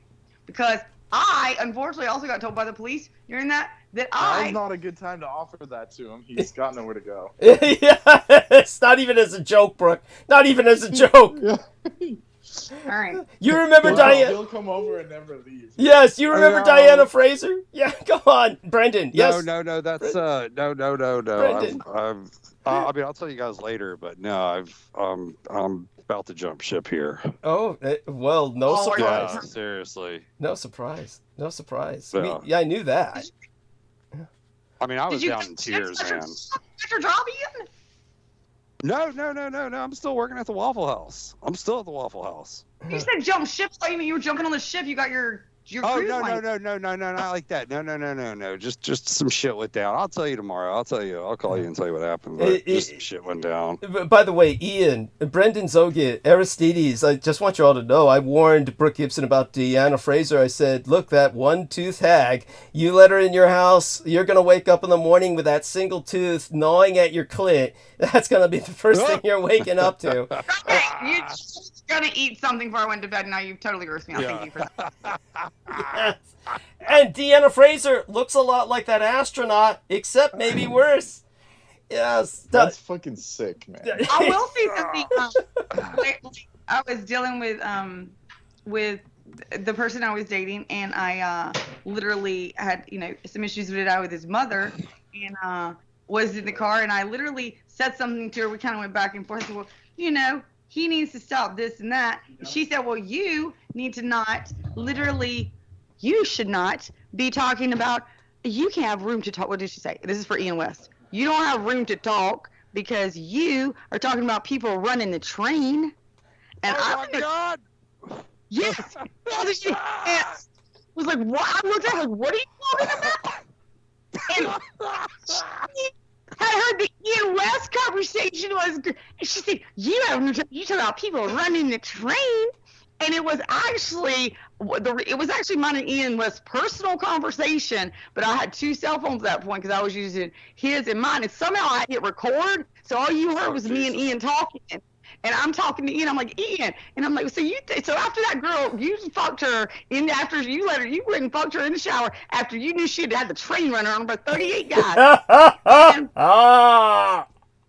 I guess in order to prove that I was a bad person when he's in an argument, he decides to send this recording of me saying that to his mother, who then I'm sitting there talking to her like, I don't think, I think he's not being the greatest person. And I'm saying, she's like, well, you said you're the one to talk. You're talking about people running the train. I thought she said, I said they were running on me. Like, what are you talking about? And so, yeah, Amazing. Thank you, Ian. So she listens. We got to the bottom of that.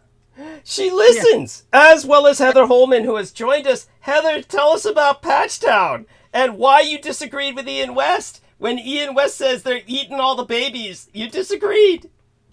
Yeah. I think that's what Planned Parenthood was made for. My nose. Well, yeah, basically, yeah. She's right. She is right about that. Oh my God! Both Brooke Gibson and Brendan Zogit left. It's Oh no! I clear the room. oh well, life is like this, I guess. Well, I miss Brooke. I do miss Brooke. I miss Brendan too. I ain't gonna lie. I miss that little squeak. But I like Brendan. I do. You know who I miss? I miss Max Spears. Yes. Well, of course. And tell us what comes to your mind with Max. Tell us a little bit. What comes to my mind is I just remembered a few minutes ago I had a premonition. Yes. Right upon his disappearance, and that's just what we call it, the disappearance. Yes. Uh-huh. Because you hope he's still alive. You're hoping he's still alive. No, it's just in Vaishnav culture, the appearance day is your birthday, and the disappearance day is the day you die, and that's how they go by. Okay. So his disappearance, I call it his disappearance from this plane, Yes. I had these two files, and they were pictures, and they were really like blurry and not pixelated, but it looked like Google Maps, like from a long time ago. And there was a black pyramid on one of the pictures, and it had him inside, and he was like either pointing, or it looked like he might have been pointing a gun. I don't know. It was all black. Everything was black except for him, and he was like pointing or like reaching out, or he was doing something like that. And I don't even know how that got onto my phone. Are you talking about Max? Yeah. Yeah. Oh. So my question is this. So sure. Did he know about Unterland? Of course he did. Okay, go on. Yeah. Has Peter made it back safely? Peter's supposed to be coming back tomorrow, but that might mean during the call. He might come back during the call, but he's not going to get on the call. Not that I haven't called him, but I was just wondering if he had made it back yet. I have no idea. So. That's all. Oh yeah. Okay. Yeah. No, we don't know. We don't know. Happy travels, Peter. Happy travels.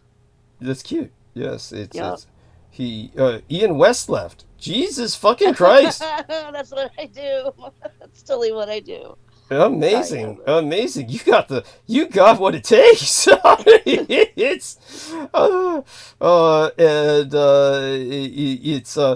he says that he's in tears. I want him to tell us more about that if possible. I'd like to hear more about what brought him to tears. Who, Ian? Yes. He's in tears. Well, the more thing is I think about the Cabbage Patch theory, and it's about the same time as the homunculus, turn of the century, right? I guess. You 1900. mean the movie Patchtown, or just yeah? Okay, so go on. Yes. Oh, there's a movie Patchtown, but then there's also a movie. The first Cabbage Patch movie was in 1903 or something like that. Interesting. No, do you have like the title? Alice. The lady's name was Alice, who stars in it, and it's baby postcards. I can find it. Sure. That'd be nice. You don't need to kill yourself doing it. I mean, just when you get a chance. Yeah, no, it's easy. Her name was Alice, and she was supposedly the mother of the Cabbage Patch, and she would adopt these children out, and people would come to the Cabbage Patch, pick out their kid, and take it home. Cool. Look like a lemonade stand. Yes. There we are. And so tell me, Aristides, do join us here with, while I multitask. And of course, maybe you could ask Heather some questions about like the technical details of this, or whatever you remember, Heather. But I figure with his engineering mind, maybe Aristides would have some questions that I wouldn't think of about the details. Okay. Is he into film? I mean, in cinematography? Are you? Aristides? What? I'm sorry, what? She asked if you were into film and cinematography. Not particularly. So, yeah. And what is it? Wait, what did you want my opinion on? Could you tell me a little more about it? Oh, well, tell him, Heather. Tell him about something that would be, like, engineering oriented. There is a movie. It's called The Cabbage Patch Fairy. And Fairy at a Cabbage Patch hovers over the babies. It's like 1896 it was made. And then they kept pulling it and re-releasing other versions of it. I know that. Okay. So that was at the beginning of film, I think, when they were doing moving pictures. Yeah. Just like the silent pictures, like type stuff, like. Yeah, 1900. So it was just right at the turn of the century. That would have been pretty rudimentary. Well, for a real thing, I mean. Yeah, I think it kind of like is what derived or what happened with the homunculus. Like they had to get that under control because it was making monsters, I think. If you believe it to be true. I don't know. I could try to look up the movie, but. The Cabbage Patch Fairy? But Cabbage Patch Fairies? Yeah. Is that the title? Or is that just how you remember it? No, that's the title. Cabbage Patch Fairies. Interesting. Just one fairy. It's that lady. Her name is Alice. Okay. So, darling, how about how's things been? Tell us that you said someone knocked on your door. Who was that? Oh, it's a friend of mine. Just coming by. Oh, good.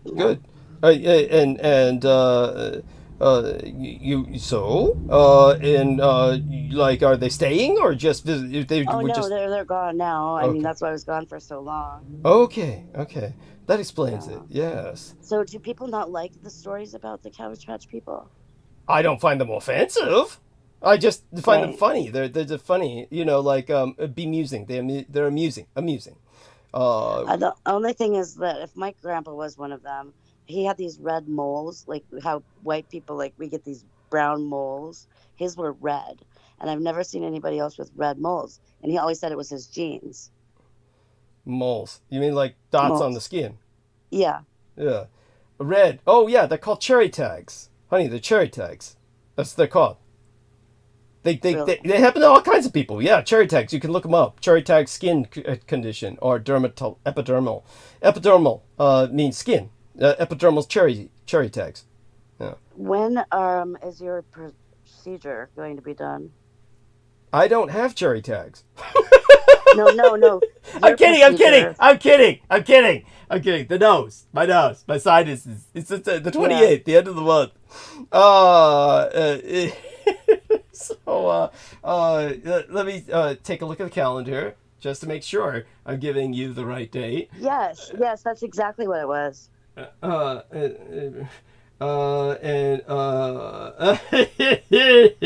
me give them the cherry tags. So is that a genetic trait? Oh, you're looking that up? Yeah. Oh, cool. Yeah. Cool. See, I know what I'm talking about. Yeah. Yes, you do, and that's why I call you. Yes, thank you. Thank you. There we are. You're welcome. Yes. Thank you. And let me see now. What was I going to look up? Oh, my calendar. Here we are. My surgery is the 28th. It's the first thing in the morning. I mean, literally, I got to be there at like 4:30 a.m. Some crazy shit like that. So so on the 28th is when they knock me out and go inside of my skull and vacuum out all that viscous snot. And I'm glad that that's happening for you. And rearrange my septum. My septum deviated with all my cocaine abuse, so now they're going to straighten up my septum. Ah, yes. And what's the recovery time on that? I'm supposed to have somebody to drive me home, like an acquaintance or something. Shit, thank God you reminded me. I'll see if I can call my gang brother Beaver to do that or something. But you know he will. He would be happy to do that. Oh yeah, yeah. I'm sure. Yeah, probably he probably won't do it at all. So I'll probably like have a cab. I'm sure they'll allow me to take a cab home.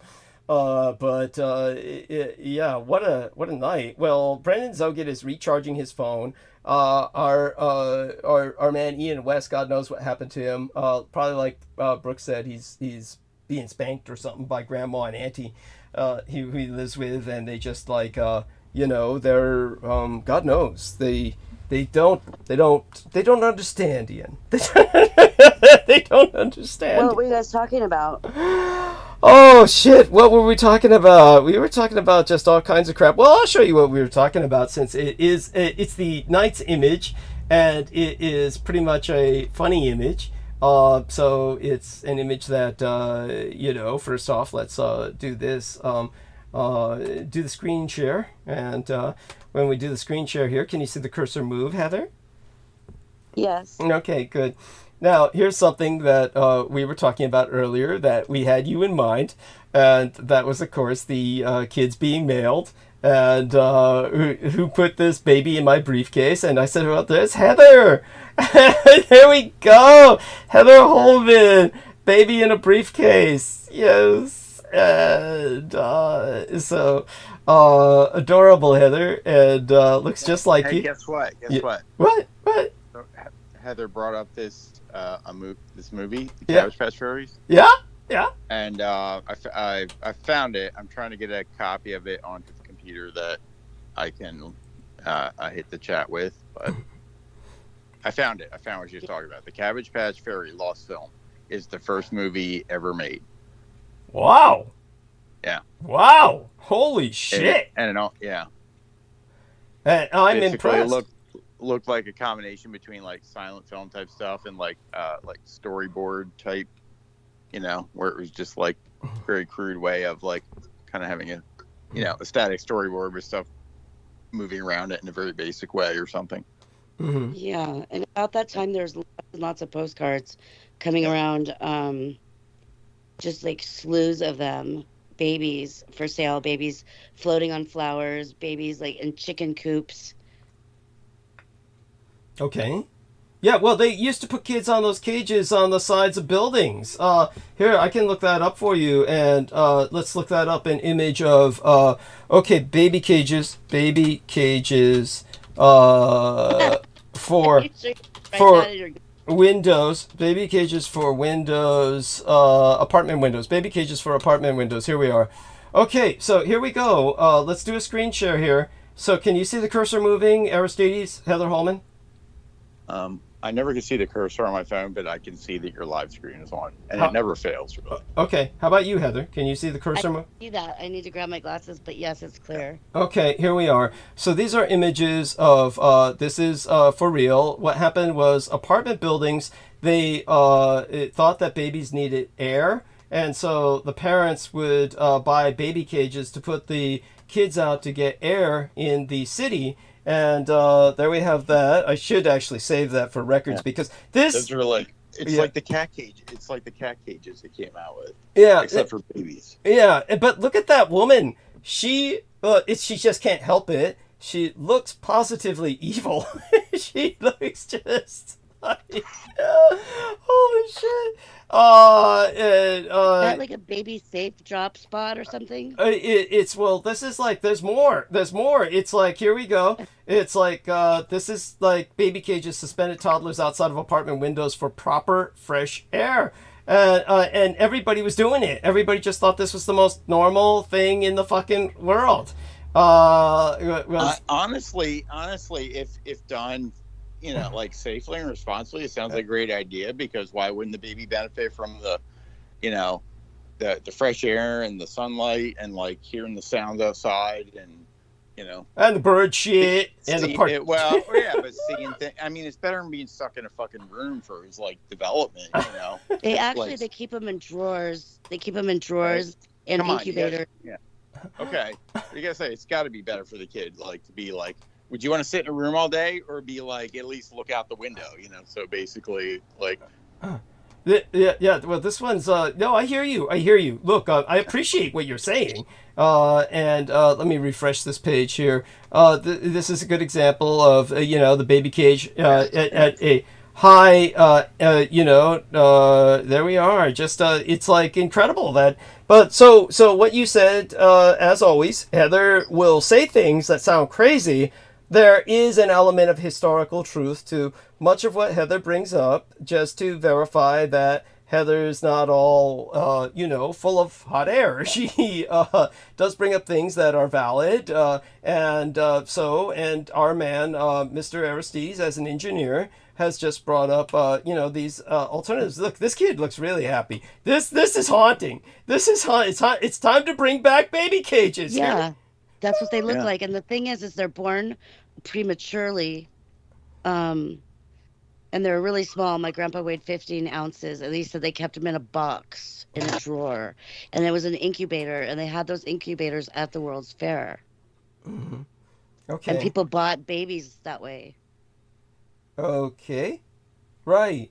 And and what do you feel? What's the point? What's the point? well, I mean, it's not that I mean, when people bought these babies, was this like a positive or a negative in your opinion? I don't know. I don't know the whole agenda.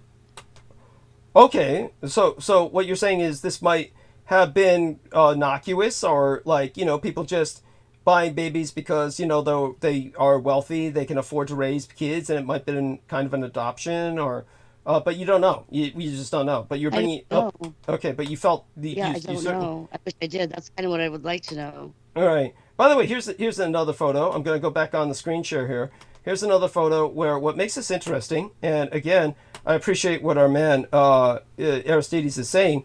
But here we go to an infant and a toddler enjoy fresh air. Oh, wait, did I not see that right? Were some of these cages like basically hanging out the window? Because I think I've seen that before.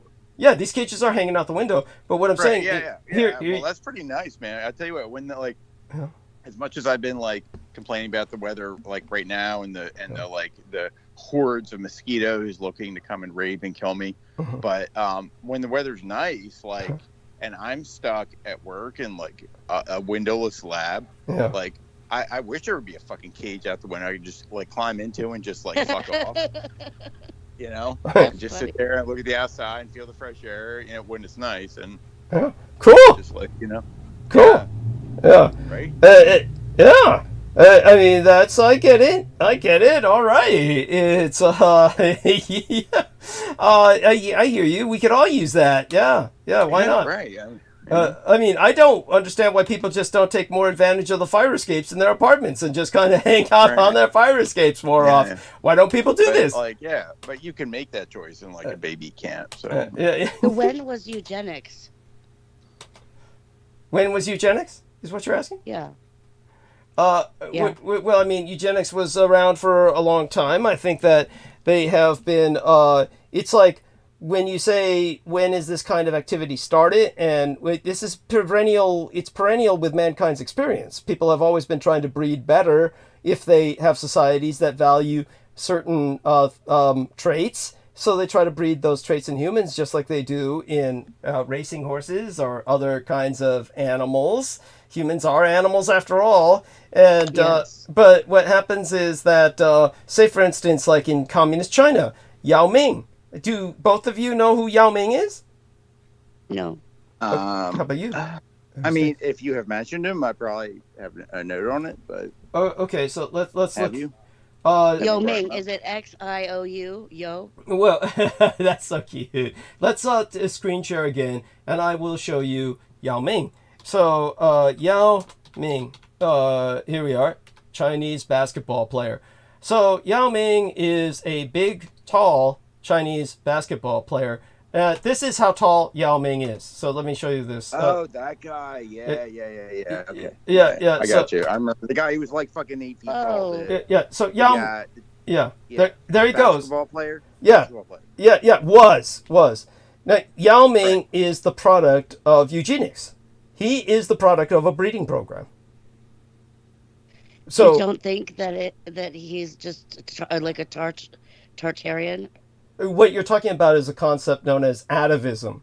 Back in the old days, I think on very old terms. But atavism would be like a throwback in terms of genetics. Say, for instance, if you met somebody who was born looking like a Neanderthal, then you'd say, oh, they're an atavistic genetic genotype, that they're a throwback to the Neanderthalis, because there must have been a recessive gene from their particular bloodline interbreeding with Neanderthals in the past.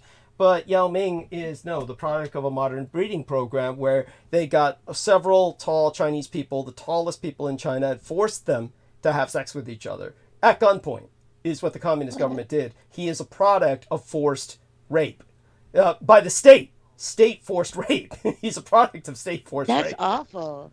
Yeah, well, it's communist China. And that's nobody knew this about this poor guy.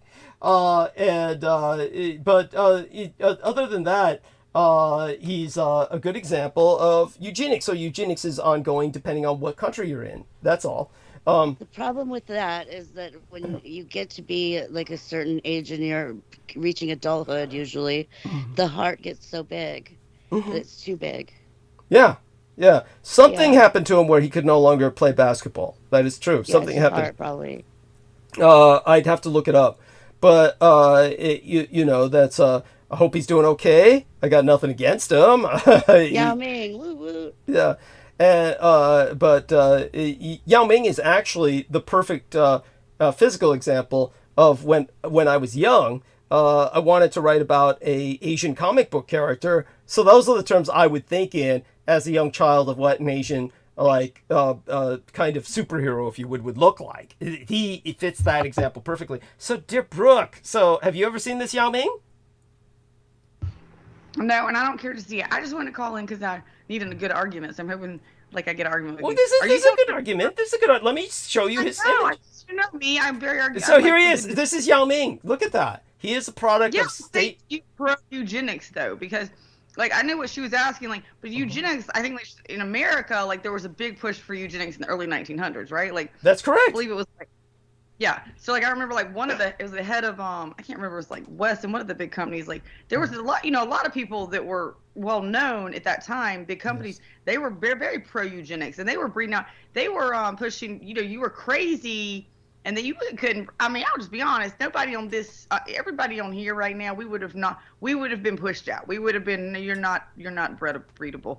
They were pushing. There were some really strong breeding criteria there. You couldn't be crazy. You couldn't be I don't know. I mean, there's just a lot. I remember watching a lot of information on that and being kind of not being amazed that was legally allowed to take place in America. That was being such a push. If you were there sperm donation places then? Were there what? Sperm donation places. Sperm. She was wondering if there were sperm banks or sperm donation places where people could donate sperm at that time. No.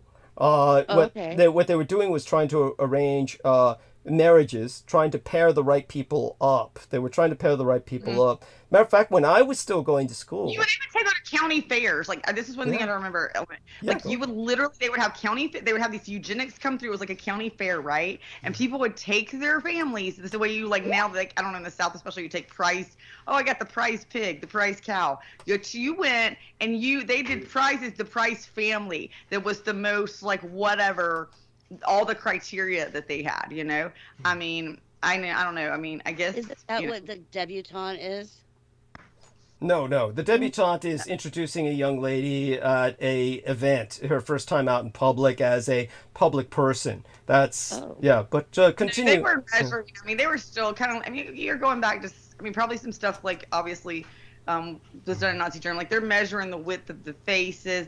It's going into a lot of details of the. Well, you do know from the documentaries you reviewed, Brooke, that Nazi Germany took its cue from the United States. You do know that, right? I did not remember. I may have heard that, but I may have not like registered it. Okay. And I don't think that I researched that to do sure. No, I did not actually remember that. So if I heard it, I did not. Wow, how did they take their cue? Well, yeah, you're right, because we were doing it around that time, so that would make sense. The Americans did it first. I mean, Hitler wasn't even in power till 1933, honey. The Americans were doing it in the 1890s. No, I mean, thinking back to the time on that documentary when we started doing that heavily, actually, I believe that when I was putting that together, I hadn't talked to you, and I was thinking, oh shit! And you and I never talked about that when I was watching the last documentary several months ago. That I'd heard about it and watched one before, but this was a really good one. It was a couple hours long, going into detail about it. And yeah, oh, and by the way, Heather, on that World Fair thing, or what Heather was referring to on the World Fair, they were.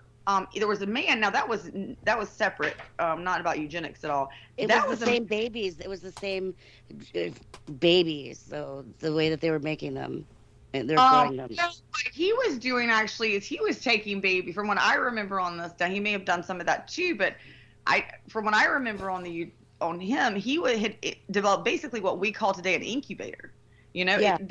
It was a version of an incubator, and so he was having people that had these little babies, they were having them but what he was doing, because they were so small, these babies, a lot of them were out of wedlock or something from what I can't remember exactly, but they would give the babies over, but that's how he got his money, because back then, it wasn't like, oh, you develop this thing and, we had this mega money industrial pharmaceutical complex, right? So he was making money and developed this by being at a state fair.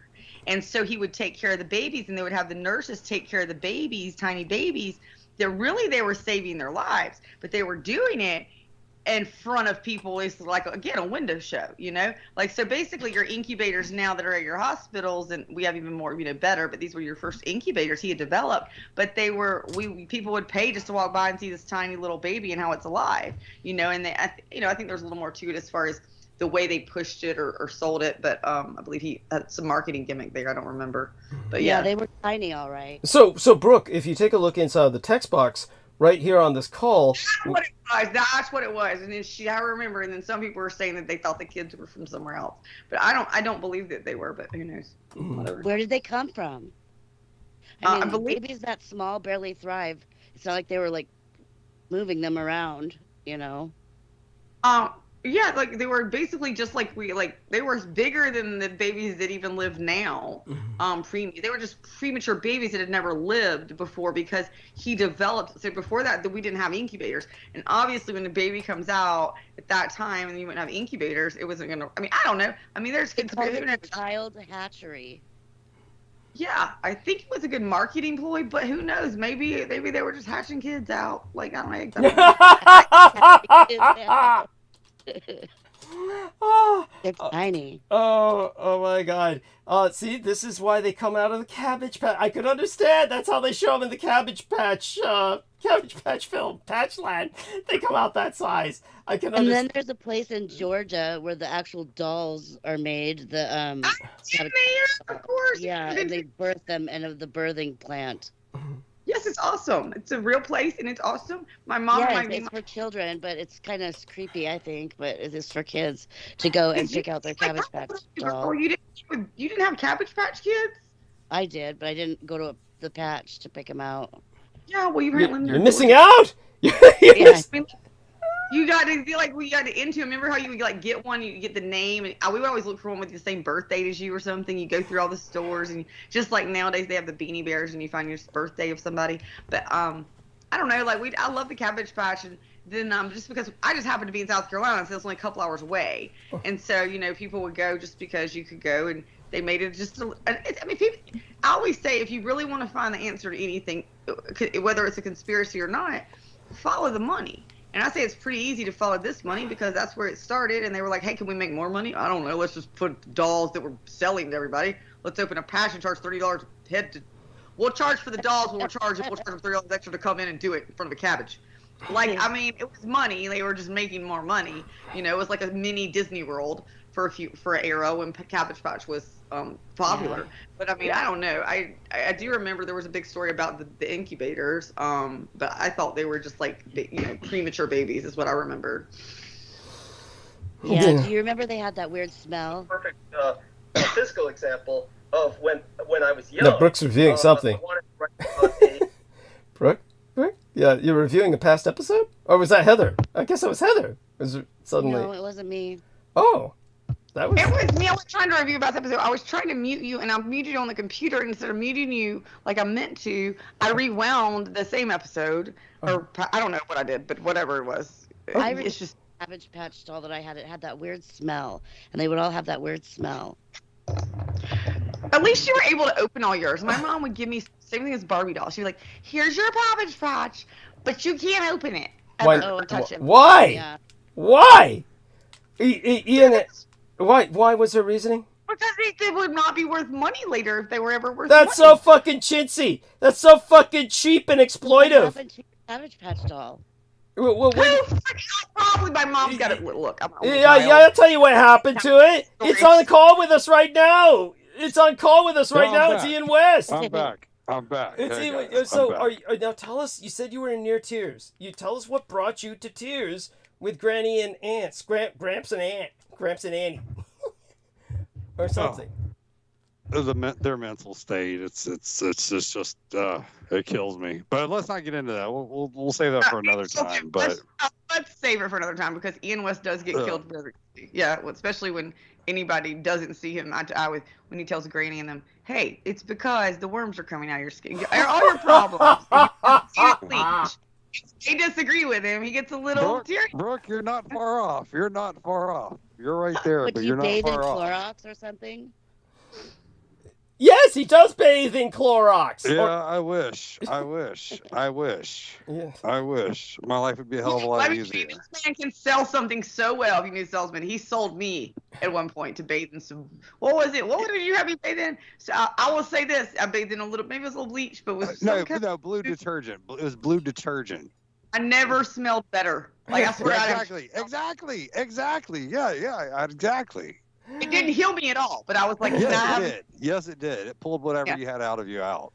Oh God. Pretty sure that was the meth. I did that right. At least you can admit instead of you being like, you come on there and you're like, I was healed, and you're like, you know how I put a straw to your nose? Yeah. And you were. Now when you're that's an epic story, right? That is epic. Like he said, he should have copyrighted that story. He'd be a millionaire by now. For those of you who are new to this, tell them, Brooke. He was dying. We need to start. Okay, first of all, Ian West, instead of putting like fucking music to fucking porno Satanist shit, okay? Oh, did you like it? I didn't watch it. Dude. I don't watch anything anymore. No, it's just the audio. It's not a video. To me, and I don't open anything Ian West says. I'm just like, it's the same thing when Douglas says, "Is the screen moving?" I'm like, "Yeah." Ian West like, "Do you like it?" I'm like, "Yeah, whatever." I don't open it. But I will say, you sent me some. I did not want to see.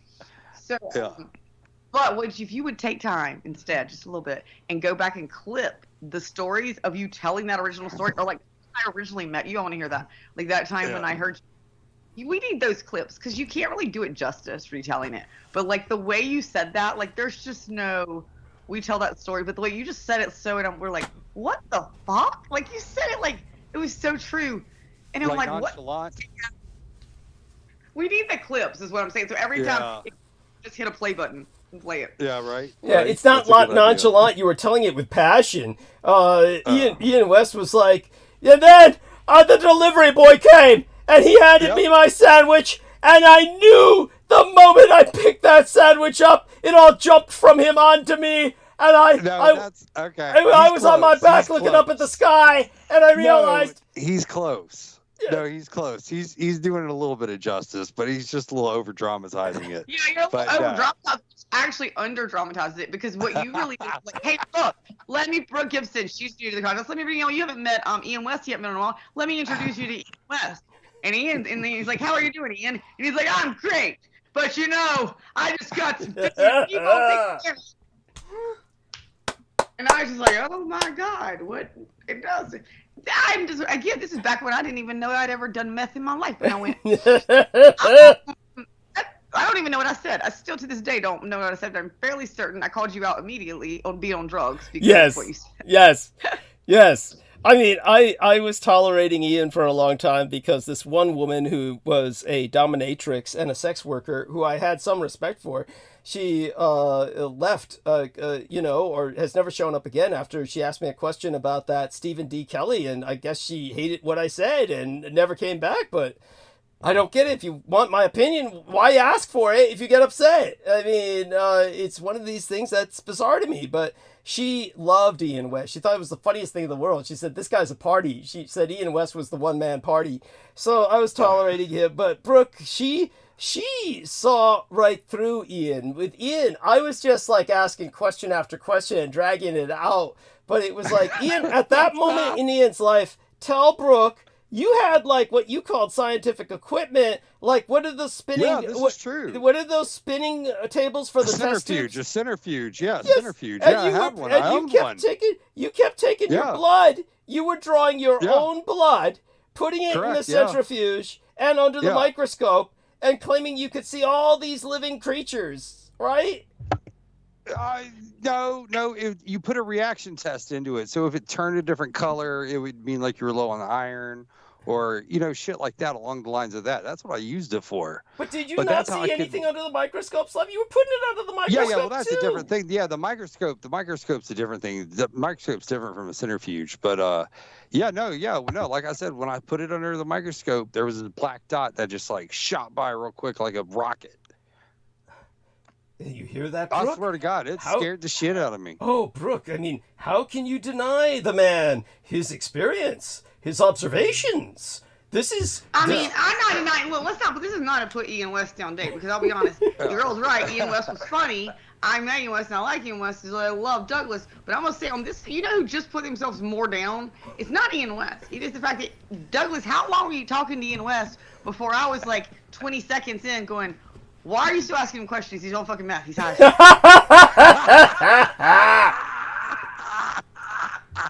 it was because it was just so. You've got the echo on again, honey.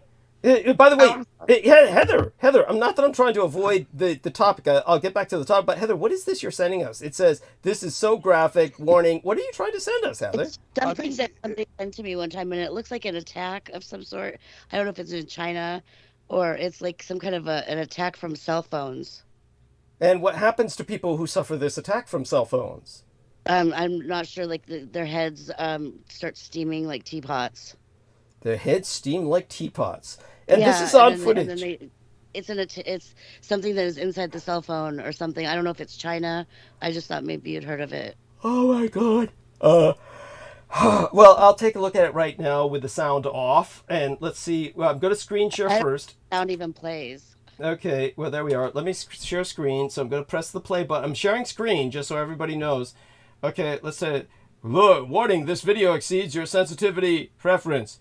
Watch this video. Okay, we got 48 seconds. This is. Oh, fuck, they got video all right. Jesus Christ. Oh, fuck. I can't tolerate that shit. They got the sound. I thought you might know something about it. Am I still echoing? When they do the you're tap not on, echoing. What is that supposed to be a video of again? Because I only got to see. It's supposed to be of an attack, like some kind of an attack. Where? What she means to say is a kind of technological attack. She feels that these people... Like an EMP? Yeah, like an electromagnetic pulse. Like somebody hitting somebody over the back to me. It's a crowd, and the point is... No, it's like their heads explode if they're on their phone or something. It has to do with their phone. What I'm trying to tell people is I couldn't tolerate it for a second because the sound on it is so loud. Heather said... I didn't know there was sound on that. I would just not... Yeah, Heather said I don't think the sound plays, and then I just want to know if Heather's crazy or not. Her head's exploding in this video, like what? Because I just saw somebody in the head. I can't silence the video, or I would play it. But she claims that heads explode. When you played it for us, silence on our end. I'm not trying to offend anyone. That's not my motive. Since it's, believe it or not, either Ian West or Brooke Gibson or Aristides, for that matter, can play this video. You can go ahead and do it yourself. Well, I wondered if there was something that nobody knew. out, or if it was something that people knew about. I think it's kind Yeah, of good to I know. think it's probably a load of crap, is what I would say. I'm pretty skeptical. Well, I'll be honest with Heather. Like on those lists of like MK Ultra patents and shit, I've never read anything that could do that, but I can check again and see if No, there this is is something. new. It's new like warfare, and it's they put something in the phone. It's like some kind of a plastic. Let me check it out. So he's I gonna can watch see the video. I can see the video. Hold on, I didn't have my phone. My bad. So he's Here, gonna yeah, see. let me Turn the watch the sound video. Don't turn the sound on. Don't turn the sound on. I won't. No, I won't. Yeah. I won't. Yeah. Yeah, I didn't know there was sounds. I've been sitting on this for a long time, and I thought it was kind of racy, you know. So I never felt confident enough to ask anybody about it. Yeah. We hear the sound. Sorry. That's not me. That's not me. Oh, okay. There we are. So, No, that's not me. okay, so she's. I guess I'm sorry about got the some- sound thing. I'm just not. No, you're cool. savvy. You're cool. Don't worry about it. It's yeah. Let's just put it this way. Sometimes these things are not to be toyed with on air, on bandwidth. It's just too dangerous. By that I don't mean like heads are gonna explode. I mean it's like. I'm pretty sure that's a bullshit video. I'm done. I'm done coming on here. I'm going to Turn it off, Brooke. Turn it off so we can hear. did. I know it was replayed again. It started back. I'm sorry. Oh, no worries. Sorry. Oh Yeah, my Brooke. God!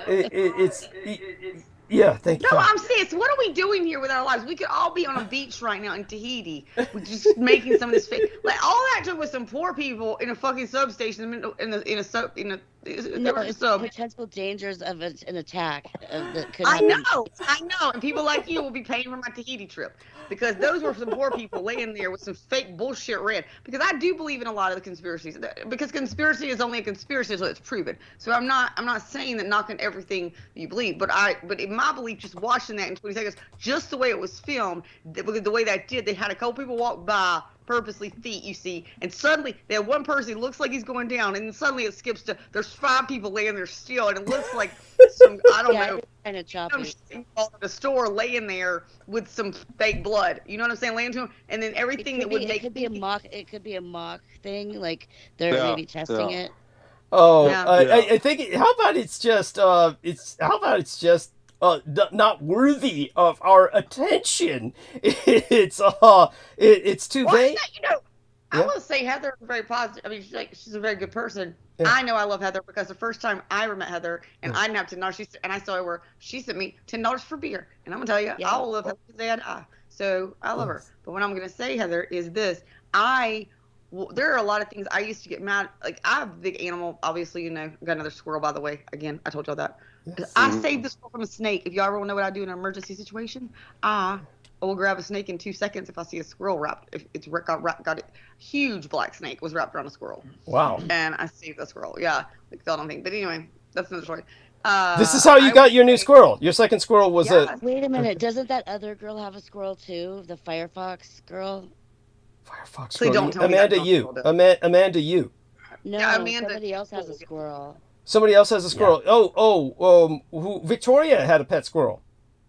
I don't know. She grew up with a pet She squirrel. had one when she was younger. Yeah, that's right. Yeah.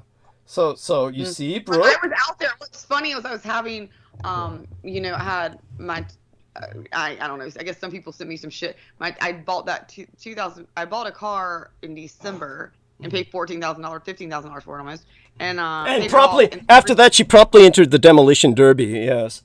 Well, I did. I mean, the way I drive, come on, we did, yeah. But 3 months later, like the transmission's completely out, and they're like, it'll take $8,000 to fix it. So anyway, I had it somewhere to shop, getting another quote, and I had it. The tow truck I was bringing it back, and I was outside. It was dark, and of course I know because my squirrel, because of having her, that the squirrels. I just say this: squirrels go to bed as soon as they're not nocturnal. They're very good. As soon as the light goes down, they go in their little nest wherever they nest. Male squirrels only nest by themselves. They don't nest with females. The only time male squirrels are nesting with females, typically, is and when their babies are young. So anyway, I have one tree in my yard in the front, and I'm out at the road, and it's dark, and I'm telling the tow truck driver, he's like, "You have some dogs up there," getting my keys, and because he hears them, and I said, "Yeah, I actually have 3 dogs, and I have a pet squirrel." And he goes, "A pet squirrel?" And because I'm telling him this is what's so odd. I go, "Yeah, I have a pet squirrel." I was like, she came up to me at Thanksgiving, or oddly enough, she ran up my leg, and she sat there and turned around perched, and I ended up with her. And he said, "Really?" And he goes, "Is that your pet squirrel?" And he points behind me, and I look, and it's dark, and I see this big oak tree, and I see a squirrel, and I only know it's a squirrel because I can see the floppy tail, the gray tail, the white on it. Oh. It's flopping up and down, and that's all I can see. And I'm like, this squirrel's having a seizure. So I just knew something was wrong. I thought maybe it had fallen out of its nest. I don't know. So I just run straight to the tree, no hesitation. When I get to the tree, I realize why it's flopping, because it's wrapped, a huge black snake is wrapped around it 4 times. I didn't know how big the snake was, so I just immediately grabbed the thing because I'm going to save the squirrel. So I grabbed it. I'm holding the snake and like trying to unwind the snake. And of course, the whole tail of the snake was just hanging off of it. It was like as long as my legs. And I'm unwrapping it, and like I get bit by the snake, and I anyway get the squirrel. You got bit by the snake? Oh my fucking god! Got bit by the snake. Get the fuck. Were you worried? Were you worried about venom? Were you worried about venom? Even though most no, it's a black snake. Black snakes don't have venom. Got it. Yeah, it's coiling. It's coiling, so they don't have venom. When they coil, they don't have venom. He was suffocating him. He was suffocating him. So he was already coiled around 4 times. What they do is and I didn't know this. My mom, I told my mom, when I told her about it. My mom's kind of getting older. She goes, when I tell her about it, I'm like, I got another squirrel. I saved it too. I said, and the snake, she says, a black snake, because she loves animals. I got my love from animals from her. Yes. But she would always say, we don't kill black snakes because they're good snakes. They don't poison and they help the environment. Yes. Well, she said, what happened to the snake? Is the snake okay? Is the snake okay? And I said, Mom, the snake is fucking alive, unfortunately. Because you taught me to not kill black snakes, and from now on I will kill every black snake I ever see, because what you were saying is your old wives' tale about the black snakes are good. That's for people that's for only, what black snakes kill. They kill mice and squirrels and chipmunks, okay? And I'm gonna tell you right now, mice and squirrels and chipmunks eat bugs. And I'm gonna tell you what, I don't like bugs. I'd rather have mice, squirrels, and chipmunks around my house, and I want snakes. So I'll kill the snake. The squirrels and they take care of the bugs, okay? And then black snakes can die because what they do is he snuck up there in that same, and I believe it may be Braveheart's brother, to be honest. That's just a whole another thing, but because it's the same nest that I think she came out of, and she came down, I'm assuming, and remember I called her Brave. I said she's like her little mama. She was probably like, Mama ain't been back in 12 hours. Probably because Mama got eaten by a snake the night before. Okay, because they climb up, they climb up the tree. The black snake does at night, and then while the squirrel's sleeping, they go in there and they grab it. Okay, and that's what he did. And so he grabbed the squirrel, and that squirrel, he was wrapped around 4 fucking times. When I got the squirrel out and I threw the snake. Didn't think about snake, and that's when the big, huge tow truck driver comes up after I've already handled it and thrown the snake, and I'm trying to resuscitate this squirrel. He's like, gee, I can kill that snake if you give me a shovel. I'm like, I've got to take this squirrel, and there's a shovel over there. When I come back out 10 minutes later, I'm like, did you kill the snake? He's like, I didn't. By the time I got back, it was gone. That's cute. By the way, I want to show you something here on screen, Brooke. So take a look. And have you ever seen this creature? This is a silky anteater, and these are the smallest anteaters in the world, and they eat bugs, of course, and they have these big claws that they punch eagles with if eagles try to eat them. Isn't that the most adorable thing you've ever seen?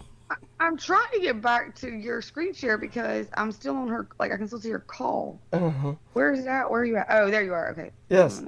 Yeah. So. Oh my God, I want one. Is it that tiny? Does it stay that tiny? I have to have one of them. Yes, it's the tiniest anteater in the world. It just lives off bugs, so it has no teeth, just lives off eating bugs. And oh my God, I want one so bad. And when eagles attack them, they punch the eagle with their little sloth claws. They're incredibly adorable. This is a real animal. Please tell me you're not making this up. No, it's a real animal. Look it up, silky anteater. It looks like a baby hedgehog. Or pygmy anteater. Look up pygmy anteater or silky anteater. Yes, they're the cutest things in the world. Oh my God. Where is this at? Oh my God. It just came to me from the science. I have these notifications that come from the Science magazine. So Live Science. It kind of looks like a homunculus. You knew you'd say that. Everything looks like a homunculus to you. So there we are. So I'll send a copy of this to Brooke, or let me upload it in our chat. Let me upload it in our chat here. I'll go back to call now, and I'll upload it into chat for her. One time when I was having sex with this guy that was really high, he called me a homunculus because he was really high. Is that a bad thing? What? Why? Yeah, that's weird. That's strange. I wonder why that. The one time he called me Connie Chong, and I'm not sure if it's because I looked Asian or because I looked like his mom. I don't know which one it was. Is this meth head, Larry? No, I didn't say that. She didn't say that. Confirm or deny. Homunculus, and what was it like? Beauty and the Beast, and I was like, "You're calling me Beauty," and he's like, "No, the Beast." Really? Yeah, I'm making up to it. I'm making those. I don't even know what a homunculus is, but I thought it would be fun. I've shown you what a homunculus is, or maybe I haven't. If not, okay, let me show you. I've heard the word, but I really don't know what it is. Okay, well, I'm going to send you the silky anteater first. Let me send you the silky anteater first, and then I'll send you then I'll show you what a homunculus is. Because I vaguely remember the person who did see it was that chick. Who was the Latin American chick? Does anybody remember the Latin American chick? Vanessa something, or who was with us for a while? Remember, really hyper-Christian chick? Yeah. Fuck. Here we are, silky anteater. I forgot her last name. I forgot her last name. Yeah. It's a web page, so it won't upload. So let me give you the link to the article. Okay. I'll just look it up. Yeah, just send it later. Don't do it right now. Oh, okay. Yeah. And so what I'm going to show you right now is the homunculus. Not just man. What I would prefer you do is when I'm not there, take donations for extra donations, so you can give me for Christmas. You have me sent like they did the babies. Send me like the real one. I don't want the link. I want a real one. I wish I would. Now, honey, let me prepare you for the homunculus. Okay.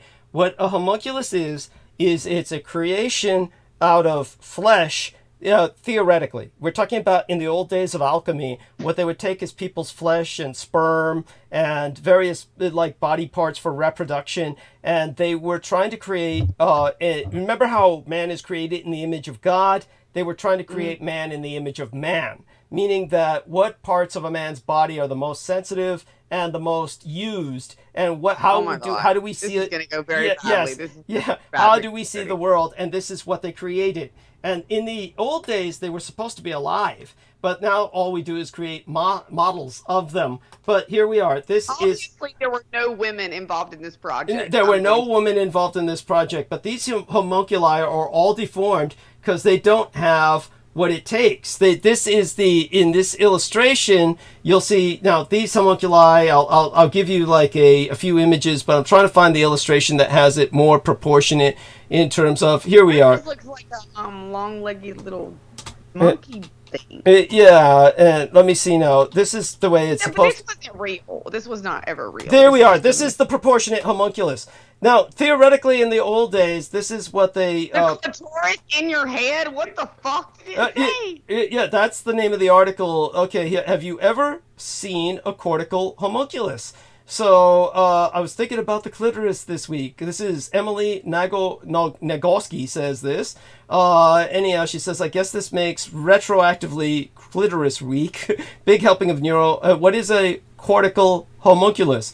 So a cortical homunculus, and this is basically what your cortical senses. So here we are. This is what they look like, honey. Do you see that?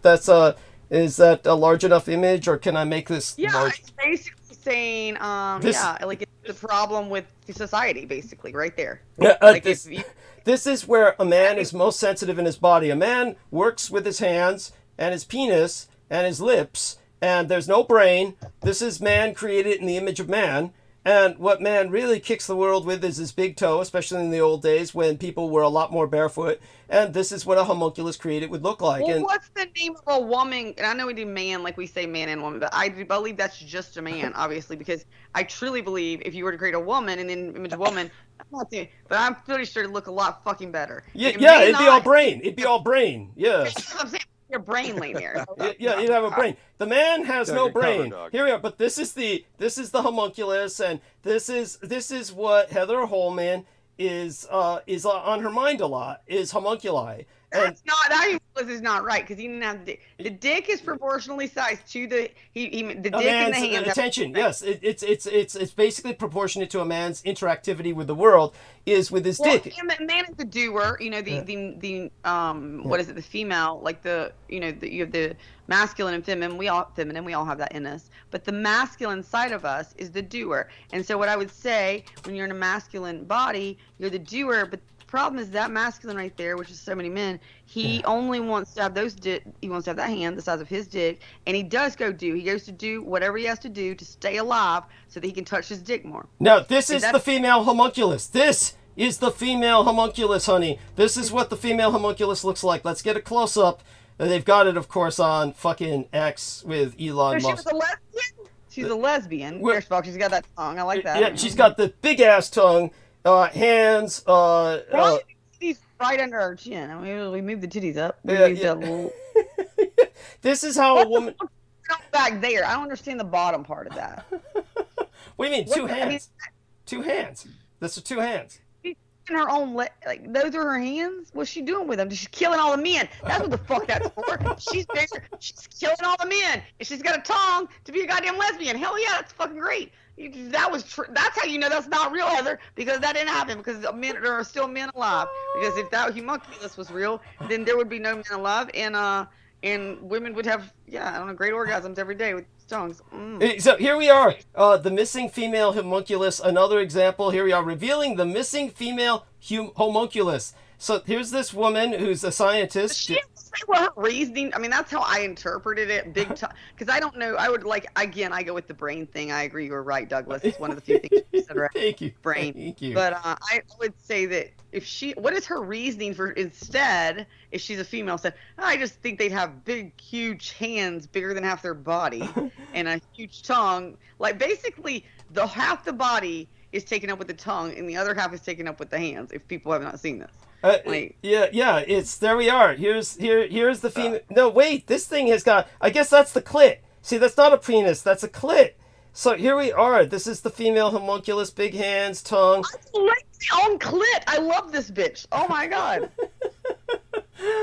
What can it do? Look at it. She put the clit next to the tongue. I mean, what are we doing here? I don't know what these people are. I didn't know how sick the world was, but whatever. I just roll with it now. Yeah, and here's a good example of this is now you admit it. If you woke up and were confronted with this homunculus, they say things like this were running around in the days of the alchemists, creating these out of sperm and various body parts, and that they bred these things in jars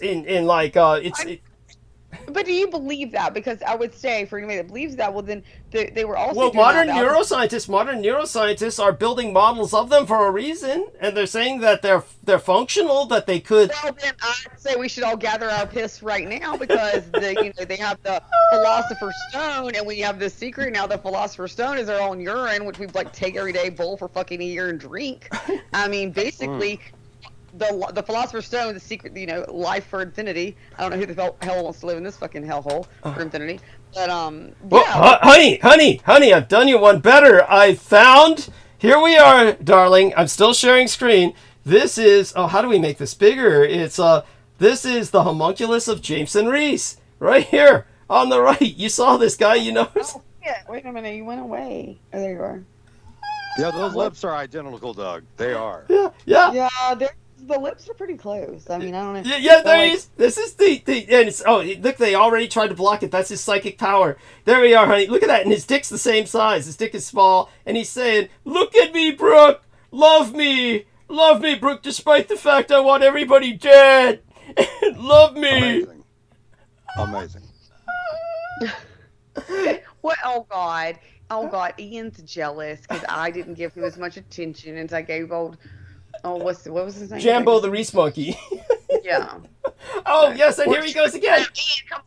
Jambo was literally saying he hated Douglas so much. And what was it by the end of it? He was like, you're more evil than Douglas. Yeah, he said Brooke Gibson's worse. Look at it. There's Jambo the Reese Monkey right there. Look at that, honey. Is that not him? Fuck. Penis size at all. Yes. I mean, I'm not okay. Don't want to put. I feel like Jambo has enough issues that he just sadly I feel sorry for the fucker at this point. I was looking you're crazy, you're mean, you're dumb, and then I was just I think that's when he was you're mean, because I was just look, dude, everything you say is stupid. You don't even make sense. You're I want to kill the world, but then I love animals. I would like everybody to love me. I'm sad. Yeah, he really digs deep. He really does. Let me tell you. He actually tries to dig deep, but he goes deep in like it's like whatever song he's listening to at the moment. Like if there's a song, I guess it's like that deep, I hate life, I want to kill myself, I'm the worst. Yeah. It goes in that dead rock shit. And then the next thing is like You listen to The Weeknd. Okay, yeah. The Weeknd, he's like, but I can be cool. I can be cool. And I'm just like, dude, you don't stand for any. You realize that everything you just said, you contradicted yourself. But I didn't say it in a nice way because I was drinking, and I obviously. And because he doesn't deserve it. It's because he doesn't. He's not a sympathetic character, honey. You heard what Brendan Zogate and I said. He wanted to commit a school shooting. He was trying to gather ammo and machine guns for a school shooting because they kicked him out of the schoolyard. Get this, he's an adult. He hasn't been back in school in decades. He goes into a schoolyard, whips out his dick, and starts pissing. When parents all gather together and physically push him out of the schoolyard, he says, I'm going to come back and kill them all. I'm going to come back and do a school shooting. That's Jambo the Reese Monkey. There is not a sympathetic... That's crazy. I did not know that. Yeah, it's not a... Holy shit. Yes. Yeah. And... Oh, don't use her. He was like, he may have pissed somewhere. He pissed somewhere because he was fucked up, okay? But I'm going to tell you... That's that egomaniacal bully attitude. Yes, thank you. Is Ian West saying shit, though? Ian West, really? Ian, you're in a bunny suit and you're fucking doing porn. Do not have much room to talk here. You are a fine line but from... still... Yes, I'm pretty sure before I brought you back on and talked Douglas in last time, you were another Jambo the Grease Monkey. Either Douglas was like, I don't remember Ian West, and he comes on with his bullshit and he gets kicked off. Well, Ian West was pseudoscientific in those days. He was like, telling you, I mean, what do you think he saw under that microscope slab, honey? Tell me, Brooke. What do you think I did my research. I do my research. On himself? On kinds of things. Let me tell you what. I watched a motherfucker I was dating. This is how stupid I am. I'm just as stupid as you, Douglas. I sat there because I didn't realize shit. Doug Drugs worked. And he'd be like looking out his window for 4 hours in his car from his apartment and he's thinking he saw something. I'm like, I'm looking for who he saw too. I'm like actually thinking there might be a person out there. I did not know. If you're on drugs for so long, so much, that you might start seeing things that are not there. So I am sure Ian West saw a lot of things under that microscope.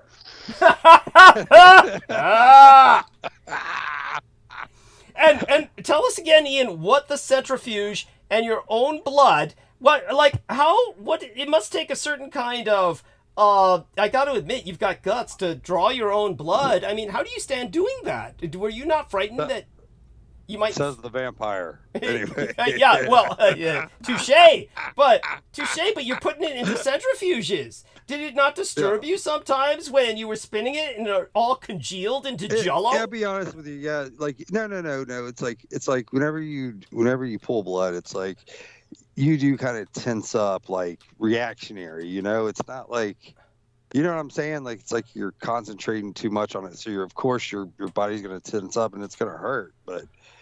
But I mean, it's not that bad, Oh my God. And you never had training. How did you learn to do this? On YouTube. This is why they need to ban YouTube. No, seriously. Oh my God. So, Brooke, how you been, baby? You doing good? Oh, I don't know. I've been doing that good because I didn't talk to you. I felt like you left me out of the cold. Like, what are you doing? No. I miss you. No, I've been doing good. I went to jail another time, got DUI. Tell us about this. I was not. Okay, the only time I got DUI, I was totally sober, and I kid you not, 150% sober. Actually, I was too sober. Let's put it that way. A little too sober. I was sober. Like, there was no alcohol. There was 2 sips. I shouldn't say that. There could have hypothetically been 2 sips of beer in my system. 2 sips. So that's how I know how sober I was, because I should have already had a beer or 2 by then. But I had rented a U-Haul truck. Okay, rented a U-Haul truck to clean out, to get some wood fence, because my beautiful lover was in jail for criminal domestic violence, and so I had to handle shit myself while also doing a legal argument for him. That was the other thing, I did the legal argument on the Zoom, or what was it, the not Zoom, what do you call it, the Skype? AI, the AI. I forgot what AI is. Tell us about this. You said the AI is better than a lawyer. Yeah, so like I literally went on there and I was like, well, first, you know me, like I just started playing with it after I talked to you, and I was like, all right, give me a legal argument for why, I don't know, I gave some shit, like, you know, how you can sue the government for this, and, you know, there are things I stand for, and I'm not going to get into them, but, like, you know, I do believe in, like, legalization of drugs, because I'm very against the way that the system works, as far as you see most people in there, like, when I was talking to him, you know, after I've been through things, you know, talking to the lady there, I was like, well, you probably got, you know, when I was there last time talking to somebody, getting him out, I said, we probably got like 80% are probably in there for drugs anyway. She said, and this is the lady working there at the front desk. She said, try like 95% is about drugs. Wow. And so, you know, when you're looking at, because she, you know, and because she meant either they're drug addicts, they're doing, it may be for even theft or something, that you've got a drug addict coming back in for stealing something, or shoplifting, or people that are prostituting themselves for drugs, all these things, right? And then small time drug dealers, which are, you know, it is just unbelievable to me. And most of those small time ones are so small because I didn't realize this, and I don't know, you know, people my age, I'm 24, but but like I was back in the 90s, you know, if you had to get trafficking, or to get trafficking drugs, or to get distribution, you had to get so much more than you have to now. Literally, you can have what I would call a bag that I would literally be for personal use. Like, I think it's like 4 grams, over, like, if you over 3 or 4 grams. You can have 3 grams. I love it. I'm just saying, like, I don't want to go, if I'm going to buy it, I don't want to deal with these people a lot, so I'm going to buy enough for, like, whatever. So, 3 or 4 grams, that could be just a weekend, too, if you're having fun. I'm saying, okay, I'll buy that. Yeah, so you can have a good weekend on 3 or 4 grams. It just depends on how, you know, how many of your kids you're giving it to. You know, your children are there. You got, but I'm just kidding on that, children. However, you know, Brooke, let me tell you something. If anybody wants to make Thanksgiving really well at their house this year, I have some fun ideas for, like, making a good cranberry sauce and dosing some of your parents up. So anyway, yeah, no, I think so. They made it down to 4 grams, and people are getting charged with this. And I was seeing people come in I was just like, oh my God, like, distribution, that's huge. This is a big drug dealer. Like, and I'm like, oh my God, what did you have? I had 3.4 grams or 4, and I'm like, oh, well, aren't you a biggie? And, like, these are just huge charges because they want to plea them down, and everything is all about money. So the whole system is money. And Lola, you know, I don't want to go into how the prison system started, but I would love to do that at some point. You know, Lola's read the book gave me the book, that the prison system in itself didn't even exist before. I'm sure Douglas knows, like, basically slavery ended. And when the slavery started ending, they started the prison system. I mean, because before that, if you murder somebody in your little local town, and you had a local jail is where you went. There wasn't a prison system per se. So that prison system was set up, and now it seems to me that, you know, not seems to me, I know it, that the way the system's set up. I don't even know where I started with this. I don't even know what you asked me. How I am. I'm great, obviously. But as far as that went, I would say that the legal argument that I asked for on that was, hey, how can I sue the U.S. government for the shit that basically I asked about suing the U.S. government. That's how I started it. Yeah. And so it gave me an argument. It gave me arguments to do it. It said it would be very hard to sue the U.S. government because, did you know, to sue the U.S. government, you have to get the U.S. government's approval. I'm shocked. Yeah, I know. That's what I'm saying. Like, if you want to know how broken our system is, if you don't think the prison system's broken, which is what was set up by him, just know if you ever decide, you know what, Dave's U.S. has screwed me over, well, you can sue them as soon as they approve that you can sue them. Like, that is, so that's a legality there that I thought was hilarious. But, yeah, and I don't know. I mean, other than that, and realizing that I should have gone to school if I had known anything, because I don't have to be the smartest person in the world. I'm gonna tell you right now, if I had known, if somebody had told me, because my mom always said, Brooke, you will spend more time trying to get around the system on anything than if you just did it, like the schoolwork, whatever it was. I printed my own report cards in 6th and 7th grade, stole the paper. Yeah. Or did you? Yeah, I even sold, like, we had certain papers that had to be printed on. I was an office aide. I was smart. I stole the little thin paper, a whole thing of it. I printed to my friends too. The way it got busted was the one friend who ended up failing her whole grade, and then her mom gets a letter and she's like, "How did she fail her grade? She got straight A's." Oh man! Oh yeah, that happened to me too. Yeah, that happened to me. Yeah. Yeah, she turned me in, man. My mom gets a call like, Ron's mom called and said you've been printing report cards for people, and I'm like, yep. Yeah, and charge of $5. Yep. I didn't even charge them. I only did it for 2 of my friends. But yeah. So I was charging like I had everybody at Murphy High School on deck. Like seriously. Middle school. I was doing it in middle school. I didn't even do it. This is middle school. Yeah, I was in high school when I started doing that. Oh shit! If I had cared enough, I should have done high school and actually by then. But yeah. So anyway, I don't even know. But I don't even know why I brought that up. I have no idea. Yeah, that's fine. Well, we're talking about the AI and the lawyer system, the AI and the judge. Yeah, you said the AI is better than lawyers. Yeah, that's why everybody's going to be out of work, and why I've got to get you to apply to get on disability before everyone else does when they all lose their jobs. Yeah. I need to do that. Please tell me on that. So yes, and so I've said this, and usually I find myself too right on things. I'm like, oh, I think I'm gonna right. But anyway, yes. So I did the argument. So then I was like asking it about I had a no contact order because it was criminal domestic violence. And to be honest, the criminal domestic violence, let's be honest, I was kind of a bitch. She grabbed me a little bit. But the thing is, they just want to take somebody to jail because I called them enough out here because I like to call people when somebody's being loud and somebody's too stupid to listen to me, and then they just want to be loud until they think I'm not going to call the cops, and then I do, and they're like, oh, okay. So this time the cops were like, well, there was marks on my neck. There was a mark where it just grabbed my neck. It was stupid to grab my neck. Okay, stupid. That's not why I called. I was not scared of the motherfucker at all. The motherfucker made a mistake of saying something about my kid. That's what the fuck you did. Oh, they made a mistake about my kid. So now I'm stuck in the motherfucking house with the motherfucker because 14-day policy is when you let them come back, you can't get them out. So I had to evict the motherfucker and wait 14 days and is legally allowed in my house right fucking now. I am legally found in my house with someone who because they have been here, and do you know in the state of South Carolina, all you have to do is have mail delivered or stay here multiple days and have a toothbrush. There's not even a difference. You make that up. Which is why I said if West wants to come on up, I said, well, you want to stay here? I'm going to rent out free rooms to everybody I fucking know. All right, I'm down. All right. Let me get my shit together. But are you inviting Ian West to move in with you because you can't get rid of him once he becomes a squatter? She's just saying that for the show.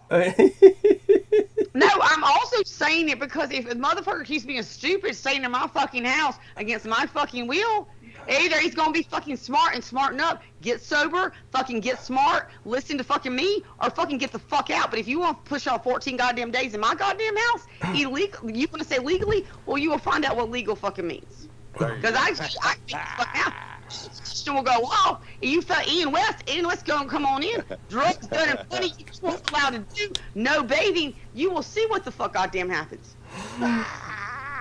I'm sorry, that was good. That was good. That was good. But I was going to try to crack a joke at you earlier about the ankle bracelet thing. I was going to say that, like, you know, in all my years of purchasing drugs, the guys with the ankle bracelets always have the best shit they do, but never mind. I was going to try to crack that on you earlier when you said the ankle bracelet thing. But... yeah, now, how did you... say about the ankle bracelet? Say it again.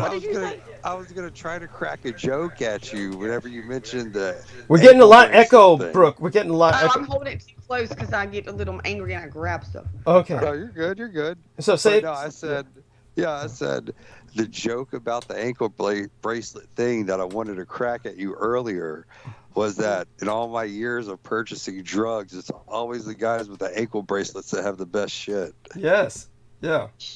Yeah. But anyway. That's the thing. And even saying here, I'm like, well, you're going to be hired. I know you're doing drugs. Give me some. You don't even have any money for drugs and no money for me. I don't know. What the hell? Like, you used to. Yeah. He used to have good drugs. Although I will say last time he was in jail, I did turn his person over to me, and I went over there and got some, not last time he was in jail, the time before. Last time before that. And now she wouldn't deal with him. She said because I told him I said, well, he always accuses me of fucking everybody else. And well, let's just put it this way. Remember, Douglas, how I said he said he wasn't, this girl's white. Her boyfriend is more like Ian. And what I was saying, and I said, well, you know, he accused me of fucking everybody. And last time he was in there, so he's very much jealous. He knows He says, I fucked the neighbor, I fucked Douglas. Douglas lives in Greenville. I fucked the people that he was in jail with. That's his guilty conscience. That's his guilty conscience, because he slept with somebody and now he's projecting it on you. That's what that is. Yeah, it's a projection. But somehow, like, 2 guys he was in jail with that he called the N-word, they were still in jail. By the way, these guys were, because I asked him, still in jail when he got out. But I was 20 minutes late picking him up. And he's like, "What? You fucking, there's niggers behind the jail." And that's what he said, those words. And I said, wait a minute. And they named the name.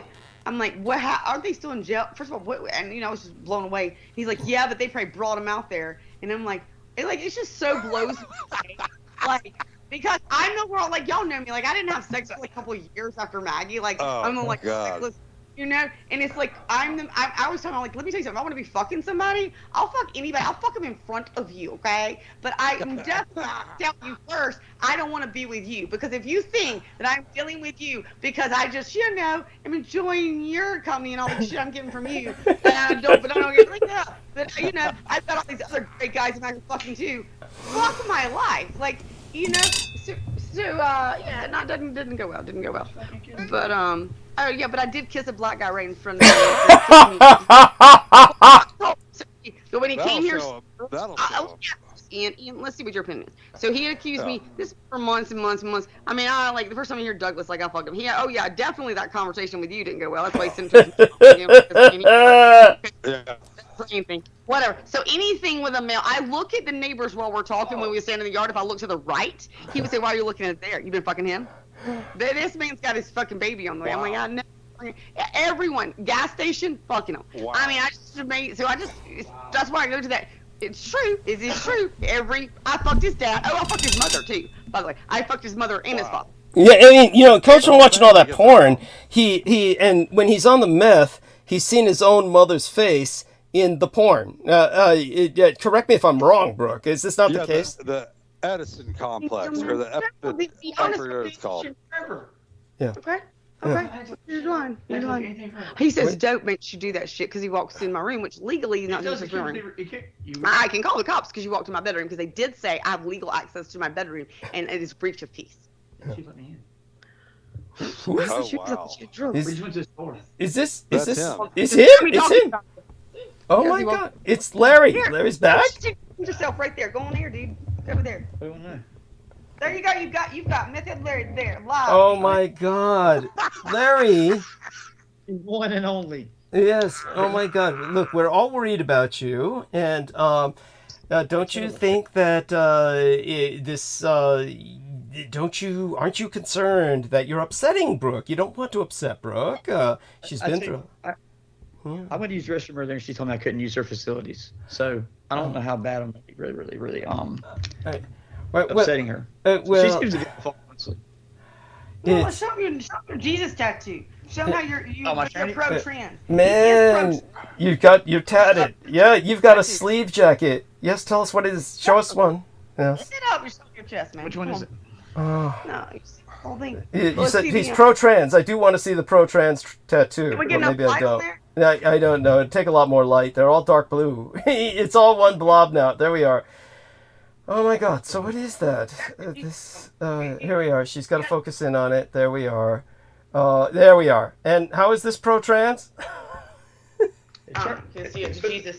That's the most female Jesus trans. That is a woman you don't want to be, and that is definitely not a man. And it was really on that train. Let me tell you something. I'll take a picture. I'm gonna send out. Better than Jerry Springer. It's got first of all, it's got huge black lips. I won't say black. Okay, that sounds racist. Okay. Oh God, don't do it. She didn't mean it that way. Huge lips. Those are big lips, right? Jerry. Some did this tattoo in jail. All his other tattoos look great, but I was like, that Mexican did not like you. I'm gonna tell you right now. Or that Mexican was like projecting. I was about to say. It looks like lipstick. It's long hair. I'm gonna suck at a tattoo. I'm like, excuse me, I thought it was your ex-wife. I swear to God. I swear to God. I thought it was fucking, like, I did not know it was Jesus. And I swear to God. I thought it was fucking Carla.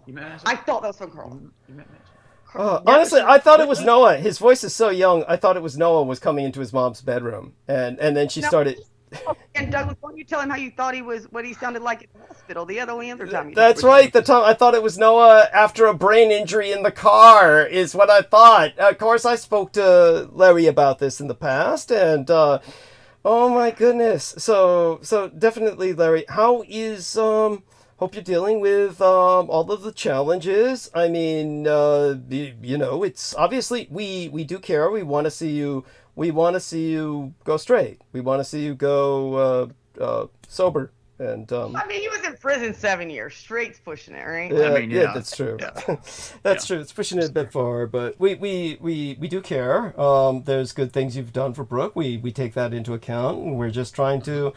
Is there like rehab? Of course, this thing, the challenge. You've got to face it eventually. You really should. Yeah, the rehab challenge. Is that what you're saying? Yeah. It's something that I think would, you know, try thinking about a new phase of life beyond the troubles. You know, right now Well, it's really well, go ahead, Brooke, please. No, go ahead.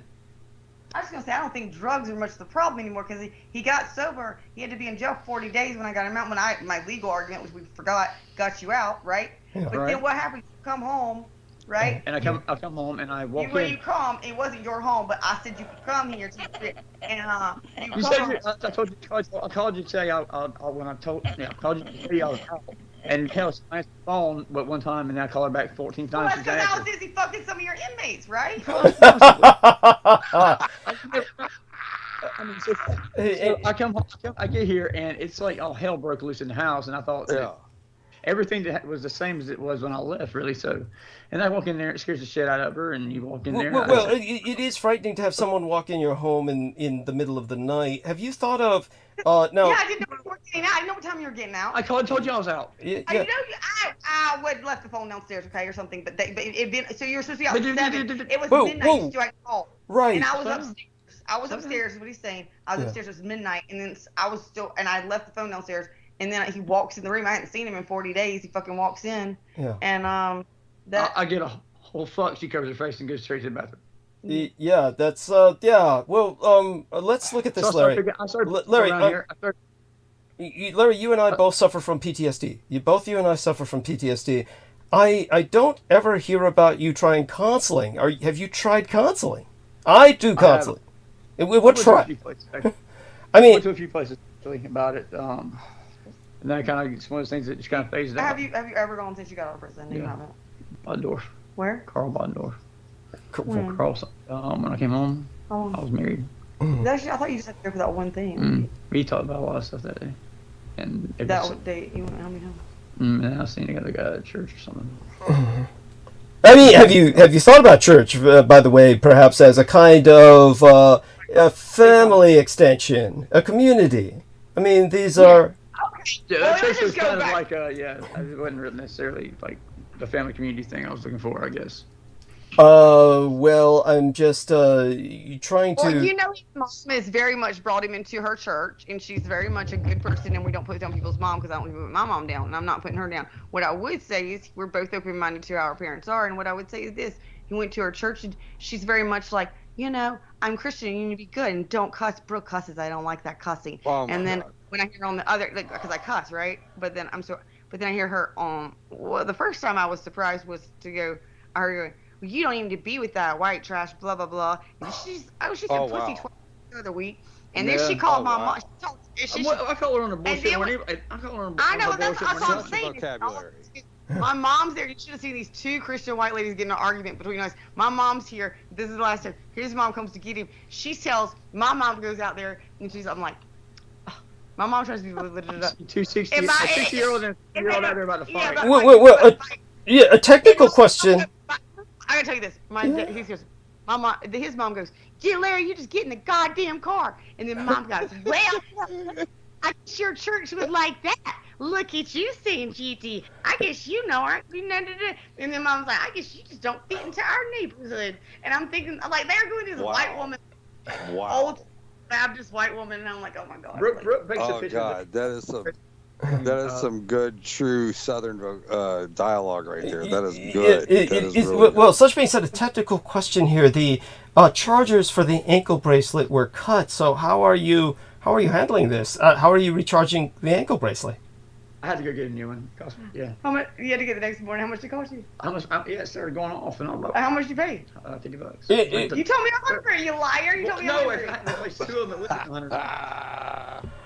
But aren't you afraid that her squirrels are going to chew it, or she's going to cut it again? I mean, aren't you afraid of this? That every second of my life. What I've done is his mother didn't teach him shit, and I told you know why he went to jail. You already know. Okay, he didn't go to jail, although he got charged with attempted murder for this bitch. That's another story. He's got a good story on it, and it's true. But the main thing is his mouth. Every time he went, he was already on probation. Well, we know he got in trouble. Why, Douglas? Because he's got threatened with a lie detector. Oh, spill the beans there. So on what? Stealing some shit from your girl's ex. I never actually stole it. You had somebody else do it, and then they. But we'll give you a lie detector. It's like I'm not guilty. I'm not guilty. We'll give you a lie detector, and they're like, okay, I am. I'm guilty. The fucker stole my shit. Well, life has been hard on you, but in order to make life easier on you, Larry, why don't you try to make life easier on Brooke? In other words, when you're with Brooke. Just a job to if you're going to try to stay here for 14 days. Well, currently I had my identification, my driver's license. So see, I lost the copy. Everything's somebody else's fault. Well, no, it's not your fault by no means. No, that happens. That happened to me, Brooke. That happens. Yeah, but see, I have to get there somehow. He had somehow an ID for the last 10 months and he hasn't worked, so it's randomly now. But it's because I got mad and I tried to kick him out. I paid for 5 days of shit. I said, you're going to stay at my house? I'm not taking you to get a damn license. And you know what he says? Well, now you can't get work because, well, you won't take me to get a license. Like 3 days. I'm sorry. So wait. Getting hard to go there, and we end up in a dumpster looking for the kitten. She's trying to rescue the kitten, right? The kitten. I got a kitten gift. I tried to find the cat that was in there. I couldn't find the cat. It ran away. Probably because I was too busy writing your legal argument when you were in prison when I was trying to find the cat to begin with. Oh my God! But let's try and make it all easier for ourselves. Let's try and there's just if you're I'm not quite sure that it's realistic to expect Larry to be employable until after a rehab program. I'm sure you're hiring for your show, Douglas. What are you paying here? But maybe what we need to do is just Ian West, where you're at Waffle. Ian, what? Can you find out at Waffle House tomorrow if you have a criminal record, if they will hire you? But the thing is, he says this shit. He can't. I think I don't give a shit. Go work at McDonald's, okay? You need to go. He doesn't go fucking apply to shit because he's too good, okay? Let me tell you something. Well, no. I mean, is he doing it online? What? Is he doing it online? Ian's asking if Larry is applying online. Larry, feel free to join the conversation. I will tell you his resume. That's another side note. He doesn't apply much, but his resume. I ain't even told him this again. If I'm that big a piece of shit, then why do you come get me every time and pick me back up call? When you finally got sober and you're applying for jobs, and I see his resume next to me, he's doing it on the computer phone, and I said, hey, they got this AI. It'll help you write your resume, and he's like, no, I do that myself. I do it myself. And then I was looking over a man of many talents. Yes. So Ian, explain to Larry. Ian, tell Larry why the AI is so advantageous. Tell Larry to use the AI for his resume. How it helped you. Ian, explain this, please. Yeah, seriously. Yeah, definitely use the AI thing for your resume. I mean, it landed me a bunch of interviews. I didn't get hired on, but it got me a bunch of interviews. Like honestly, like it was a foot in the door. But right now in this economy, there's so many people applying for the same job that, you got to step over people's heads to, get it. But, yeah, definitely try the AI. Definitely. Douglas say he was anti-AI, and he's like, even your friend says AI is bad. I'm not doing AI. And I'm no, the AI is good because certain disciplines of AI, you fill out the form, and it just makes you not sound stupid. Like, basically, that's what it does. Mm-hmm. Right. Yeah.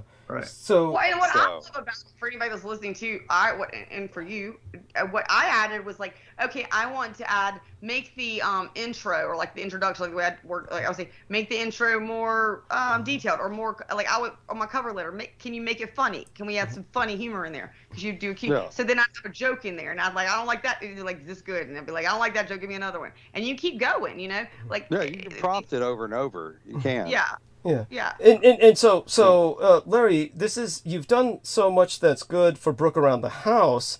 What we'd like to see is if you could do that while you're sober and just continue to work around the house. If you're not going to be employed in a job, which you might wind up employed at a job or at least getting some interviews with this AI help on a resume. But in the meantime, if you did some work around the house with Brooke, but were able to maintain sobriety, what we're alarmed with is how you were able to tweak on a small amount of something you found in her house. You found something in her house, and you were able to tweak on it to the point where you were calling the police on yourself.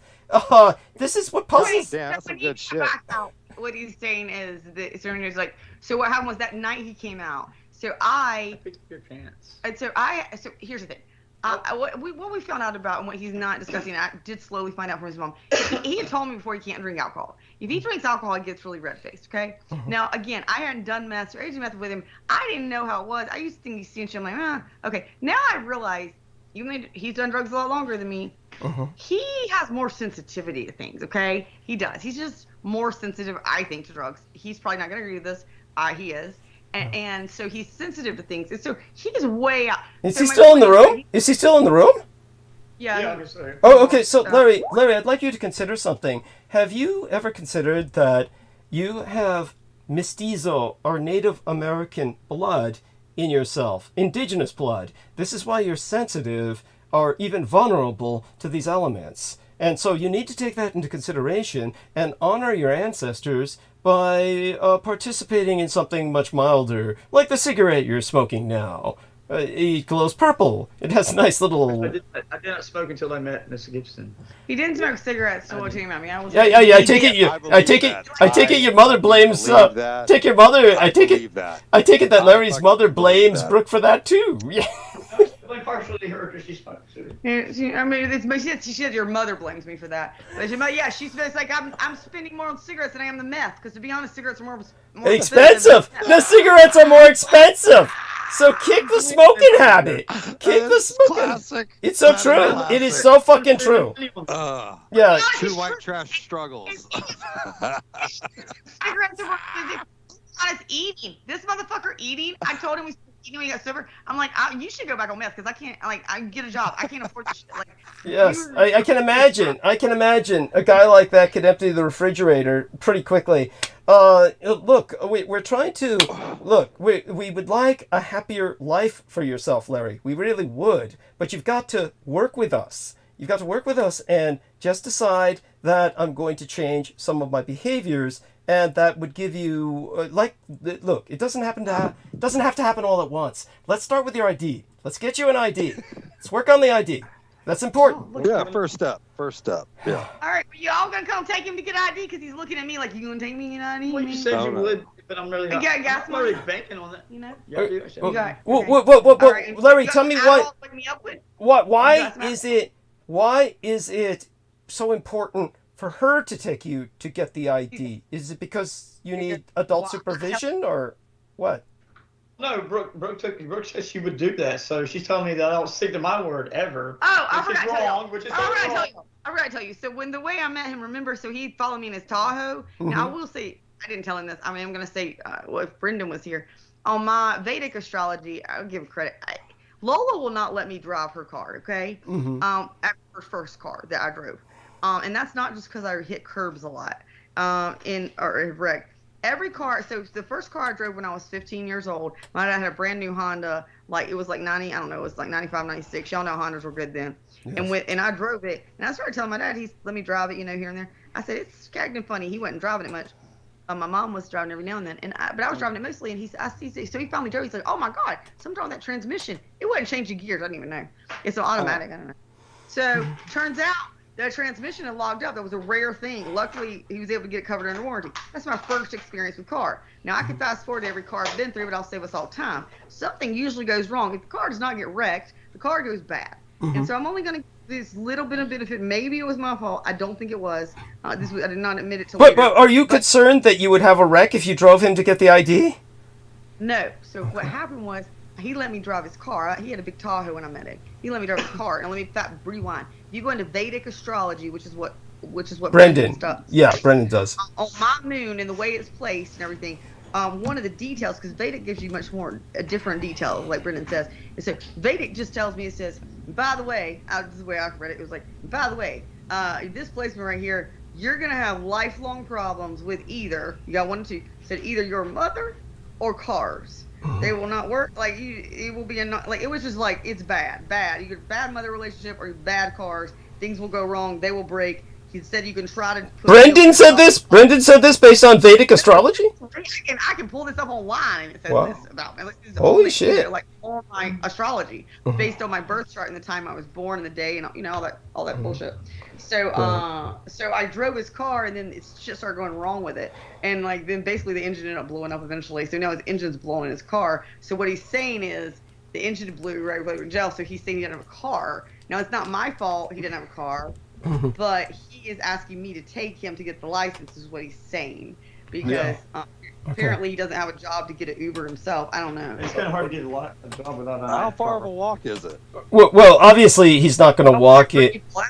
It's about I don't know 4 hours there. Yeah. Okay, This is. I'll get it right. Yeah, but so let's just what we need to do is kind of like a quid pro quo here, Larry. How about we Brooke can drive you to get that ID, but at the same time, I'd like you to try to follow my example. I have post-traumatic stress disorder, and I am quite open about receiving counseling, and I'd like you to try and pursue counseling through a social program. And I think that this will help to at least extend a kind of, it will give society the signal that you're trying to re-socialize. And let's concentrate on that re-socialization. We're going to try and get Brooke on some disability, so both of you can work together on this. How about, while you're taking him to get your ID, both of you go to the local, state, or federal building and start your application process for Social Security at the same time. Does that sound like a deal? That would work out fine, right? For both of you? I don't think they wrote that down, Doug. I really don't think they wrote that down. What did you people hear it? Is it Brooke? I heard it completely. I don't know if you heard it. Let's see if he has answered. We should go take you to get your license, and we should go to the Social Security office to get me and you both on some kind of disability. Yes, that's a good idea. How about that? You both need it. And I say that without any sarcasm. So I'm on SSD. Here's the problem. Here's my only problem with it. Like, do you think if I went in and just like show him and like say, look, this is who I date, that like that's enough? No, you're arrest records. No. Since you guys were both arrested for drugs, yes, you can just say I'm a drug addict, and they'll give you SSI for that. They will not give you SSI for being a drug addict. It doesn't hurt to try. It doesn't hurt to try. It's actually not a bad start. Yes, they will. Yes, thank you. They will give it to you. You getting SSI, Ian? Well, I'm not that lazy, I just, Yeah, he's too entrepreneurial. Oh, you're asking the wrong man. Waffle House. I know, Ian. I'm sorry. Yeah. Now, Heather, tell us a bit about the Social Security for drugs. Tell us a bit, Heather, please. Oh, I don't know anything about that. I just know a lot of people that I know that get it for that reason. Well, no, you know what you do is a lot of people that are on drugs that get it, but I can assure you. No. It's no. They put you. Wait. Let her talk. SMI. Hey, Heather, say the full sentence again, please, for my sake. They basically just make you SMI, saying that you're not mentally competent or unplayable. Yes. There we are. Thank you, please. Well, then, I mean, like, that'd be at least 50% of my state minimum. Okay, minimum. That's underestimated. And I'd say that'd be 90% of Florida. So I don't think... No. Wait. Just try it. Try it. According to how much money that you've earned. I'm going to try it now just to prove you all wrong. Just to be like, hey, I told him I was on drugs. and I am Well, literally not, recording. not with that attitude. Yeah, no, you gotta Come have. on. Yeah, you've got to. You got to go in, and you have to understand this is a humbling experience. You're not to stand on pride here. I want both of you to enter that Social Security office and. I can go do drugs again. Because if they're gonna blood test me, then I have to be positive for the No, drugs. they're not going to blood test you. Oh my God! You just go there. You fill out some forms. Maybe I should get to do drugs. Yeah, and this is what I can guarantee you. You will have to be there for Larry because Larry does not have the discipline to fill out those forms, is what I would guess. So you're going to have to help him with this, and you're going to let them know, without sarcasm, that in a sense, what you said... He would not have the discipline. I mean, he's done a lot without me. I've heard him many of days, like this week, telling his mom to call around for apartments to find out the bill payment for him. I've heard him tell her to call the insurance that I set up for him and find out what the bill was if he needed to change. I've heard him tell his mom to call. Like, he does really good on Larry, come on the camera. What I'm concerned about is your potential for violence. And what I want you to do is seek counseling for that. And applying for Social Security will be a doorstep, a doorway into getting you some counseling provided by the state. So it's a win all the way around. I can handle the counseling all on my own. It's not a No. I want this to come through the state so that way it's free. And that's what Douglas gets it all for free. Well, And Douglas I have insurance for my if I need counseling or anything, something like that. He does. He has private insurance. He's got insurance. He's good. But what I would say is, let's not put him in a box here because violence. I would not say. Let me tell you something. If y'all all, you guys know me. I've been on air. If you can imagine whoever I pushed the most on here, I pushed him 10 times harder. I do. Yeah, but it's what we have to understand. The reason that Brooke does that, Larry, is because you do exhibit paranoia to a obsessive degree. Now, I want to read what Heather said. Heather wrote, "They will medicate people." Yes, you do, Larry. You do, Larry. Heather said, "They will medicate people for alcohol and opiates. Only those two, alcohol and opiates." And she says, you don't even have to take the meds. So that's... Well, you don't tell them that. Of course, you don't. Of course, you don't tell them you're not taking the meds, as Heather says. But you tell them you're taking the meds, but you don't have to. Yeah, but that will qualify you to get assistance on that level. Thank you. Thank you. So understand, just by getting the counseling and the assistance for the drugs will be the doorway to also getting the Social Security. So they both feed each other.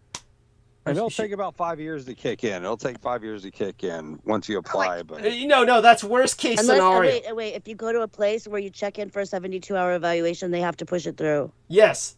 Oh, no shit. Yes. So I had no idea listen to about this that. young girl. Listen to this young girl. Heather Well, not repeated because they again. have to push it through. That's just their that's just how they do it. Heather, what are you saying? You're saying you can get SSI because of opioids? You go and you tell them that you're an alcoholic, and they'll probably give you Suboxone or something like that, and then wait, let her finish, Brooke. Let her finish. Say the whole thing. No, if you tell them if it's alcohol or opioids, they will put you in there. You have to be deemed to something, and they'll probably say that you're SMI because of the drug addiction. Tell us what SMI stands for. Tell us what SMI. Wait, Brooke. I'm not allowing this because here's why I'm gonna allow this. Here's why I'm not gonna cut you off, Heather. But Heather, instead of doing meth, I didn't do meth. But what I did do was I didn't do it. Well, whatever y'all want to say. What? I on pain pills. I was an opioid addict. I was prescribed pain pills after Noah was born because of my ankle, because of 3 surgeries. I was prescribed that and took them for about 4 or 5 years. This was before fentanyl became even a thing, okay? Right. And so when I decided I'm getting off those, I ended up, I was mad at the doctor's office. I didn't want to deal with it. I'm like, I'm getting off. And I felt sick. And I was like, shit, what do I do? I called around and they said, well, you can go to this clinic, and it was basically a methadone clinic. Methanol, and so this is before Suboxone came out. I understand that this drug makes you sick, but like Heather Holman said, just lie and say you're taking it, and you don't have to. Listen, Brooke. They know that they did this to you. You didn't do this to yourself, and that's where they take responsibility for it because they did this to you. Drug. What I'm saying is everything you said is right. Getting the drug is okay. Getting all methadone was the worst thing because that was created by, I would say, That's what I should go back to Douglas on him. Like the Nazis created that, but the problem is the United States brought it in. It was I won't go into methanol. It was hard to go. But apparently you had a very bad reaction to this. But what we're saying is that. But I don't understand how that's a factor. I don't understand. You don't have to take it. Google it. You can Google this right now. I always knew it was. You can Google it. The short answer, it says, I'm reading this online. If someone is only an alcoholic or a drug addict, they will not be approved for disability benefits or SSI. Well, you let them be the judge because they're the ones that determine that. That's off the websites here. There's many. Yeah, but a lot of times the website is not that's right. a deterrent. That's a deterrent. Yeah, that's well, all. sometimes addiction is just an element of mental illness, and I'm not saying that you're mentally ill. Well, actually, you know what? It doesn't matter whether you're mentally ill or not. You let them think you are. Yes, that's the whole that's fucking point. That was all I was trying to say. You diagnose me with 50 Shades of Sunday and Grey too. But what I'm saying is, the alcohol use disorder is not considered an impairment by the SSA, so an applicant would not qualify for SSDI with alcoholism alone. However, an applicant may be eligible if they have limitations that were caused by the use of alcohol. And I guess what y'all want me to do is go in there and fake it like I use so much alcohol, and now I'm like, but you see what I'm saying? Like, this is gonna be something where you're getting doctors involved and physical, so it's not me walking in there and being like, clarity. Walk in there drunk. Walking there drunk. It doesn't matter if you're drunk. You would have to have enough, what it's saying, brain disease or liver disease.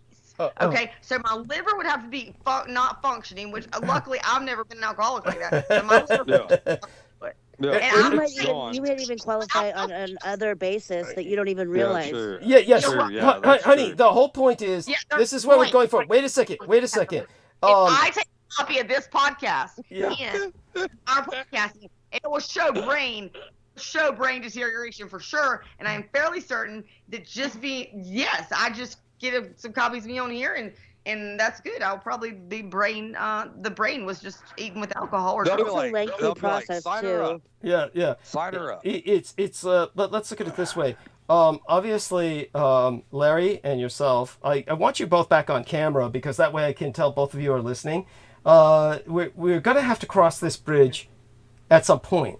We might as well try and cross it now. I don't want it to be part of it's not an intervention or anything like that. We just care about you. Yes, we're just trying to get you supported financially. And I've been through it, so I'm not calling the kettle black or anything like that. Yes, as have I. So it's both Heather Holman and myself. Let me say, and Ian West. Douglas, I'm gonna probably go because you are those things which she just said, like. You know me and like what I've been through and what I'm on and what I'm not on now. So I think so. There's no drug interaction with me here now. But what I will say is, and I've been through things, Heather. I appreciate that. I've been through them myself. Like we all fall into different. I figure if everybody has. Yeah. We're all fall into things. So I'm very open. There's nothing about me that unfortunately is a little too honest sometimes. And I fall into the black holes and the rabbit holes. Oh, Heather Holman just left. I don't know what happened. Hopefully her phone just died or something like that. She's back. Okay, she's back. Thank God, Heather. We didn't want you to drop off just like that all of a sudden. But Brooke, what are you saying is that you feel that you want to get off the phone now because you feel this conversation is going south? As much as I am mad at this motherfucker for what he's done and where he can stand up for more, I do want to say, Douglas, that I don't want you coming off too judgy because you know what the fuck you do, and you know what I'm saying. Like, don't put somebody in a box, right? Like where you're. Is that what you feel I'm doing to you? Oh, I don't know. Are you going on your coke breaks? You going to the States? You're like, you're not Mr. Perfect here either. Is that what you think that I'm trying to imply? I just think it's talking. Let me tell you something. He's thinking better than me because I don't. Of course, allow me a chance. Wait. Give me a chance for context here. I want people to understand that I am nothing other than an irresponsible lout. I am probably one of the most criminal type of people you can meet. I've never presented myself as anything else. So what I want to say is that I want Larry back on the camera along with yourself, so I realize that I'm talking to you both, because it's kind of like a couples therapy that I'm doing here right now, but it's not from the position of somebody who stands on any moral higher ground. I am a person who has purchased children off the streets. I'm a person who has killed people for money. Yes, I'm not a good person, but that makes me more qualified to deal with your case, because together your cases are actually somewhat mild compared to. But like, I mean, are you truly? Because I mean, maybe you've been lying to me all this time. I thought you were like when you were taking your Coke breaks back when I didn't do meth. Were you really taking the Coca-Cola breaks? Honey, I'm going in for surgery to fix my deviated septum because of all the Coke that I use. Exactly. And you're sitting here and being like, well, and Larry and you both are, and I'm like, okay, well. But that's not coming from a point of superior morality. It's coming we're from. coming as friends. Yes, it means that I have empathy because I'm worse than you. Okay, well, tell me how you did that. Well, Heather, how did you get SSI? Well, it's something that's kind of private. Oh, wait, yeah, that's. I can tell you why Heather got SSI. I can tell you why. She's crazy, and that's okay. Yeah, it's okay. I'm crazy. I'm not dangerous. Yeah, but on the other hand, Larry is dangerous. So Larry, sit here in front of the. He's dangerous. Larry, sit here in front of the camera. What he's dangerous with, though. Here's the thing with him. Douglas, and this is one thing I got to tell you about. I finally realized, like, and I've told him this, and he knows it, and he meant it. Everything he went to do. So he went when he got in trouble. He was. Where is he? He's over there pretending to fold clothes because he doesn't want me on camera. Yeah, get on the camera, Larry. I want to do some couples therapy here. I want you sitting in front of me right now. Okay, but with next to Heather. Anyway, I'll tell you. So when he got in trouble for the one time hitting the girl or whatever, which he did, he doesn't do exactly what happened. That he turned around and punched her. This is part of the problem. This is indicative of a kind of blackout violence. Let me finish. Let's back up on that. Back it up. Yes. Because the reason he was on probation for got in trouble, then he got arrested. He's running his mouth when he gets arrested for that shit on that. For men in the lie detector, it's his mouth. His mouth, he's never changed for. His mouth, and what I will say to this, and he knows it, it will make a person, y'all see me scream mad, whoever I've been the maddest on this line, you've never seen me, I didn't know, I literally almost had a stroke with him. It is so mad because there's the thing, he uses his mouth. Yeah. So let's say he threatened a government official. Fuck this. Welcome to the club, Larry. Welcome to the club. The judge was so mad. The judge put him on 7 years probation. No, he didn't. Yeah, wrong that time. I was bullshit asshole charge, and I was on Xanax, and I don't remember it. And I said, "Fuck this shit" or something like that. Yeah, he did. The judge was, you know what? Okay. Hey, Heather, wait, Heather, can I read what you wrote, because this is. Yeah, you can. Oh, okay, it's cute, but it's fine. Get this. Listen to this, Larry, and Brooke, as well as Ian. Aristides is asleep, I'm sure. So here's what Heather wrote. It's extraordinarily cute. She says, "I am not judging either." By the way, I sent you a link to a cute little anteater link. You know, I sent you that thing in your private messages on Skype, so look at that later. Anyhow, so what Heather says is, I got Social Security for being honest about things, and the second I said microchipped, they wrote it up. So there we are. There's the key. Love it. We're microchipped. Yes, you're microchipped. Love it, Heather. I mean, hey, he's got an ankle bracelet. He's got an ankle bracelet. Way to keep it private, Doug. Way to keep it private. I swear to God, I'm going there tomorrow. I'm going to use it. That's some good Wait shit. a minute, I thought Heather gave me the permission to read it. I thought Heather gave me the permission to read it. No, I did. I totally gave you. I mean, I've disclosed so much farther than that. Yeah. So, but anyhow, with both of you, look, I think that we need to do this so we can't avoid talking about it. Brooke, roll in the Social Security Department with one of those stud finders and like rub it on your arm and have the stud finder go off and be like, "Look, I'm microchipped" or something. That's why Ian gets me. Like Ian goes, like I'll be doing that. I'm like all day. I tell him all the time. I'm like, okay, I decided to sober. The reason I don't get sober, and then all I'm gonna do is have no beer in my car. No, as soon as I get my car, like the car's dropped because of whatever. I swear my license.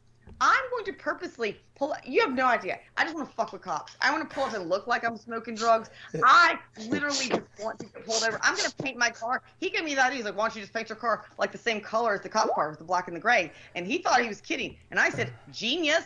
Gonna do that." By the way, everybody say goodnight to Heather. She has to charge. So Heather, everybody loves you. Okay.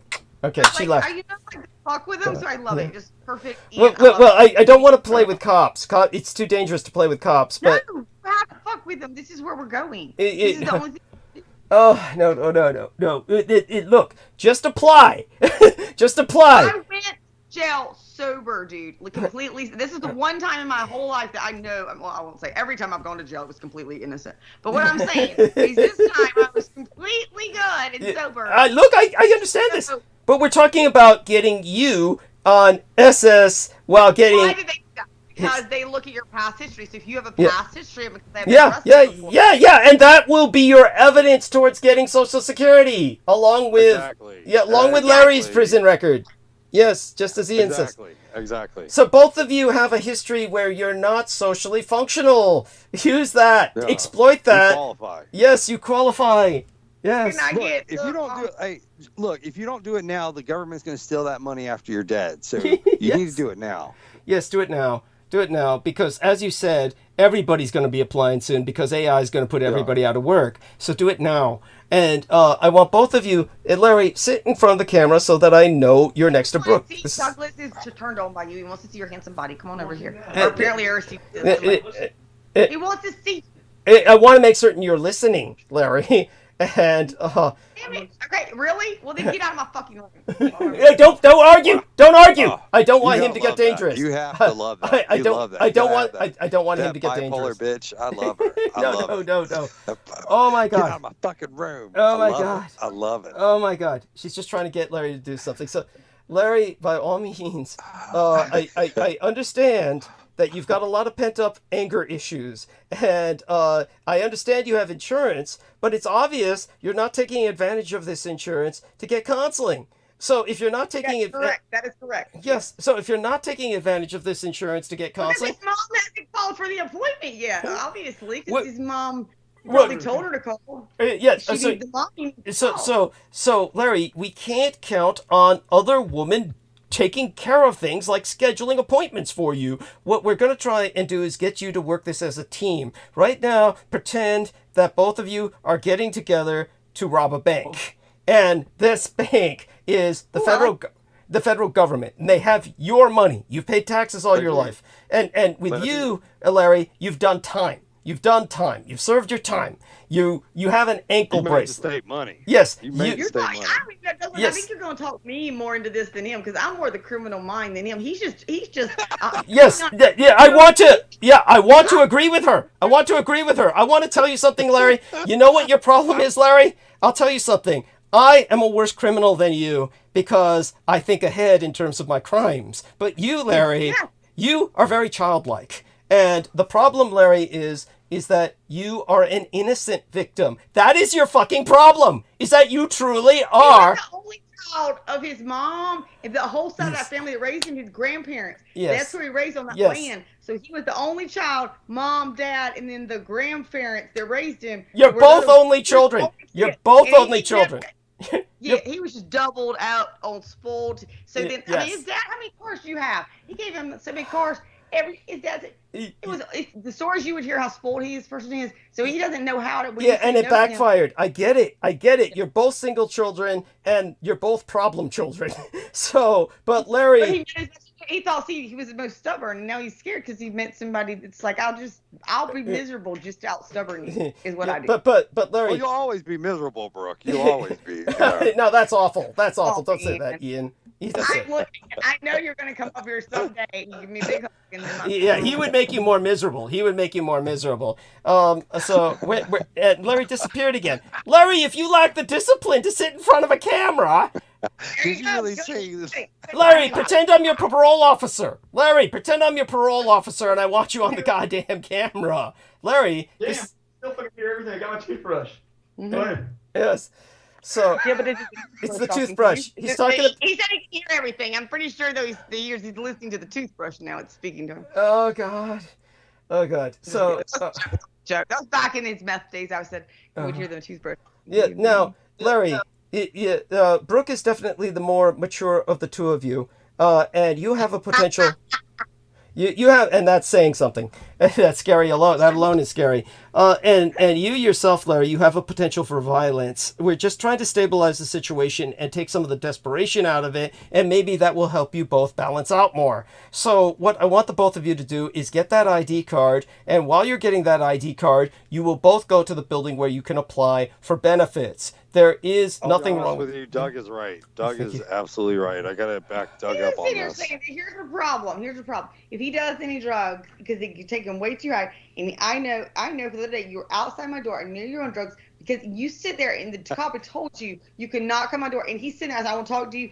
It said breach of peace. You could not. He said I could not enter or try to enter the door. Well, it's called breach. It'd be breach of peace. So I said I want to go to bed. Stop trying to talk to me and scream through the door. And so I'm recording. Wow. He's saying. Sometimes it's you. I would talk. Well, let me talk to you for hours and hours and hours on end. I don't Oh, know. okay. That is kind of bad. Yes.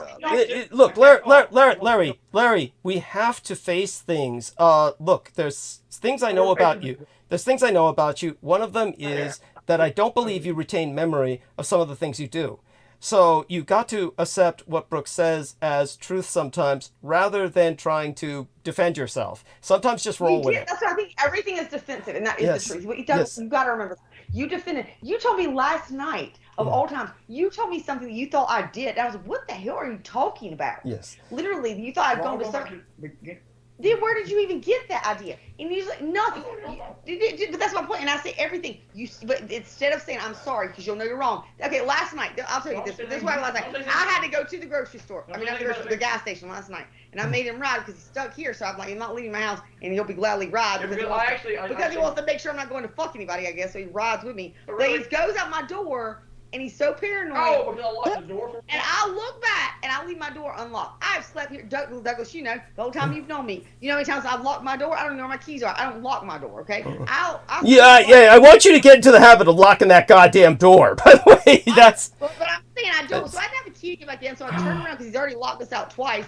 By the way, on a side note, my mom was going to pay to have somebody when we got him out to come change the locks. Good thing we didn't. I said, Mom, don't pay for that. It's stupid. We don't need a lock change, a couple $100. And good not, because the next time he came over, he was with me, and it locked us out, and he just used a credit card to get in for about 20 seconds. I had the green key in my hand. Oh, you see, you stole the key. Good job, Larry. He stole the key. Yes. It's one of the three you give me. That's why you couldn't get in last night. You're trying to pop up with the green key was Noah's in his fucking room. You lying son of a bitch. Wait a second. How did Larry get into the home tonight? Okay, really? Like you stood in the hallway naked and he had two of my keys in the door. He left her drugs in the washing machine. Two bags of a bag of meth in the washing machine. Money that you were gonna wash, and you got naked to wash all your clothes and sit all for 20 fucking minutes. And what did you do when you woke up the next morning sober? Call me mad because I took your drugs. Look, all of this is entertaining. But it doesn't solve the problem. It doesn't solve the issues. So, Larry, come on, it can't take you that long to brush your teeth. Larry, you're evading. What you're doing right now is you're evading. I'm trying to get brush my teeth, but I can't defend myself because she got the jabbers there. No, because I'm right. He said, I'll tell you what he said. He said, Larry, you've got to. Might as well be. That's all it's worth. Because everything he gets last night, he's like, everything she says, take with a grain of salt. It's not a penicillin. Okay, look. Hey, what did you just throw something? What was that? That's salt. Look, we don't need reality television. We don't need. Oh God, no! This is great, Doug. This is probably the best episode you've ever done. This is great. No, it's not. Larry, and okay. Now Ian's gonna help me here. He's gonna back me up and understand this. I want both of you to basically. You've done your time. I mean, honestly, Larry, you've suffered enough. It's time to stabilize life a little bit. Brush your teeth. Show him how good you brush those 4 teeth you got left. Yeah, that's right. All 4 teeth he has left. That's funny. That is funny. It's funny. Larry, yes, you finish brushing Here's those. the bad thing. Yeah. He has 2 teeth like in the back missing. They're not from meth. He is good. He is apparently meth. Either you have bad teeth or good teeth. But what I was saying is he has 2 teeth. Why are they missing, old Larry? Because everybody loves that mouth of yours, right? You didn't get in trouble with that mouth of yours, did you ever? Oh yeah, had a broom push broom go across the face. How about the one where your teeth were coming through your own mouth? Ooh, fuck. I actually got lodged in my jaw. The teeth were lodged into his jaw. Right. Yeah, that's a big difference. Yeah, this was in prison, of course, where people are beating him up. Yeah, because he still doesn't even know. His mom told me. I remember the first time I really met his mom when she was over. We were helping him move out of his apartment because he says he got kicked out because of our arguing. He got kicked out because he's sitting around staring at his car for 4 hours and then bringing in a trailer with metal on it because you were fucking metal hauling, which is the definition of meth addict. You jump in dumpsters down to get fucking. Well, I can't help it. I will say that when he showed me to the I want to hear what you're driving in dumpsters for. Let me hear. This is good. There's this one place he showed me. He pulled up with the top. He'd get all kinds. All he wanted was metal and shit. But he took me to one place, and there's this place in Malden, and that's actually where we first got arrested. I want to get ditching shit. Oh my God, they throw away, and I'm not kidding y'all. They have the best furniture. They throw away brand like fucking. I do not know legally how they do this, but they throw away brand new shit. I got 4 fucking purses like Coach. I don't know. Like this shit is unbelievable. What they just and people donate it. Yeah, and they throw it away because they got so fucking much and it's so ritzy over there. So I was dumpster diving, but like I don't dumpster dive here, so you can dumpster. But I looked on top or right on the side and just see what they got. And, you got more high classy neighborhoods to go dumpster dive. This is what you've turned into. You've turned into landfill scavengers. Funny when he was in jail, I went back there just for fun because I was like, oh my God, there was a fucking brand new. Oh, there was so much stuff. It was just like beautiful stuff. And I was like, it makes me, you know what I told him? I was like, I swear I could be rich and I would still want to do this. Just like go there. But they don't allow me back there anymore because the last time, that's when I had to call Lola and have her drive up there and pretend like she because the policeman was there. The policeman caught you. I pulled out. I said it says no because they told us on the one because there's 3 back there and they're all behind the place where you donate. And so the donation place, it says no trespassing on the one. So I thought I was good because I made sure, and you told me, motherfucker, there was no trespassing on the other 2. Well, I thought I was good because I made sure, I verified there was no trespassing. But there is a sign in between those 2, and it says no trespassing. Anyway, it didn't matter. He's like, I said, I didn't see that, and that's down there at that one. It can't be this one because the cop tells me. He's like, well, you're pulled right there. You couldn't read it. And I'm like, well, it blends in with the dude. Anyway, my point to this is the cop's trying to take me, he's going to take me to jail for trespassing again because I'm just standing there. What he told me is this. He said, Brooke, he says, here's the thing.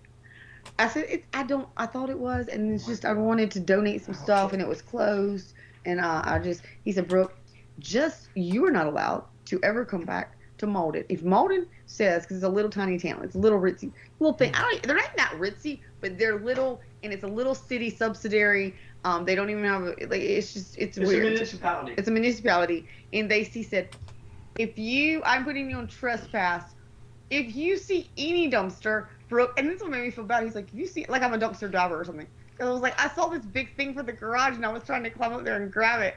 It was like a huge brand new, and I was trying to climb it out. It was like this huge thing you put in your garage against the wall, to like hold all your shelves, but brand fucking new, like what you buy. Literally, I looked at it. It was fucking $150 in there, fucking brand new in the thing, and I was trying to get it out.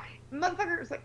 That's why I climbed up to the side, and they see, because they have a camera there, so they saw me, so the cop pulls over. And I'm like, man, he's like, you're on trespass notice from any dumpster in Malden. I don't care if you see notice or not. I'm telling you now, I'm not taking you to jail. But if you ever come back in dumpster in Malden, we'll take you to jail. And I was like, man. No, that's awful. That is epic. That is epic. All my badness. You rented a U-Haul to scrap. You got me on meth, and then you get me scrapping. What do you know? I'm looking at shit. I know. I said, let's go 10 times. I was like, let's go. I told him tonight. I said, can we go to Malden? 1:30 in the morning. I was in Malden. I was going to go to Malden. What bikes did y'all pick up? I went to jail because that was back when we were on drugs. When I was on drugs, you got I was up all night, and I stupidly said, let's go 5 in the morning. We were there at Monday morning at 9 a.m. 6 a.m. We were there at 6 a.m. But then I just think we're just gonna I just look over something. He actually crawls down in the dumpster, and he was like, "Because you said get in there." It was a metal bed frame. It was gorgeous. It was a wrought iron bed, and I wanted the wrought iron bed frame, but you had to dig stuff off of it, which took a while, and it was loud. Apparently, the people in the store got to work by 8. They called back there, and then now he says the reason we went to jail is because I had to open the beer in the car because I always carry a beer, and they said they had the leak. They can beer in the car. I say, what does it fucking matter? green ticket charge. And you know what? First of all, shouldn't have been that dumpster all that time. This is when you want to go to. You told me. Secondly, when they said, well, now we can search your car, I had told you the whole time when we were doing drugs. I said, I don't do drugs, but you know what? You should give them to me. I don't want to carry them because I'm driving. I'm one, and I have a pussy, number two. No. And I'm looking at you thinking, when they said they're going to search car, I just kept looking at you and we smoking cigarettes. And all I could do was make eye contact with you, thinking you better not have any fucking drugs in that goddamn car. And then what the fuck? Oh, God. Yeah, so, such being said, technical question, how did... You been caught. I said I don't want you to get caught with shit. Well, no, thank you. How did Larry get in the house? How did get in the car? They said, who's this? Who's this? And Yeah. But such being said, how did Larry get in the house tonight? What did you say when they said who's this? Oh, he's Just a minute. I can't. So what happened is legally. So what happened was legally they told me was it 3 days ago that I had to have him. I called again because I thought he had left the first time when I got from my mom. I thought that was enough. Then he called and I come down when he fucking calls me because he called me at my hotel. Wait a second. All of this is like domestic kind of disputation, but Brooke, Larry says he's been here for days. That's not true, is it? Yeah, now you're in my garage. He has no reason to lie, Doug. He has no reason to lie. He's not. He's in my garage. He's not lying. I thought he left. They said I had him evicted, but then I got him out. My mom comes over to be like, "Hey, you don't want my dad to get in." And he said, "Why don't you leave?" And then that's when they had the Christian mother fight, right? And then the mom really just wants him to say. To be honest, he don't want to say. He don't piss me off. He doesn't. He wants to get laid, so he wants to go. But his mom was like, "Stay there for free for 14 days. You can push it." That is exactly what she said. She says you.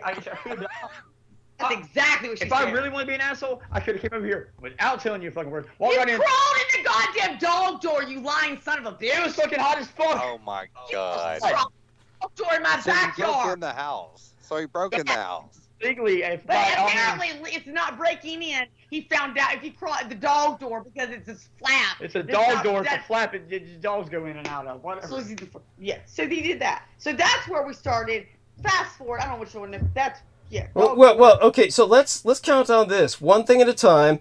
Get the ID, but then take advantage of your time with him in town to go apply for services. So you need to go early in the morning, or fairly early, so you need to go to sleep now. I mean, if you go to sleep now, it's like 3 in the morning, you won't get up on time. So maybe do it Tuesday. So Tuesday will be the day you take care of this, but you got to get up. Fuck that. He's going. I'm going to the. Okay, here's the thing. So tomorrow, no matter what, I'm going to have you. So I have to have this filed. I thought I had it done. Then he comes back, even though that's when I call the cops again, say he's back here. And I said he already left. No, that's when they said, well, no, he can stay, but you can't come in your bedroom. But technically, just because he left, he can come back in. He has a notice. And until you file an eviction notice and get that served to him, and then after that, you have 14 days still to come in and out as much as he wants. In and out of a house that he has not paid a penny for. I'm about to pay you $1,400 a month. Yeah, pay me. Well, about to. You're starting when? Now? Yesterday? When? Well, let's backdate it. Let's do it. We'll show it. All right, told you. Oh, Doug with some money, so we'll see. She does. But such being said, look, so are you telling me that you have to do something tomorrow? Obviously. Brooke? I took you up there when I tried to file it the first time. Which time? And when I tried to file an eviction on you, when you were in the car, when you were at the freaking, what is that? The place that's even better. The storage building. The storage building.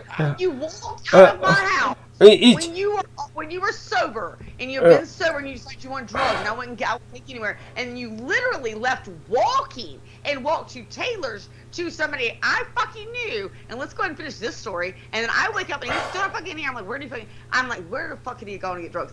I knew you had no way to do anything except walk. You got a fucking hitched a ride from somebody, and then there's like one or two places. After you walk 2 miles, you hitched a ride, and what happened? I said he's either at that motel where you were. I rode through there first, that's closer, and then rode all the way to Taylor's. And this is somebody I knew that worked on my house that I knew where you would go. So I drove down that road. Yeah. Okay.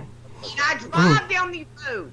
I drive down the road. It's one little dead end. And sure enough, 2 or 3 in the morning, he's walking up it. Like, I don't know where he's walking. Middle of the country. He's walking up it. He sees my car like he's happy. Like, oh shit. Yeah, because he doesn't have to walk anymore. That's why. That's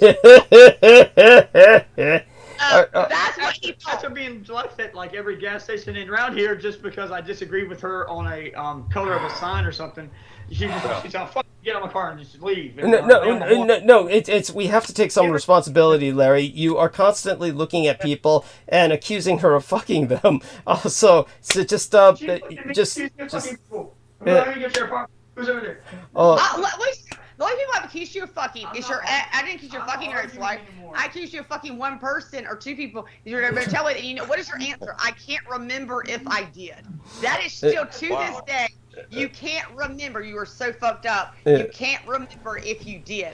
But such being said, what we need to do is stabilize your situation, not prove who's right or wrong. So both of you right now, what is it you have to do tomorrow, Brooke? You're telling me you basically have to do something tomorrow. What is it you need to do tomorrow? I said I have to go. So the only way. Let's pretend that he continues to be who he has been. Meaning, not who he has been. Well, what about I've been here lately? It's just pretty much calm. You've been. Here's what you've been. You know what you've been? You've been PTSD, motherfucker, or either narcissism. I don't know which one it is, but you can sit there and say, just like you did in that door. That door was the example. I said, did you lock the door? I said, hey, make sure the door's unlocked. And I already said, you have to twist the door at the front. You twist the knob, and that's how you know it's unlocked. Now, I'm just telling you that. Just picture that. We're walking out the door. I'm in front of him. I turn behind him, make sure the door's unlocked. He looks at me, and because you got to remember, this is Mr. I knew yesterday something paranoid on him because these 2 dogs here. He brought them over because he gets legally getting allowed to do that. So he brings them. I said, well, he said, well, my dogs. Some of your neighbors might poison my dogs or some shit. Your neighbors doing shit. Yes, you did. Yes, you fucking did. But look, all of this is. This is not. Out of my room and close the goddamn door, please. Let's not turn into an argument. But we do need. The fucking door? We do need you to both live in peace. So what is it you need to do?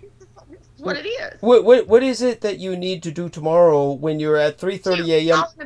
Letter because. Until I file that eviction letter, he has legal entitlement to my home. Oh, okay. So you got to file that tomorrow. So take advantage of that time while you're out there tomorrow to pick up the form for Social Security. Do at least that. You tell him that right while he's here. I'm still willing to even talk to him, and he is too either stupid or narcissistic or something to realize that he's been given I may not be the best person in the world, but a gift. Me and my boss. No, you sit there right then, and then I said, hey, I saw you didn't lock. I saw you purposely lied. You didn't lock the door because I forgot my phone. He went back in. I said, I bet you $1 million he locked that door purposely, and he's gonna try to break up the credit card. Yeah. And he did. He walked back up, but guess what? Work, and he couldn't get in the door. And I'm sitting in the car because he forgot my phone to go pay. So now he's trying to get in the door. I had to get the garage open. Now here's my point. That's fine. I'll forgive you for one little lie, even if this is minimal. This is an example of how he does, but on bigger stuff. He lies on that. He purposely wanted to lock the door because he scared the neighbor in the 5 minutes we were going to the gas station would break in. So he wanted to lock the door. Now he locked the door, but I forgot my phone, so I had to sit in the car. I'm gonna go get. He wanted to go get it because he didn't want me to find out the door was locked. But then his car didn't work. So then when he runs into the car, so I'm sitting there watching him. Now I'm watching him with his credit card trying to jet. So then when he comes back, finally, he says, "Oh," he said, "I said you locked the door." Obviously, I would have played it off. I'm pretty forgiving on stuff. And I just thought it was actually, I felt sorry for him, to be honest. I was like, he drives a lot, and he's fucking sitting there. I was imagining what he was going through, sitting there trying to jam a lot, like thinking, because you fucked up so much lately, you knew you So, and so I actually was going to give you the benefit of the doubt, but your problem is what you do every time is your mouth. Because then you get in the car and say, "Oh, you felt like you lied." You try to say, "I didn't lie. Oh, I didn't lie. I thought you said I did what you told me to do." I said, "What are you?" I said, "Check the law." You literally not turn the knob. Yes. Larry, come here. I'll tell you something, Larry. What you need to do, just consider this. Stop arguing with Brooke and just agree with what she says. Just try it. Experiment with it. You'd be amazed at how life changes. Just tell a lady she's right. You'd be amazed at how smoother things go. I don't understand why you argue. So come into the other problem, your potential for violence, and what I want you to do is get counseling. Let's make that urgent. We're going to try and get your ID. She says she has to go into the town tomorrow to get those forms, and then you should be able to get your ID easily or fill out a form towards that end while you're there. And then while you're there, pick up some papers to fill out towards Social Security. At least you'll have those to look at. Oh, for both of you. Get 2 copies. Let's all agree to do that tomorrow if you go out tomorrow or Tuesday. I agree. Yes, I agree. tomorrow, I agree with Tuesday. this. I like this idea. He's looking confused. No, I've already said that we can go. I said this week. I'm cool with it. Today or tomorrow. Yeah, but Larry, look at me right now. I want to see your eyes. Can you tell me that you can agree with Brooke when Brooke tells you something and maybe you don't believe what she's saying? Would it hurt you to just say, you're right, Didn't you Brooke? say that's what your grandfather did? And this is what I was going to tell you. But his mom, first time I met her, she said he's just like my mother. He would say he loved his grandfather. His grandfather agreed with everything his grandmother said. Yeah? What did you say? Yeah. Smart man. He said his mother said he's just like my mother. And he had told me his grandmother, he loved his grandmother. Like, she's the grumpy one. She's the bitchy one. She's the one that was argumentative. She'd argue. And the grandpa would be like, yeah, she's right. And, whatever. He was just laid back. Yeah. Then I meet the mom. This is his mother. This is her parents. He said he's just like my mother. She said he has to argue with everybody and he won't stop. So what he did is take after the grandmother instead of the grandfather, who was like, hey, I'm the man, I'll show you. And he did. He learned from his grandfather stuff. He knows how to work on cars, tractors, and do shit. But what he did is, then the grandmother's the one that picked him up from school. What he decided to take on there was the spoiled brat part of, he's a man, he's a manly man, but he takes on he thinks it's, I got it. Yeah, he's taken on the masculine traits for practical purposes, right. But when it comes to emotional purposes, okay. So Larry, look at me. Come on here. Look at my eyes. I want you to agree to get into counseling, and I want you to agree to try and behave in a manner like your grandfather. Try and become more like your grandfather, at least a little bit at a time, and just try sometimes experimenting with, you may not agree or believe with what Brooke says, but try experimenting with, yeah, sure, yeah, right. Without a smirk or without an obvious Thank you. Without a rolling of your eyes, without, just something, just try it. And you'd be amazed at the weight that's taken off your shoulder where you don't have the burden of defending yourself. Don't you think that would be a lighter, brighter world? Don't you just try it? Just try it, and maybe you'll find out through experience. It's not going to kill you. But look, Brooke has agreed. Whether it's tomorrow, it's 3:30 a.m. right now. So whether it's tomorrow, meaning later today, or whether it's Tuesday, she's going to drive you down to get your ID. But I want you to promise to never be violent towards her. Let's try and prevent you doing that. I understand that there's times when you don't remember what you're doing, but that's no excuse. So I want you to come to grips with the fact that you're like, in a sense, the Hulk. You're very powerful, but you're very childlike. And your emotions are not developed well enough where you can control that rage. And society has done you wrong, and you've been stewing in what society has done to you with this time that you've paid that you didn't need to pay. You didn't need to pay the time that you paid. And so you need to get back from society what you've given to society. And that would be to get on some benefits and to help Brooke get on some benefits. You can help her while she helps you. But the two of you working together will work a lot better than if you try to work alone. Ian, help me out here. Come back on and give them some further advice, thoughts that come to you, please. It would help immensely. Ian himself, please. Ian. Hey, you're right. No, you're right. You're totally right. Thank you. You're totally right. Thank you. Who's saying you're totally right? That doesn't even sound like Ian. That's Ian. Yeah. No, that's not an AI. It's not an AI. It's Ian. That's okay. I'm like, did they kill Ian? Because I was like, Ian's like, you're totally right. You're totally right.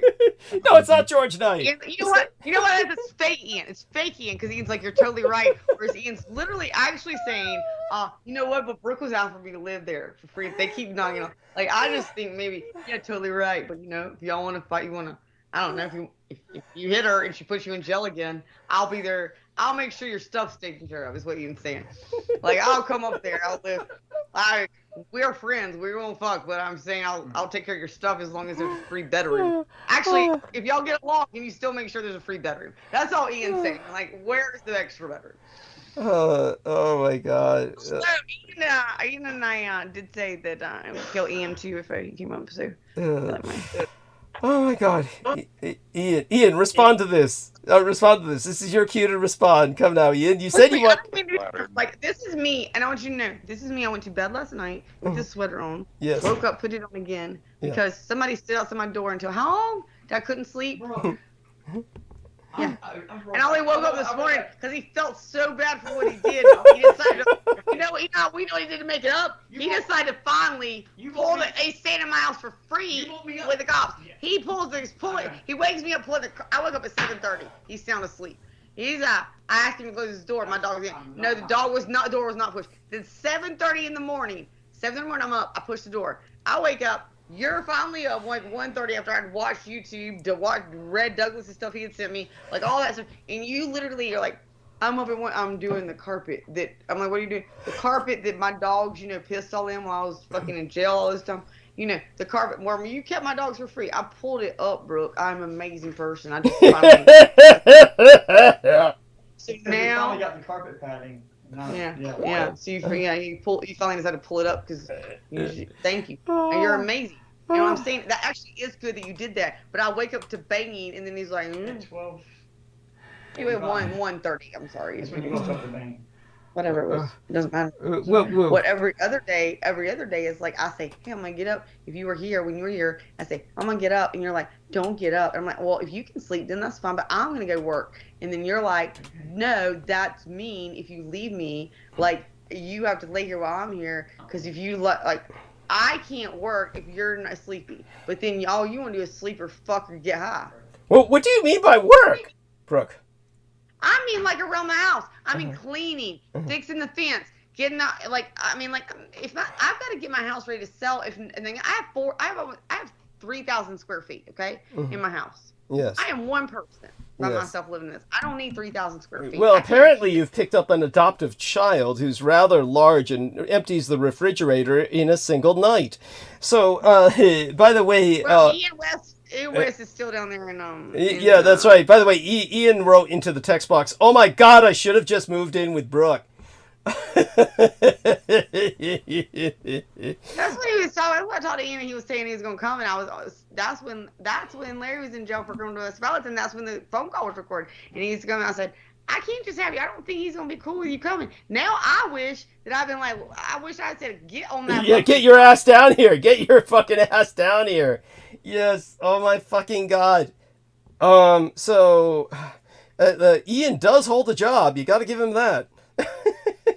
I hear there's Waffle Houses in South Carolina as well. I've heard of. Yes. His resume. He can make a lateral transfer. Oh my God. What that motel you were at? The drug motel wouldn't have a Waffle House in the parking lot. you and Ian might can work together here. Yes. Ian could break you in. Into the job. Ian, can you find out if you can get him a job, please? I swear to God, Ian, get him a job. I'll send you $1,000.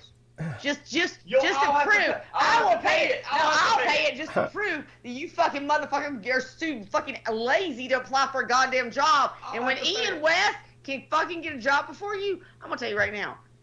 You know what? I've never said this. I'll say this right now. Since I've known you, I've never motherfucking. I'll tell you right now. I will suck Ian West's dick. Oh, Ian, you have to respond to this. In front of you. I mean, verbally. Jesus Christ, I'm wearing out. Oh God. Well, Ian's quiet. He's like, I don't know if I want to make enemies. I can't. I'm in my bedroom. What does that mean? Your mama's listening? Yes, he's gonna get spanked. That's what's bringing him to tears. I wouldn't say that, but like I would not. He said it himself. He said it himself. They brought him to tears. But what I want to say is I would not actually ever cheat on anybody because I'm not with them. But I also would not suck your dick, Ian, and there's one reason: because I can't do Jewish and And I black. can't do juice and all that curly hair. Yes. You know what I'm saying? Like, you know what I'm saying? Pick one or the other. I'm good with all. But you got some. What am I doing? And then you got them little hands from Trump. I mean, like, you got Trump hands, curly cute hair, and you're Jewish. I can't. I mean, that's pushing some boundaries. It does. And, It does. He pushes all the boundaries. He pushes all the boundaries and all the buttons. and obviously, I'm just saying all that to make my doofus here feel better. And Ian knows that we are all friends, but I've never met Ian face to face. It's just like because Ian wanted to come here, and I was nice enough to not let him. And then I wish to God Ian was here. Right? Ian, I just wish you'd fly. Like, you just don't randomly show up. I'm just saying, like. Ian says your hands are too small for his big dick. That is so insecure. That is just. He said his hands were too small. Yes. Yes. Like, that's what I thought he meant. I thought he meant like the Trump hands. Oh, he meant my hands are too small. I have Trump hands. Yes. It's like you don't have Trump hands or the homunculus hands, but he's saying your hands are too small for his dick. It's like, oh my God. So such being said, okay. So what I'll do is probably let you guys. This is kind of like, I'm gonna have to get on here because like I really am trying to like get my life better, and like I feel like this show gets a little too vulgar for me. Well, that's cute. That's very funny. Look, I want your lives to get better too. So, look. That's what I'm saying. So, like, I'm trying to, and how can I do it with like comments like that? Yes. Oh my God.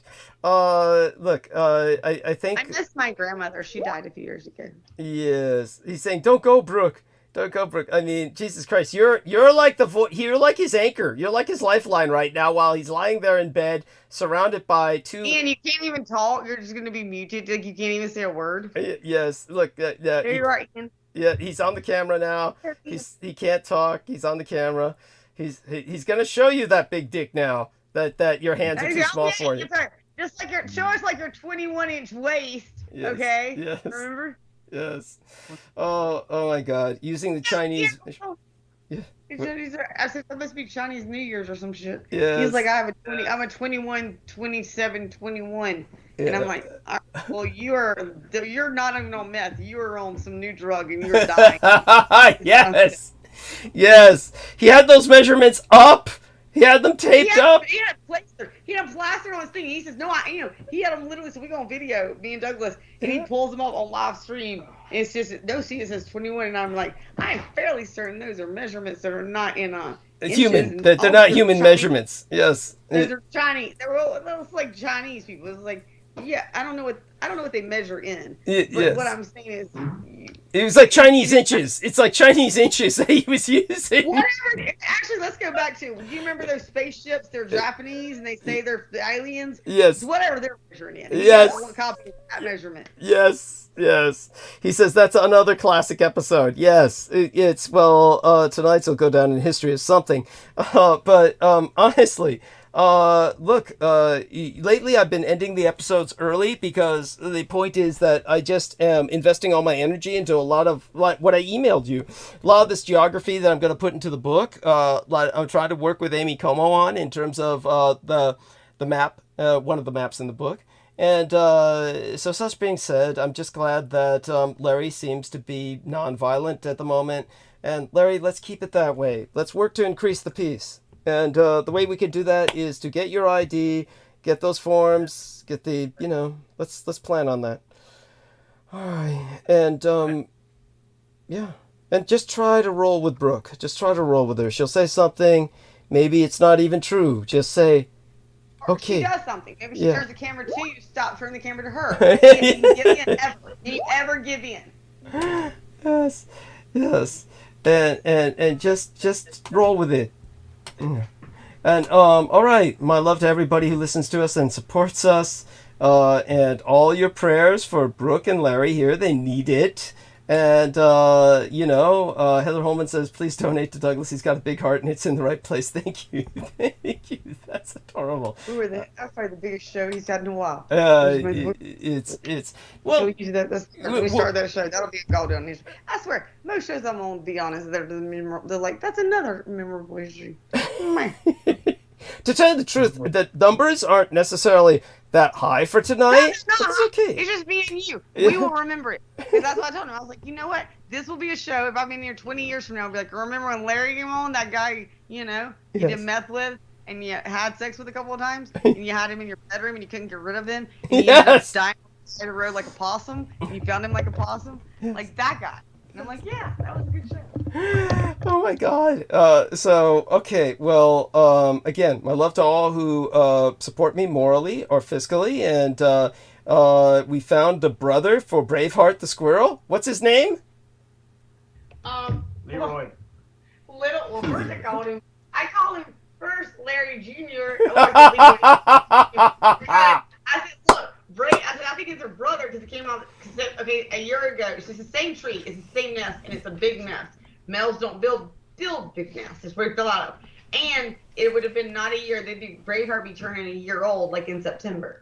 So it was her brother, and the mom got eaten. Well, he was been up there defending himself. And if you see the fucker, well, now you'll realize why I like calling him Larry Jr. Because he looks kind of the same. He's about the same size as his Braveheart, and he's got a longer tail, a little bit longer. But we'll talk too. But he looks like he's, you know, I don't know, been doing meth for a while. So not as much hair on the tail, you know, like he's fending for himself. Like Braveheart was like, okay, mom ain't coming back. I'm going to find a new mom. And he's like, I'm just going to stay here. And I was like, that makes sense because I named her Braveheart. I sensed bravery in her when I met her. And she took all the bravery of the family. And now what I say with him, I give him this credit. I say, he's like the fighter. And so what I named him actually ended up calling him was Phoenix for Phoenix Rising for Scorpio. Like Phoenix, the Phoenix Rising. Because I'm like, you know, he fought. And I'm like, in that last moment, if you think about it, that squirrel, he was at like literally he was 10 seconds. I mean, because he was not breathing when I got it, and he started going, like he started finally doing that,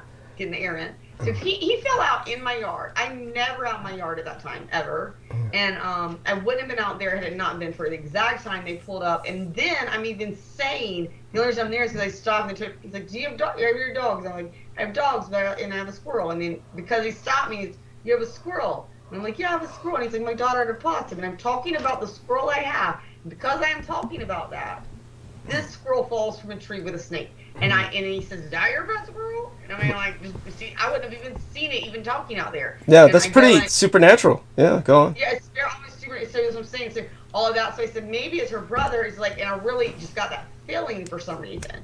And so I said, well, Phoenix, like maybe she got all the bravery. She came down me. She's brave. But he's scared to death. But he's a fighter. And the reason I say that is because obviously he laid him in that nest and he's wrapped around 4 times.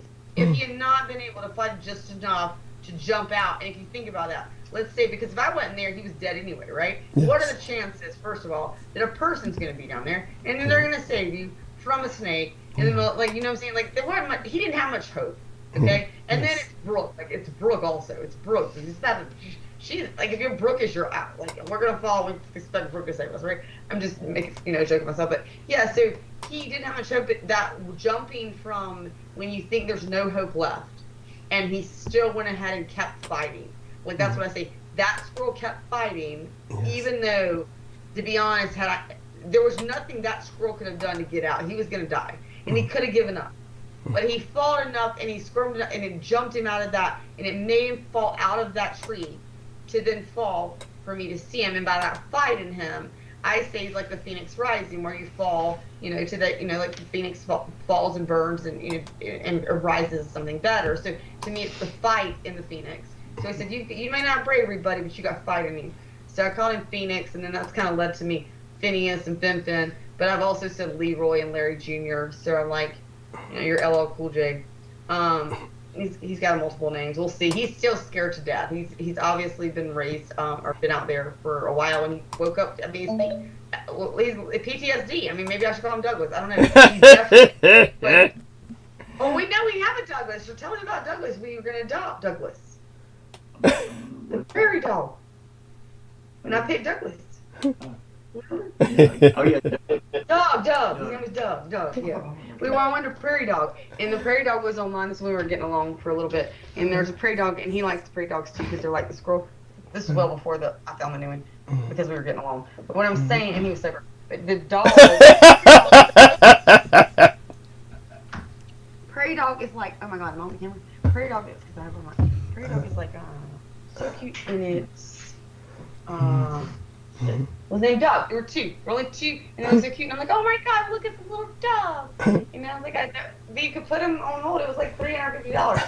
Anyway, if anybody wants to adopt a little Doug they're very cute. They look like the runts of the litter, and I wanted the runt, and that's what the runt was like. Doug and one other one, and I wanted them, and yeah. You said you were gonna get one, and you said you're gonna get it for me. Where is Doug, by the way? Where's my little Dougie? Not ready yet. Well, no, Doug is available. That was the regular thing. Doug is born. There's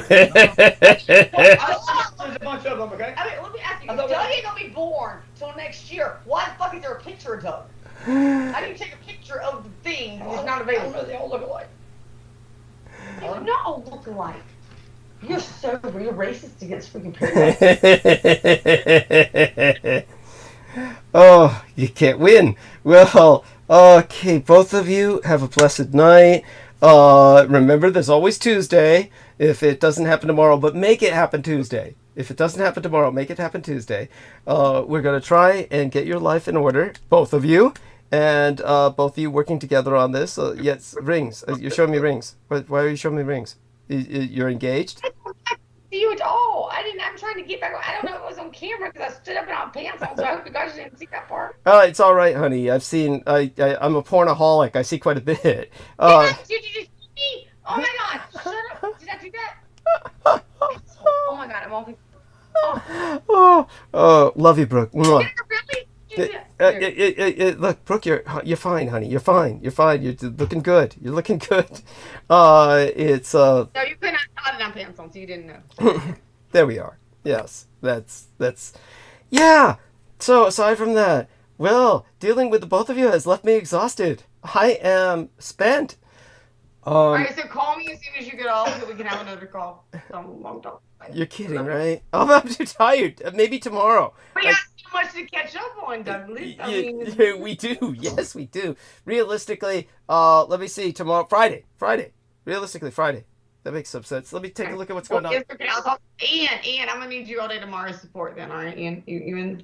Okay. Let me take a look at the calendar. The 23rd. Yeah.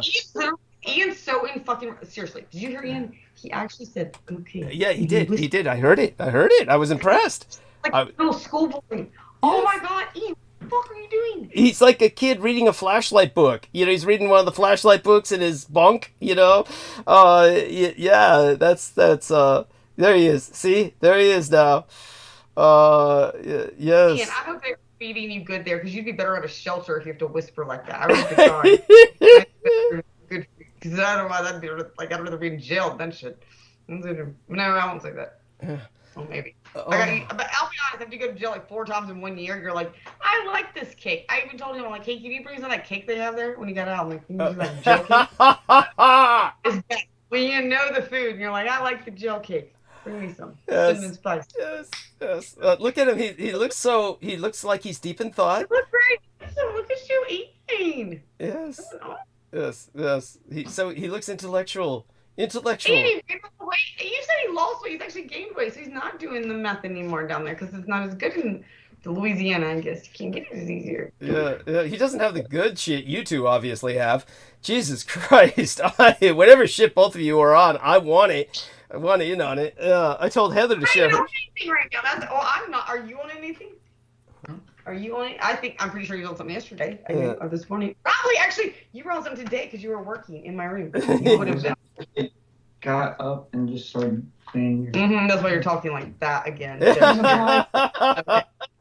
He was on something. Yeah. Okay. Oh my God! Has anyone ever told? He looks kind of like Aristides. Actually, he does. I mean, hopefully Aristides hears that in the morning. I'd like to hear Aristides' feedback on that. There we have that. I've never seen Aristides. I've never seen him. Yes, he's well, gotta admit, I prefer not to see him. I'd rather see women on camera. Here we are. Ian says, yes. He says his name to what? He changed his name to American History X. Yes, the skinhead movie. American History X, dude. Yes. He does have that look. He's obviously done some serious time. Not racist. Because but he's not racist. Let's not get it wrong. Oh no, he saved a black man. Saved a black man. I mean, a black guy got hit by a car in front of him. My best friend was black growing up. Did you know every person says, but I had a black friend. Yeah, of course. Yeah, I got colored friends. Yeah. You have no right. The thing is, I'm the one on here. I think everyone has prejudices, but I want to acknowledge racism. I don't think anymore. So what is Ian showing us? Hey, honey. Hey, Brooke, what is Ian showing us? What part of Ian's body is that? What part of Ian's body is that? That's what I said, Daniel. I meant Daniel, all three of y'all. Well, I didn't see a body part. It's right there. It's the head of his penis, right there. Yes. He says just fucking with you. He was showing his elbow. I guess trying to show his leishmaniasis scars. I guess. It's okay. Well, again, my love to all. Come here, back here. We'll do that next time. He has a back. He has a piece of his back bitten off. Oh God! By what? A human being? Yeah, a female. You want to know how bad he can run his mouth? That's what that charge is. When she came up and bit the hell of his back and actually just a chunk out of it. Ooh! Ouch! Yes, there you go. By the way, Ian's looking serious now. Ian's looking all serious, like Gravity and shit. He's all like. Racism. Let's get back to something pertinent. Two things. We do this night. Racism. You're racist. Ian's racist. He's racist. Okay. Yeah. I'm gonna say that right now, and I don't give a shit if y'all like black people or not. Y'all say racist shit. You say shit that and Douglas, you did this. You like. I remember you and I getting in an argument, and you're like, Brooke, what you're not gonna understand that things will be divided the way they are in prisons. Because there's okay. I don't think so. I feel like right now, if we go down. You know what? I'm going to go be like, okay, the world's going to hell in a handbasket. And I'm not going to be like, let me find the whitest people I can be with. No. I'm going to be like, let me find the coolest motherfuckers to be with. Who's got some money? Maybe I'll look for that. Maybe, like you said, or maybe I'm going to die high. I'll go get some drugs. I'm like, you know what? Fuck this sobriety shit. Let's go. Whatever it is. Food. Where are the turnip greens? Where are the collard greens? I don't know. But what I'm saying is, if you think I'm like, the white people, that's what I want to side with. And the people, and if you think any black people are sitting there going, you know what? We're just going to go all black in. Doesn't matter.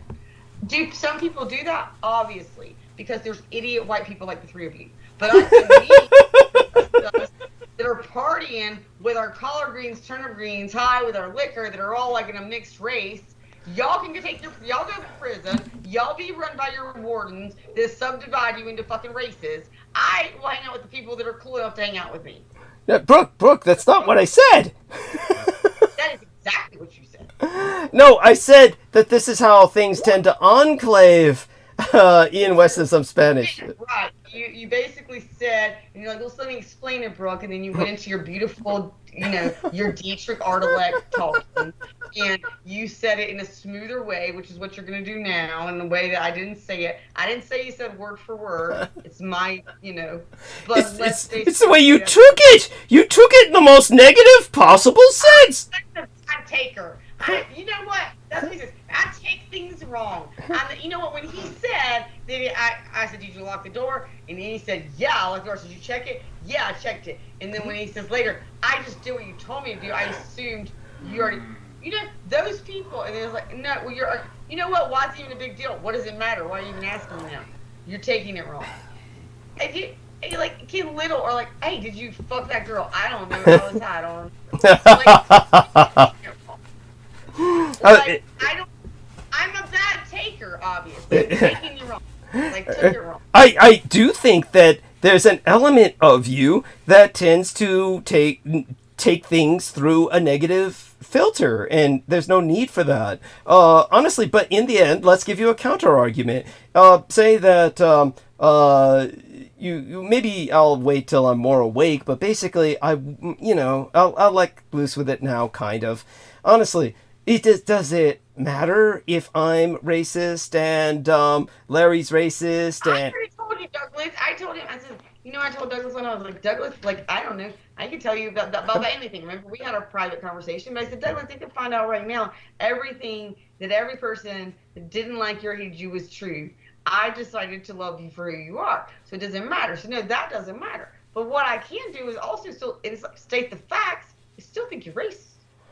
Okay, thank you. I appreciate that. But I would say that I'm okay with that. See, Larry, I just did that for you. That's what I'm saying. Like, that's why I tell him you'd be better off to own what you are. Like, you're, I don't know, you run your mouth like a little bitch, you know? Like, you just need to quit arguing like a woman and either be a man or accept you're a woman, and I'll take the male position and you can bend over. One of the two. but look, let's put this in a more acceptable manner of speech. But when I say something like, does it matter? Let's put it this way. I wish Troy Bellamy were here, but I was presenting to Brooke that Troy Bellamy, and I don't mean this as an insult. This is how I see Troy Bellamy. I see Troy Bellamy as an Afrocentrist and, in a very real sense, a black supremacist. And I say, that's okay. It's okay that he's that, and I'm what I am, and Larry's what he is, and Ian's what he is.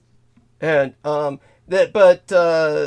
said that, it's one of these things that we'll hopefully contextualize. It's nice to see when I'm talking, she just wanders off into the bathroom. I mean, it's just... She had to pee. Yeah, Can she hear me when she's peeing? I mean, she's tinkling in another room. It's like, well, I guess I'm saying this for the record. It's like she didn't want to hear what I had to say. It's like, I know she had to pee, but it's like, you need to give somebody, hold that thought till I'm back, Douglas. Try that sometime, Brooke. Try that sometime.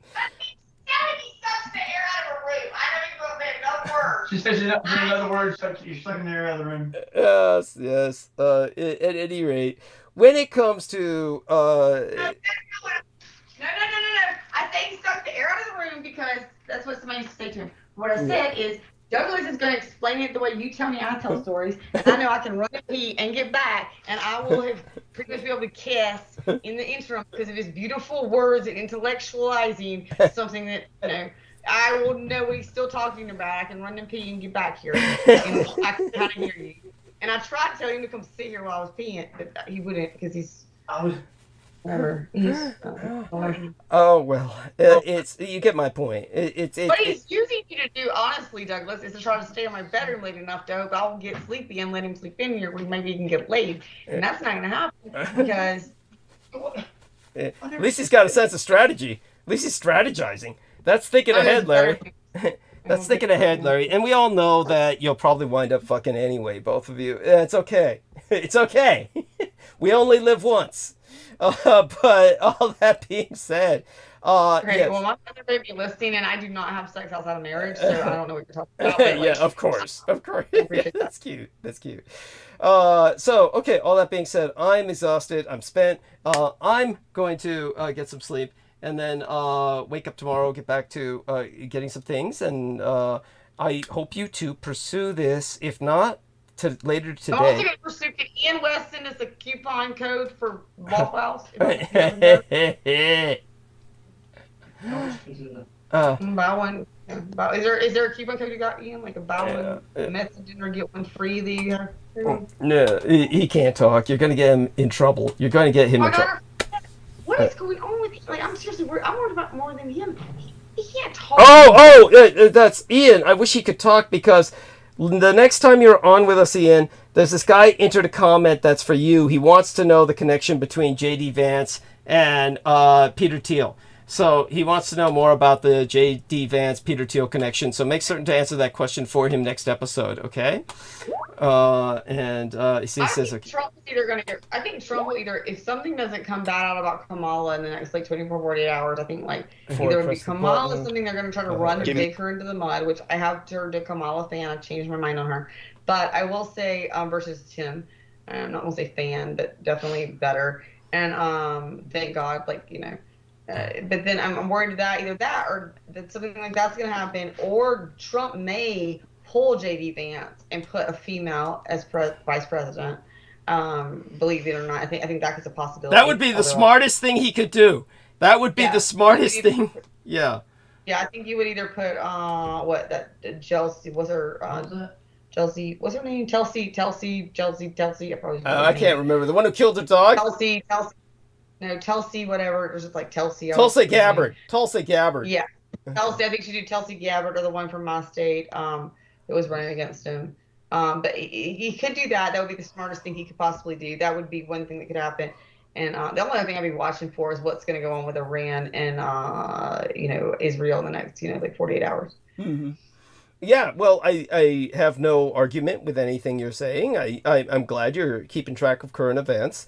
And, we certainly look forward. I'm going off astrology, so we'll keep track of current events, but looking at astrology is very heavy. So you've got some stuff, a lot of heavy. I'm sure Peter Moon, if he was here, would be trying to, do it and say it in a fucking beautiful and yet wrong way. But, who knows? But I'm just saying that he would have taken that on. But since he's not, I'll pick it up for him and say it. That there's some astrology heavy there, really heavy. So I don't know. There was Algol. Did he ever mention Algol the star, by the way? Probably at some point, yeah. But I haven't retained a bit of it. Haven't retained any of it. Yeah. What about it? Yeah. Algol's just the star that was over. It was over Donald Trump's chart, and interesting. Okay. And it was over Donald. Do you know what Algol is? That's the ghoul star. That's the. It's the ghoul star. It's the evil star. It's the headless star. So it means taking the head off. Yes. And so it was the way it was positioned over Donald Trump's in the 10th house over Leo. And then you want me to smoke a cigarette that bad? No. Keep saying here. Keep crying. Let me see right now. I don't want to smoke the rest of it. I don't want to waste. Yes. I should have done the meth that way as well. I would have drugs still. Anyway, yes. So anyway, he Algol. So you know about Algol? Do you know who Algol? You know? I didn't even know that you knew Algol. Oh, of course I know about. Well, what I can tell you is quite a bit. As a matter of fact, it's one of the few stars that might give us a hint of some kind of alien life, which might be extra-dimensional, but definitely borders into the supernatural. It means, in the Arabic, it means, of course, the ghoul. The Chinese name for the star is even worse. It's Dě, which means a mountain of piled-up corpses. That's what it means in the Chinese. So it's... it meant, so we have something about headless... Or it being something about the headless, something in Perseus. It's the old celestial or celestial atlases. They show Perseus with his sword in his hand, holding aloft the head of the snake-haired Medusa. Her blinking eye is the variable star Algol. That's her eye. That comprises her eye in the constellation.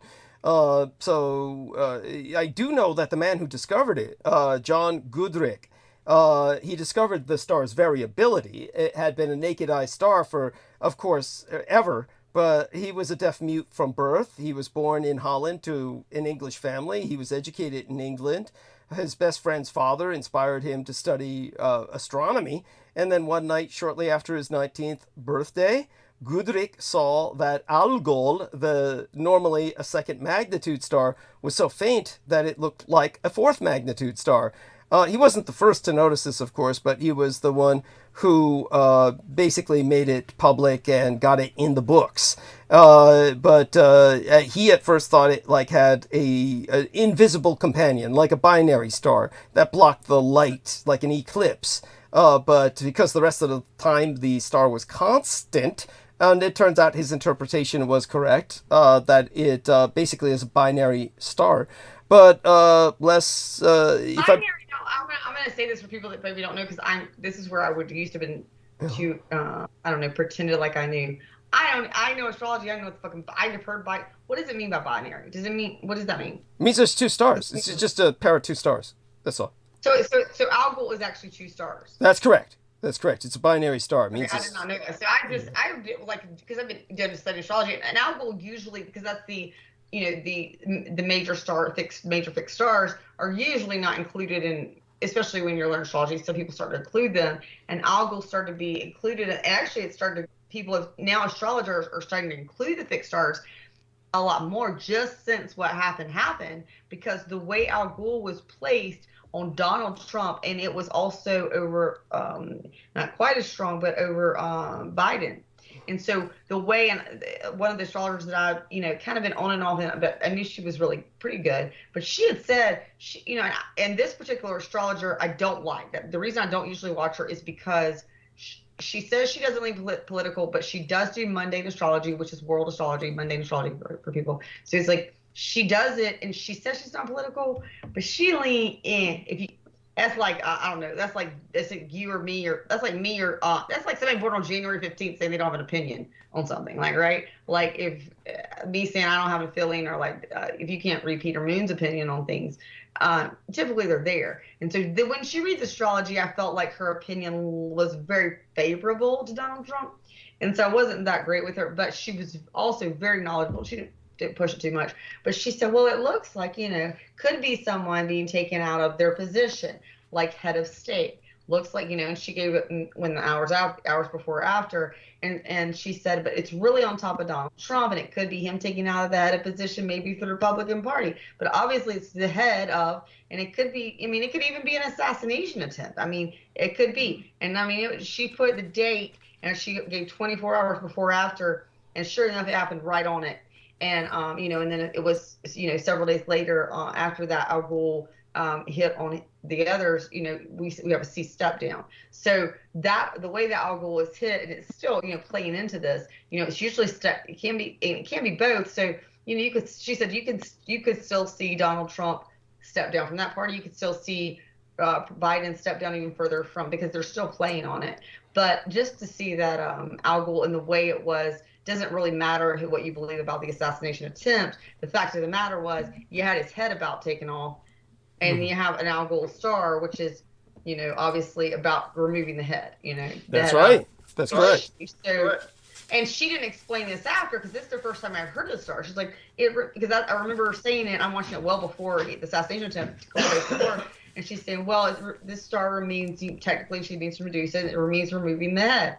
She said, so it could be, and then she may have mentioned, she said, it could be an assassination attempt even. She's like, it could be that, but they don't want to play it up too much, like, but it could also mean, metaphorically, can mean removing head of, like, so if you're head of a party, head of a state, like, it could be removing you from that. And so she had very much done that in a couple of videos, and then sure the fuck enough, she gives a 48-hour window, and he was right in the middle of it, and it hit with that assassination attempt. So I thought that Al Ghul just kind of, I just think that's really neat. Anyway. Yeah, there you go. I'm being told by Meth Head Larry that he needs to go do more drugs, apparently, because he's saying, shh.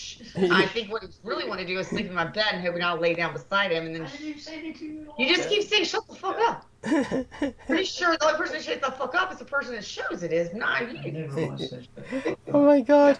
Well, honestly, I really enjoy you talking about that, Brooke, and it's really important. I love that. Thank you. That's let's take a look at our numbers and see if they've gone up with that. They have, but I want to go to sleep. So I want you two to go to sleep. I want to go to sleep for a while, or I'll stay up for a while before I go to sleep, but I'll go to sleep and then get up and, Next week we'll be Googling. You can Google the Meth Head Larry Show. You can introduce it. We'll just put a new show on there. Yes. They can sit in there. Yes. For extended periods. When I go to sleep, you'll be up. I'll just tell them to go get. Hey, you get a job. He can get you some dope. You can get on drugs again. There you go. Yeah. Right, well, if Ian West can help him get a job at the local Waffle House, how about Ian West? If Ian West wants to move here, yes. They can do drugs together. Yes, they can do drugs together. Yes, Ian West and Meth Head Larry. It'll be like, the go-to team. I require it for them, because now, so the new thing, drug I want, have you heard of it? The Ozempic? Yes, lose weight. You don't want to lose weight. It's not for losing, it's for losing weight, that's what, and they have diabetes, but it's a miracle drug. Oh my God. It is for everything. It is for anyway, there's a whole lot about it. I'll send you a link, but it is, because of that type drug it is, there's Ozempic, and the one they do for diabetes, same type drug. It's the same semi-glutide, whatever it does. Peptide. It's peptide. And so while they're over. Are your neighbors bothered by that? Are your neighbors bothered by those dogs? No, you know what? I'm bothered fucking by it. So I fucking am. And my dog is in my fucking room, my goddamn squirrel, you motherfucker. Oh. Yeah, oh my God. Oh. I'm sorry, I didn't say that. The dog is in the room with the squirrel, honey. Can you please get it out? No, you're downstairs because you just walked down there outside randomly to get where you're not, so I'm just gonna walk the dog out. Doesn't it wake the neighbors up? I don't live that close. I live in an apartment. I have a yard. Hopefully they have walls too, and there's a whole huge space between them. So There's not like bumper to bumper here. Thank God. The dogs are loud enough in the backyard. Like his dogs got in the bark. I mean, I sleep through everything. I mean, when I check out, I check out. You know, I mean, like I told you. That's waking the neighbors up, then I'm waking the neighbors up. You know what I'm saying? Like, I'm louder than the dogs, but usually it is the police lights from us. It's not the dogs. It's usually the sirens and the cops out there. Yeah. Got it. I mean, why are the dogs barking? What did you do? Like, it ruined the show. Douglas is now, we're gonna have to give him more money. He just lost so many viewers from the fucking dogs. She's kidding. She's kidding. She's kidding. Oh my goodness. So all such being said, darling, okay, I'm going to be going to sleep. I love you. If it doesn't happen later today, make it happen tomorrow. And we'll get this done one day at a time, one thing at a time. I'll do that. I will take him. But you tell him once I take him, then I want you to tell him that I take him. Then after he has his ID, then if he doesn't have a job, he has 7 days. He can then he can apply McDonald's. I don't care, gas station, work there because because I need my hair fucking colored. Yeah. Like great. So I need my hair done. Yes. Yes. Okay. So you've heard it, Larry. You want me to tell him right now? So, so Larry, try and work with Brooke. Are you hiding behind something? Where is Larry? I don't see. Oh, he's coming out finally. He's like a ghost. So Larry, just try and work with Brooke. She wants some quid pro quo. If she helps you get that ID, try and take advantage of that to get counseling. Let's get some counseling appointments. That's you're not using your insurance. Let's start using that insurance. And don't wait for your mother to make the appointment. But what you can help with, Brooke, is making the appointments for him for the counseling. Help him do that. Yes. As long as I make my Botox appointment that I need, and then I have my hair appointment, and I would like some new breasts. I don't know. Yeah, we can get to that. We can get to that, but I think it's more important. I feel like you're putting me on the back burner to be your friend, Douglas. It's all about him now. It's not like that. It's not like that. I'm trying to keep him from being violent to you while still helping around the house, and ultimately perhaps getting straight enough, by that I mean sober enough, from drugs so that he can work. If we put him into work right now, I don't know if he could last a day without breaking down and saying fuck this shit or beating somebody up or something like that. Jesus Christ. He's He last a day around him. Like, I mean, like, that's not fair though. You want him to be at my home and like I'm supposed to deal with the fucker and not be like, because they'll take a girl to jail if I hit him, right? This is true. This is true. Larry, you've got to give. You got to give a little bit. If you're going to get, you've got to give a little bit. So try and I said like the tongue thing. He'd be the perfect person. I swear to God, if the tongue was cut out. Then so just roll with her. Don't disagree with her. Try and let her have her way verbally, and as well, never become violent. We're gonna try and counsel that. And aside from that, we're going to, after you get your ID, get your counseling, which I think is more important than the work, because we're trying to make you rehabilitate you to the point where you can be employed. More important than the work, but less important than my Botox and boobs. So I'm thinking work's gonna we'll figure that out in the next episode. Yeah, we'll figure that out in the next episode. Oh my God. Honestly, I thought it was Noah. His voice sounds so young. I thought he was fucking Noah, and I was wondering why Noah was... Don't say young. Don't say young. Do not say young. No. Young. What is he looking at on the phone? What are you looking at on the phone all the time? When I talk, yeah. I swear to God, what you're seeing right now, I will be right next to him, and that is what he does, nonstop. I noticed he was doing that throughout the night. Larry, you've got to do something. Yeah, Larry. He'll take my stuff to see what I'm on, but if I ask him when he's on, he's like very private about it, and he sometimes doesn't do anything, but he will nonstop. Okay, so Larry, that's not fair. So let's do this, Larry. Try and experiment with when she's talking, putting your phone away for a little while when she talks to you. Try that sometimes, at least sometimes. Anything, it says log in. It says Greenville Therapist. Oh, he was looking up a therapist. I'll give him that. Yes, okay. That's good. But it's so hard to know what he's doing, and he's very private. I have ADHD. I understand that. So does she. So do the squirrels.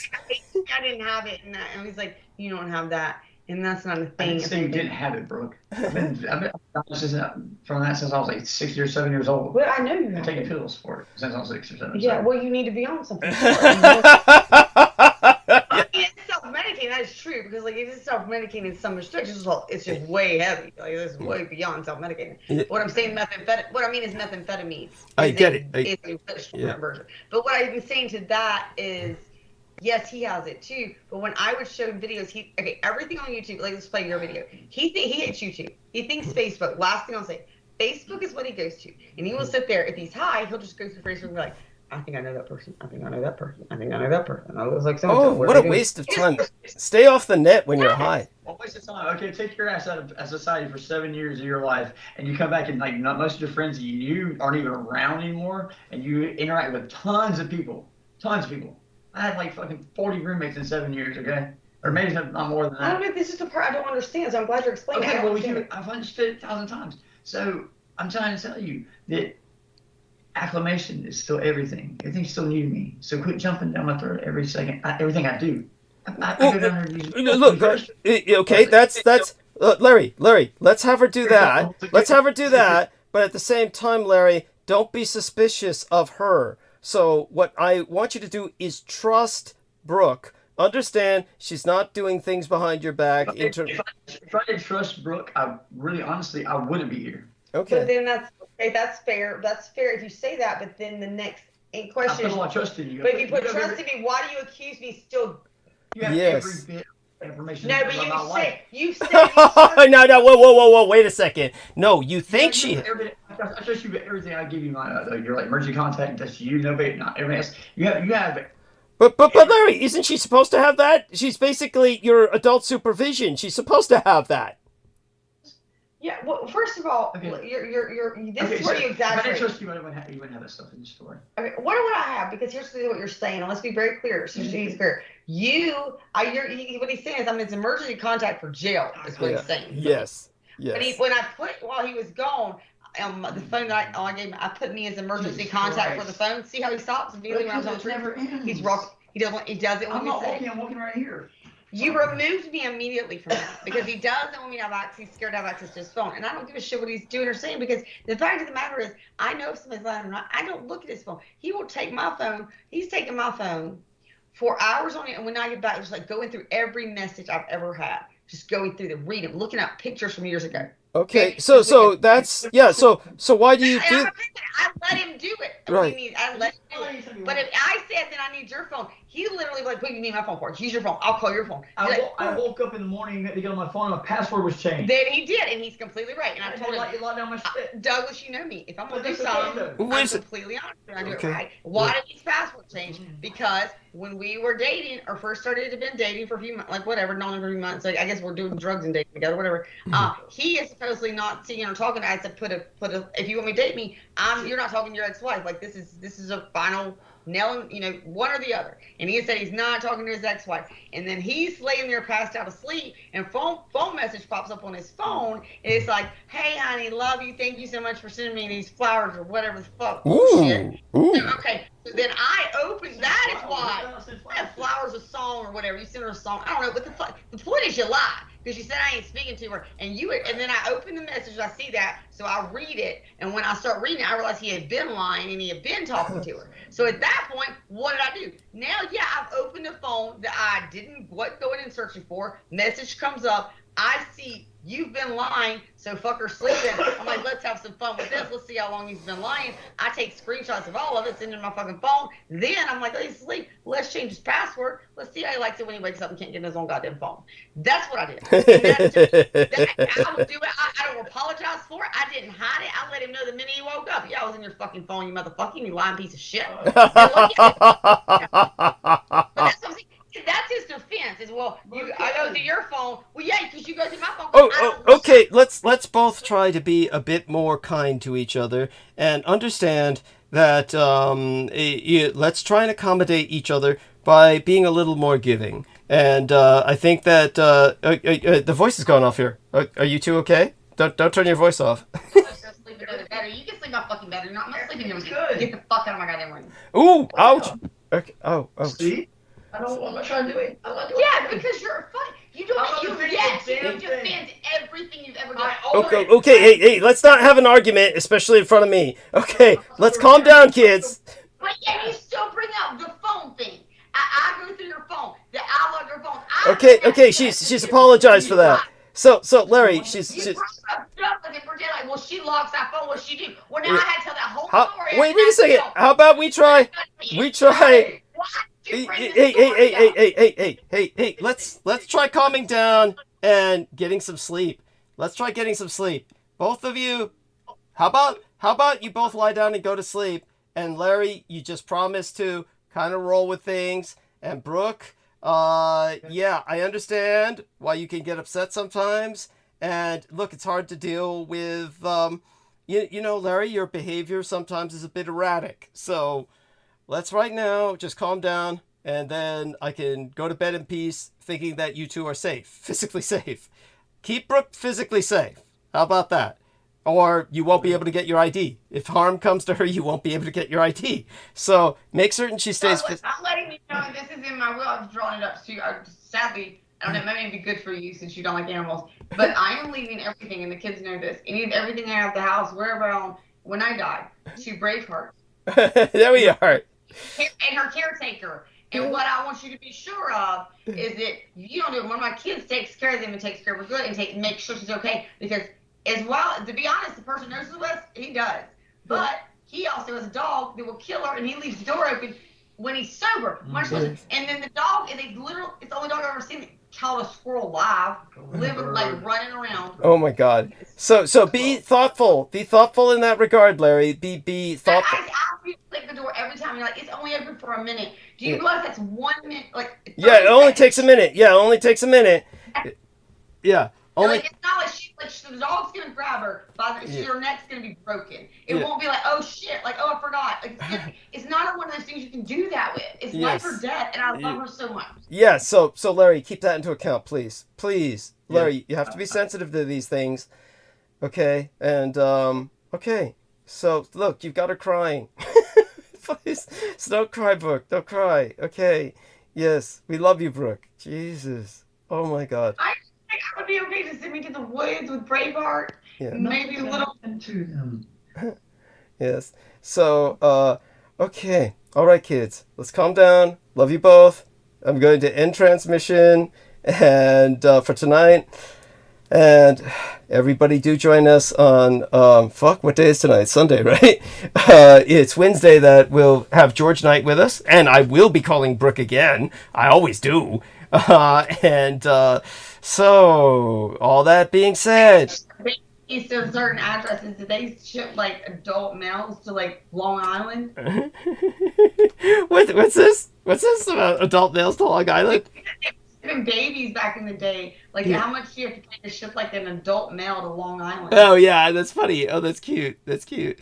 Oh shit. Or San Francisco. Either one of you guys can take him for the head of the next call. It's okay. It's okay. I'm pretty sure. I know you are good. I'm pretty sure Peter Moon was going to come back single, and he's probably going to need somebody there. And he's probably he likes those tattoos a little more than he wants to admit, right? Yeah. Oh well. I mean, like the guy I was talking about that I know in Long Island. That guy, not your Peter. Got it. Yes, understood. Well. So, I mean, I don't know about that. Like, we've known two years. Yeah. Or, like, it's near Long Island. Does Peter Moon live in Long Island, too, doesn't he? The other crazy guy, Jambo the Reese Monkey, is Staten Island. But all that being said, so they're crazy, but I love you so much. I'll let you go. Love you dearly. And okay, beyond expression. Thank you so much for helping me or not, and making me just take it. Maybe I'll get him out of the house. Oh, God, just be kind to each other. Try to help each other through this, and let's get both your lives stabilized by trying to get some of this paperwork done. Yes, no help. We all need it. All right. Love you. Bye for now. Bye. Okay, and to all our listeners, we wish you all a happy morning, and of course, quite the night tonight. And as everyone knows, just been investing my energy in plenty of other things. And certainly Team Dietrich has seen the fruits of this to a degree. And what I'm going to do now is end this episode, this transmission. We will be back on Sunday. Let me take another look at the calendar. Wednesday, I mean to say. And Wednesday will be the George night. And that means we'll be operating for 12 hours that night. And I will be calling Brooke. We'll see if she responds. And hopefully Victoria is okay. I'll try and reach out to her too. Friday will be the day that I'm dealing with everybody on a personal level. That's when I commence my steroidal regimen to prepare me for the surgery. And the surgery again will be on the 28th to correct my deviated septum. Okay then. All right, kids and adults, everybody who gives me financial or moral support, you are all loved. Getting the big finger from Brooke. Thank you. What? Why? Why? That's okay. Thank you. Love you. Heart. Love you, Brooke. Okay. Hang it up. Yes. Love you. Kisses too. Bye for now. Okay. Love you, Brooke. All right. Bye. Okay. Oh my God. Ending stream. That was exhausting. Oh my God. Vrill's still up. Get some sleep, Vrill. We love you too. Holy shit. Okay.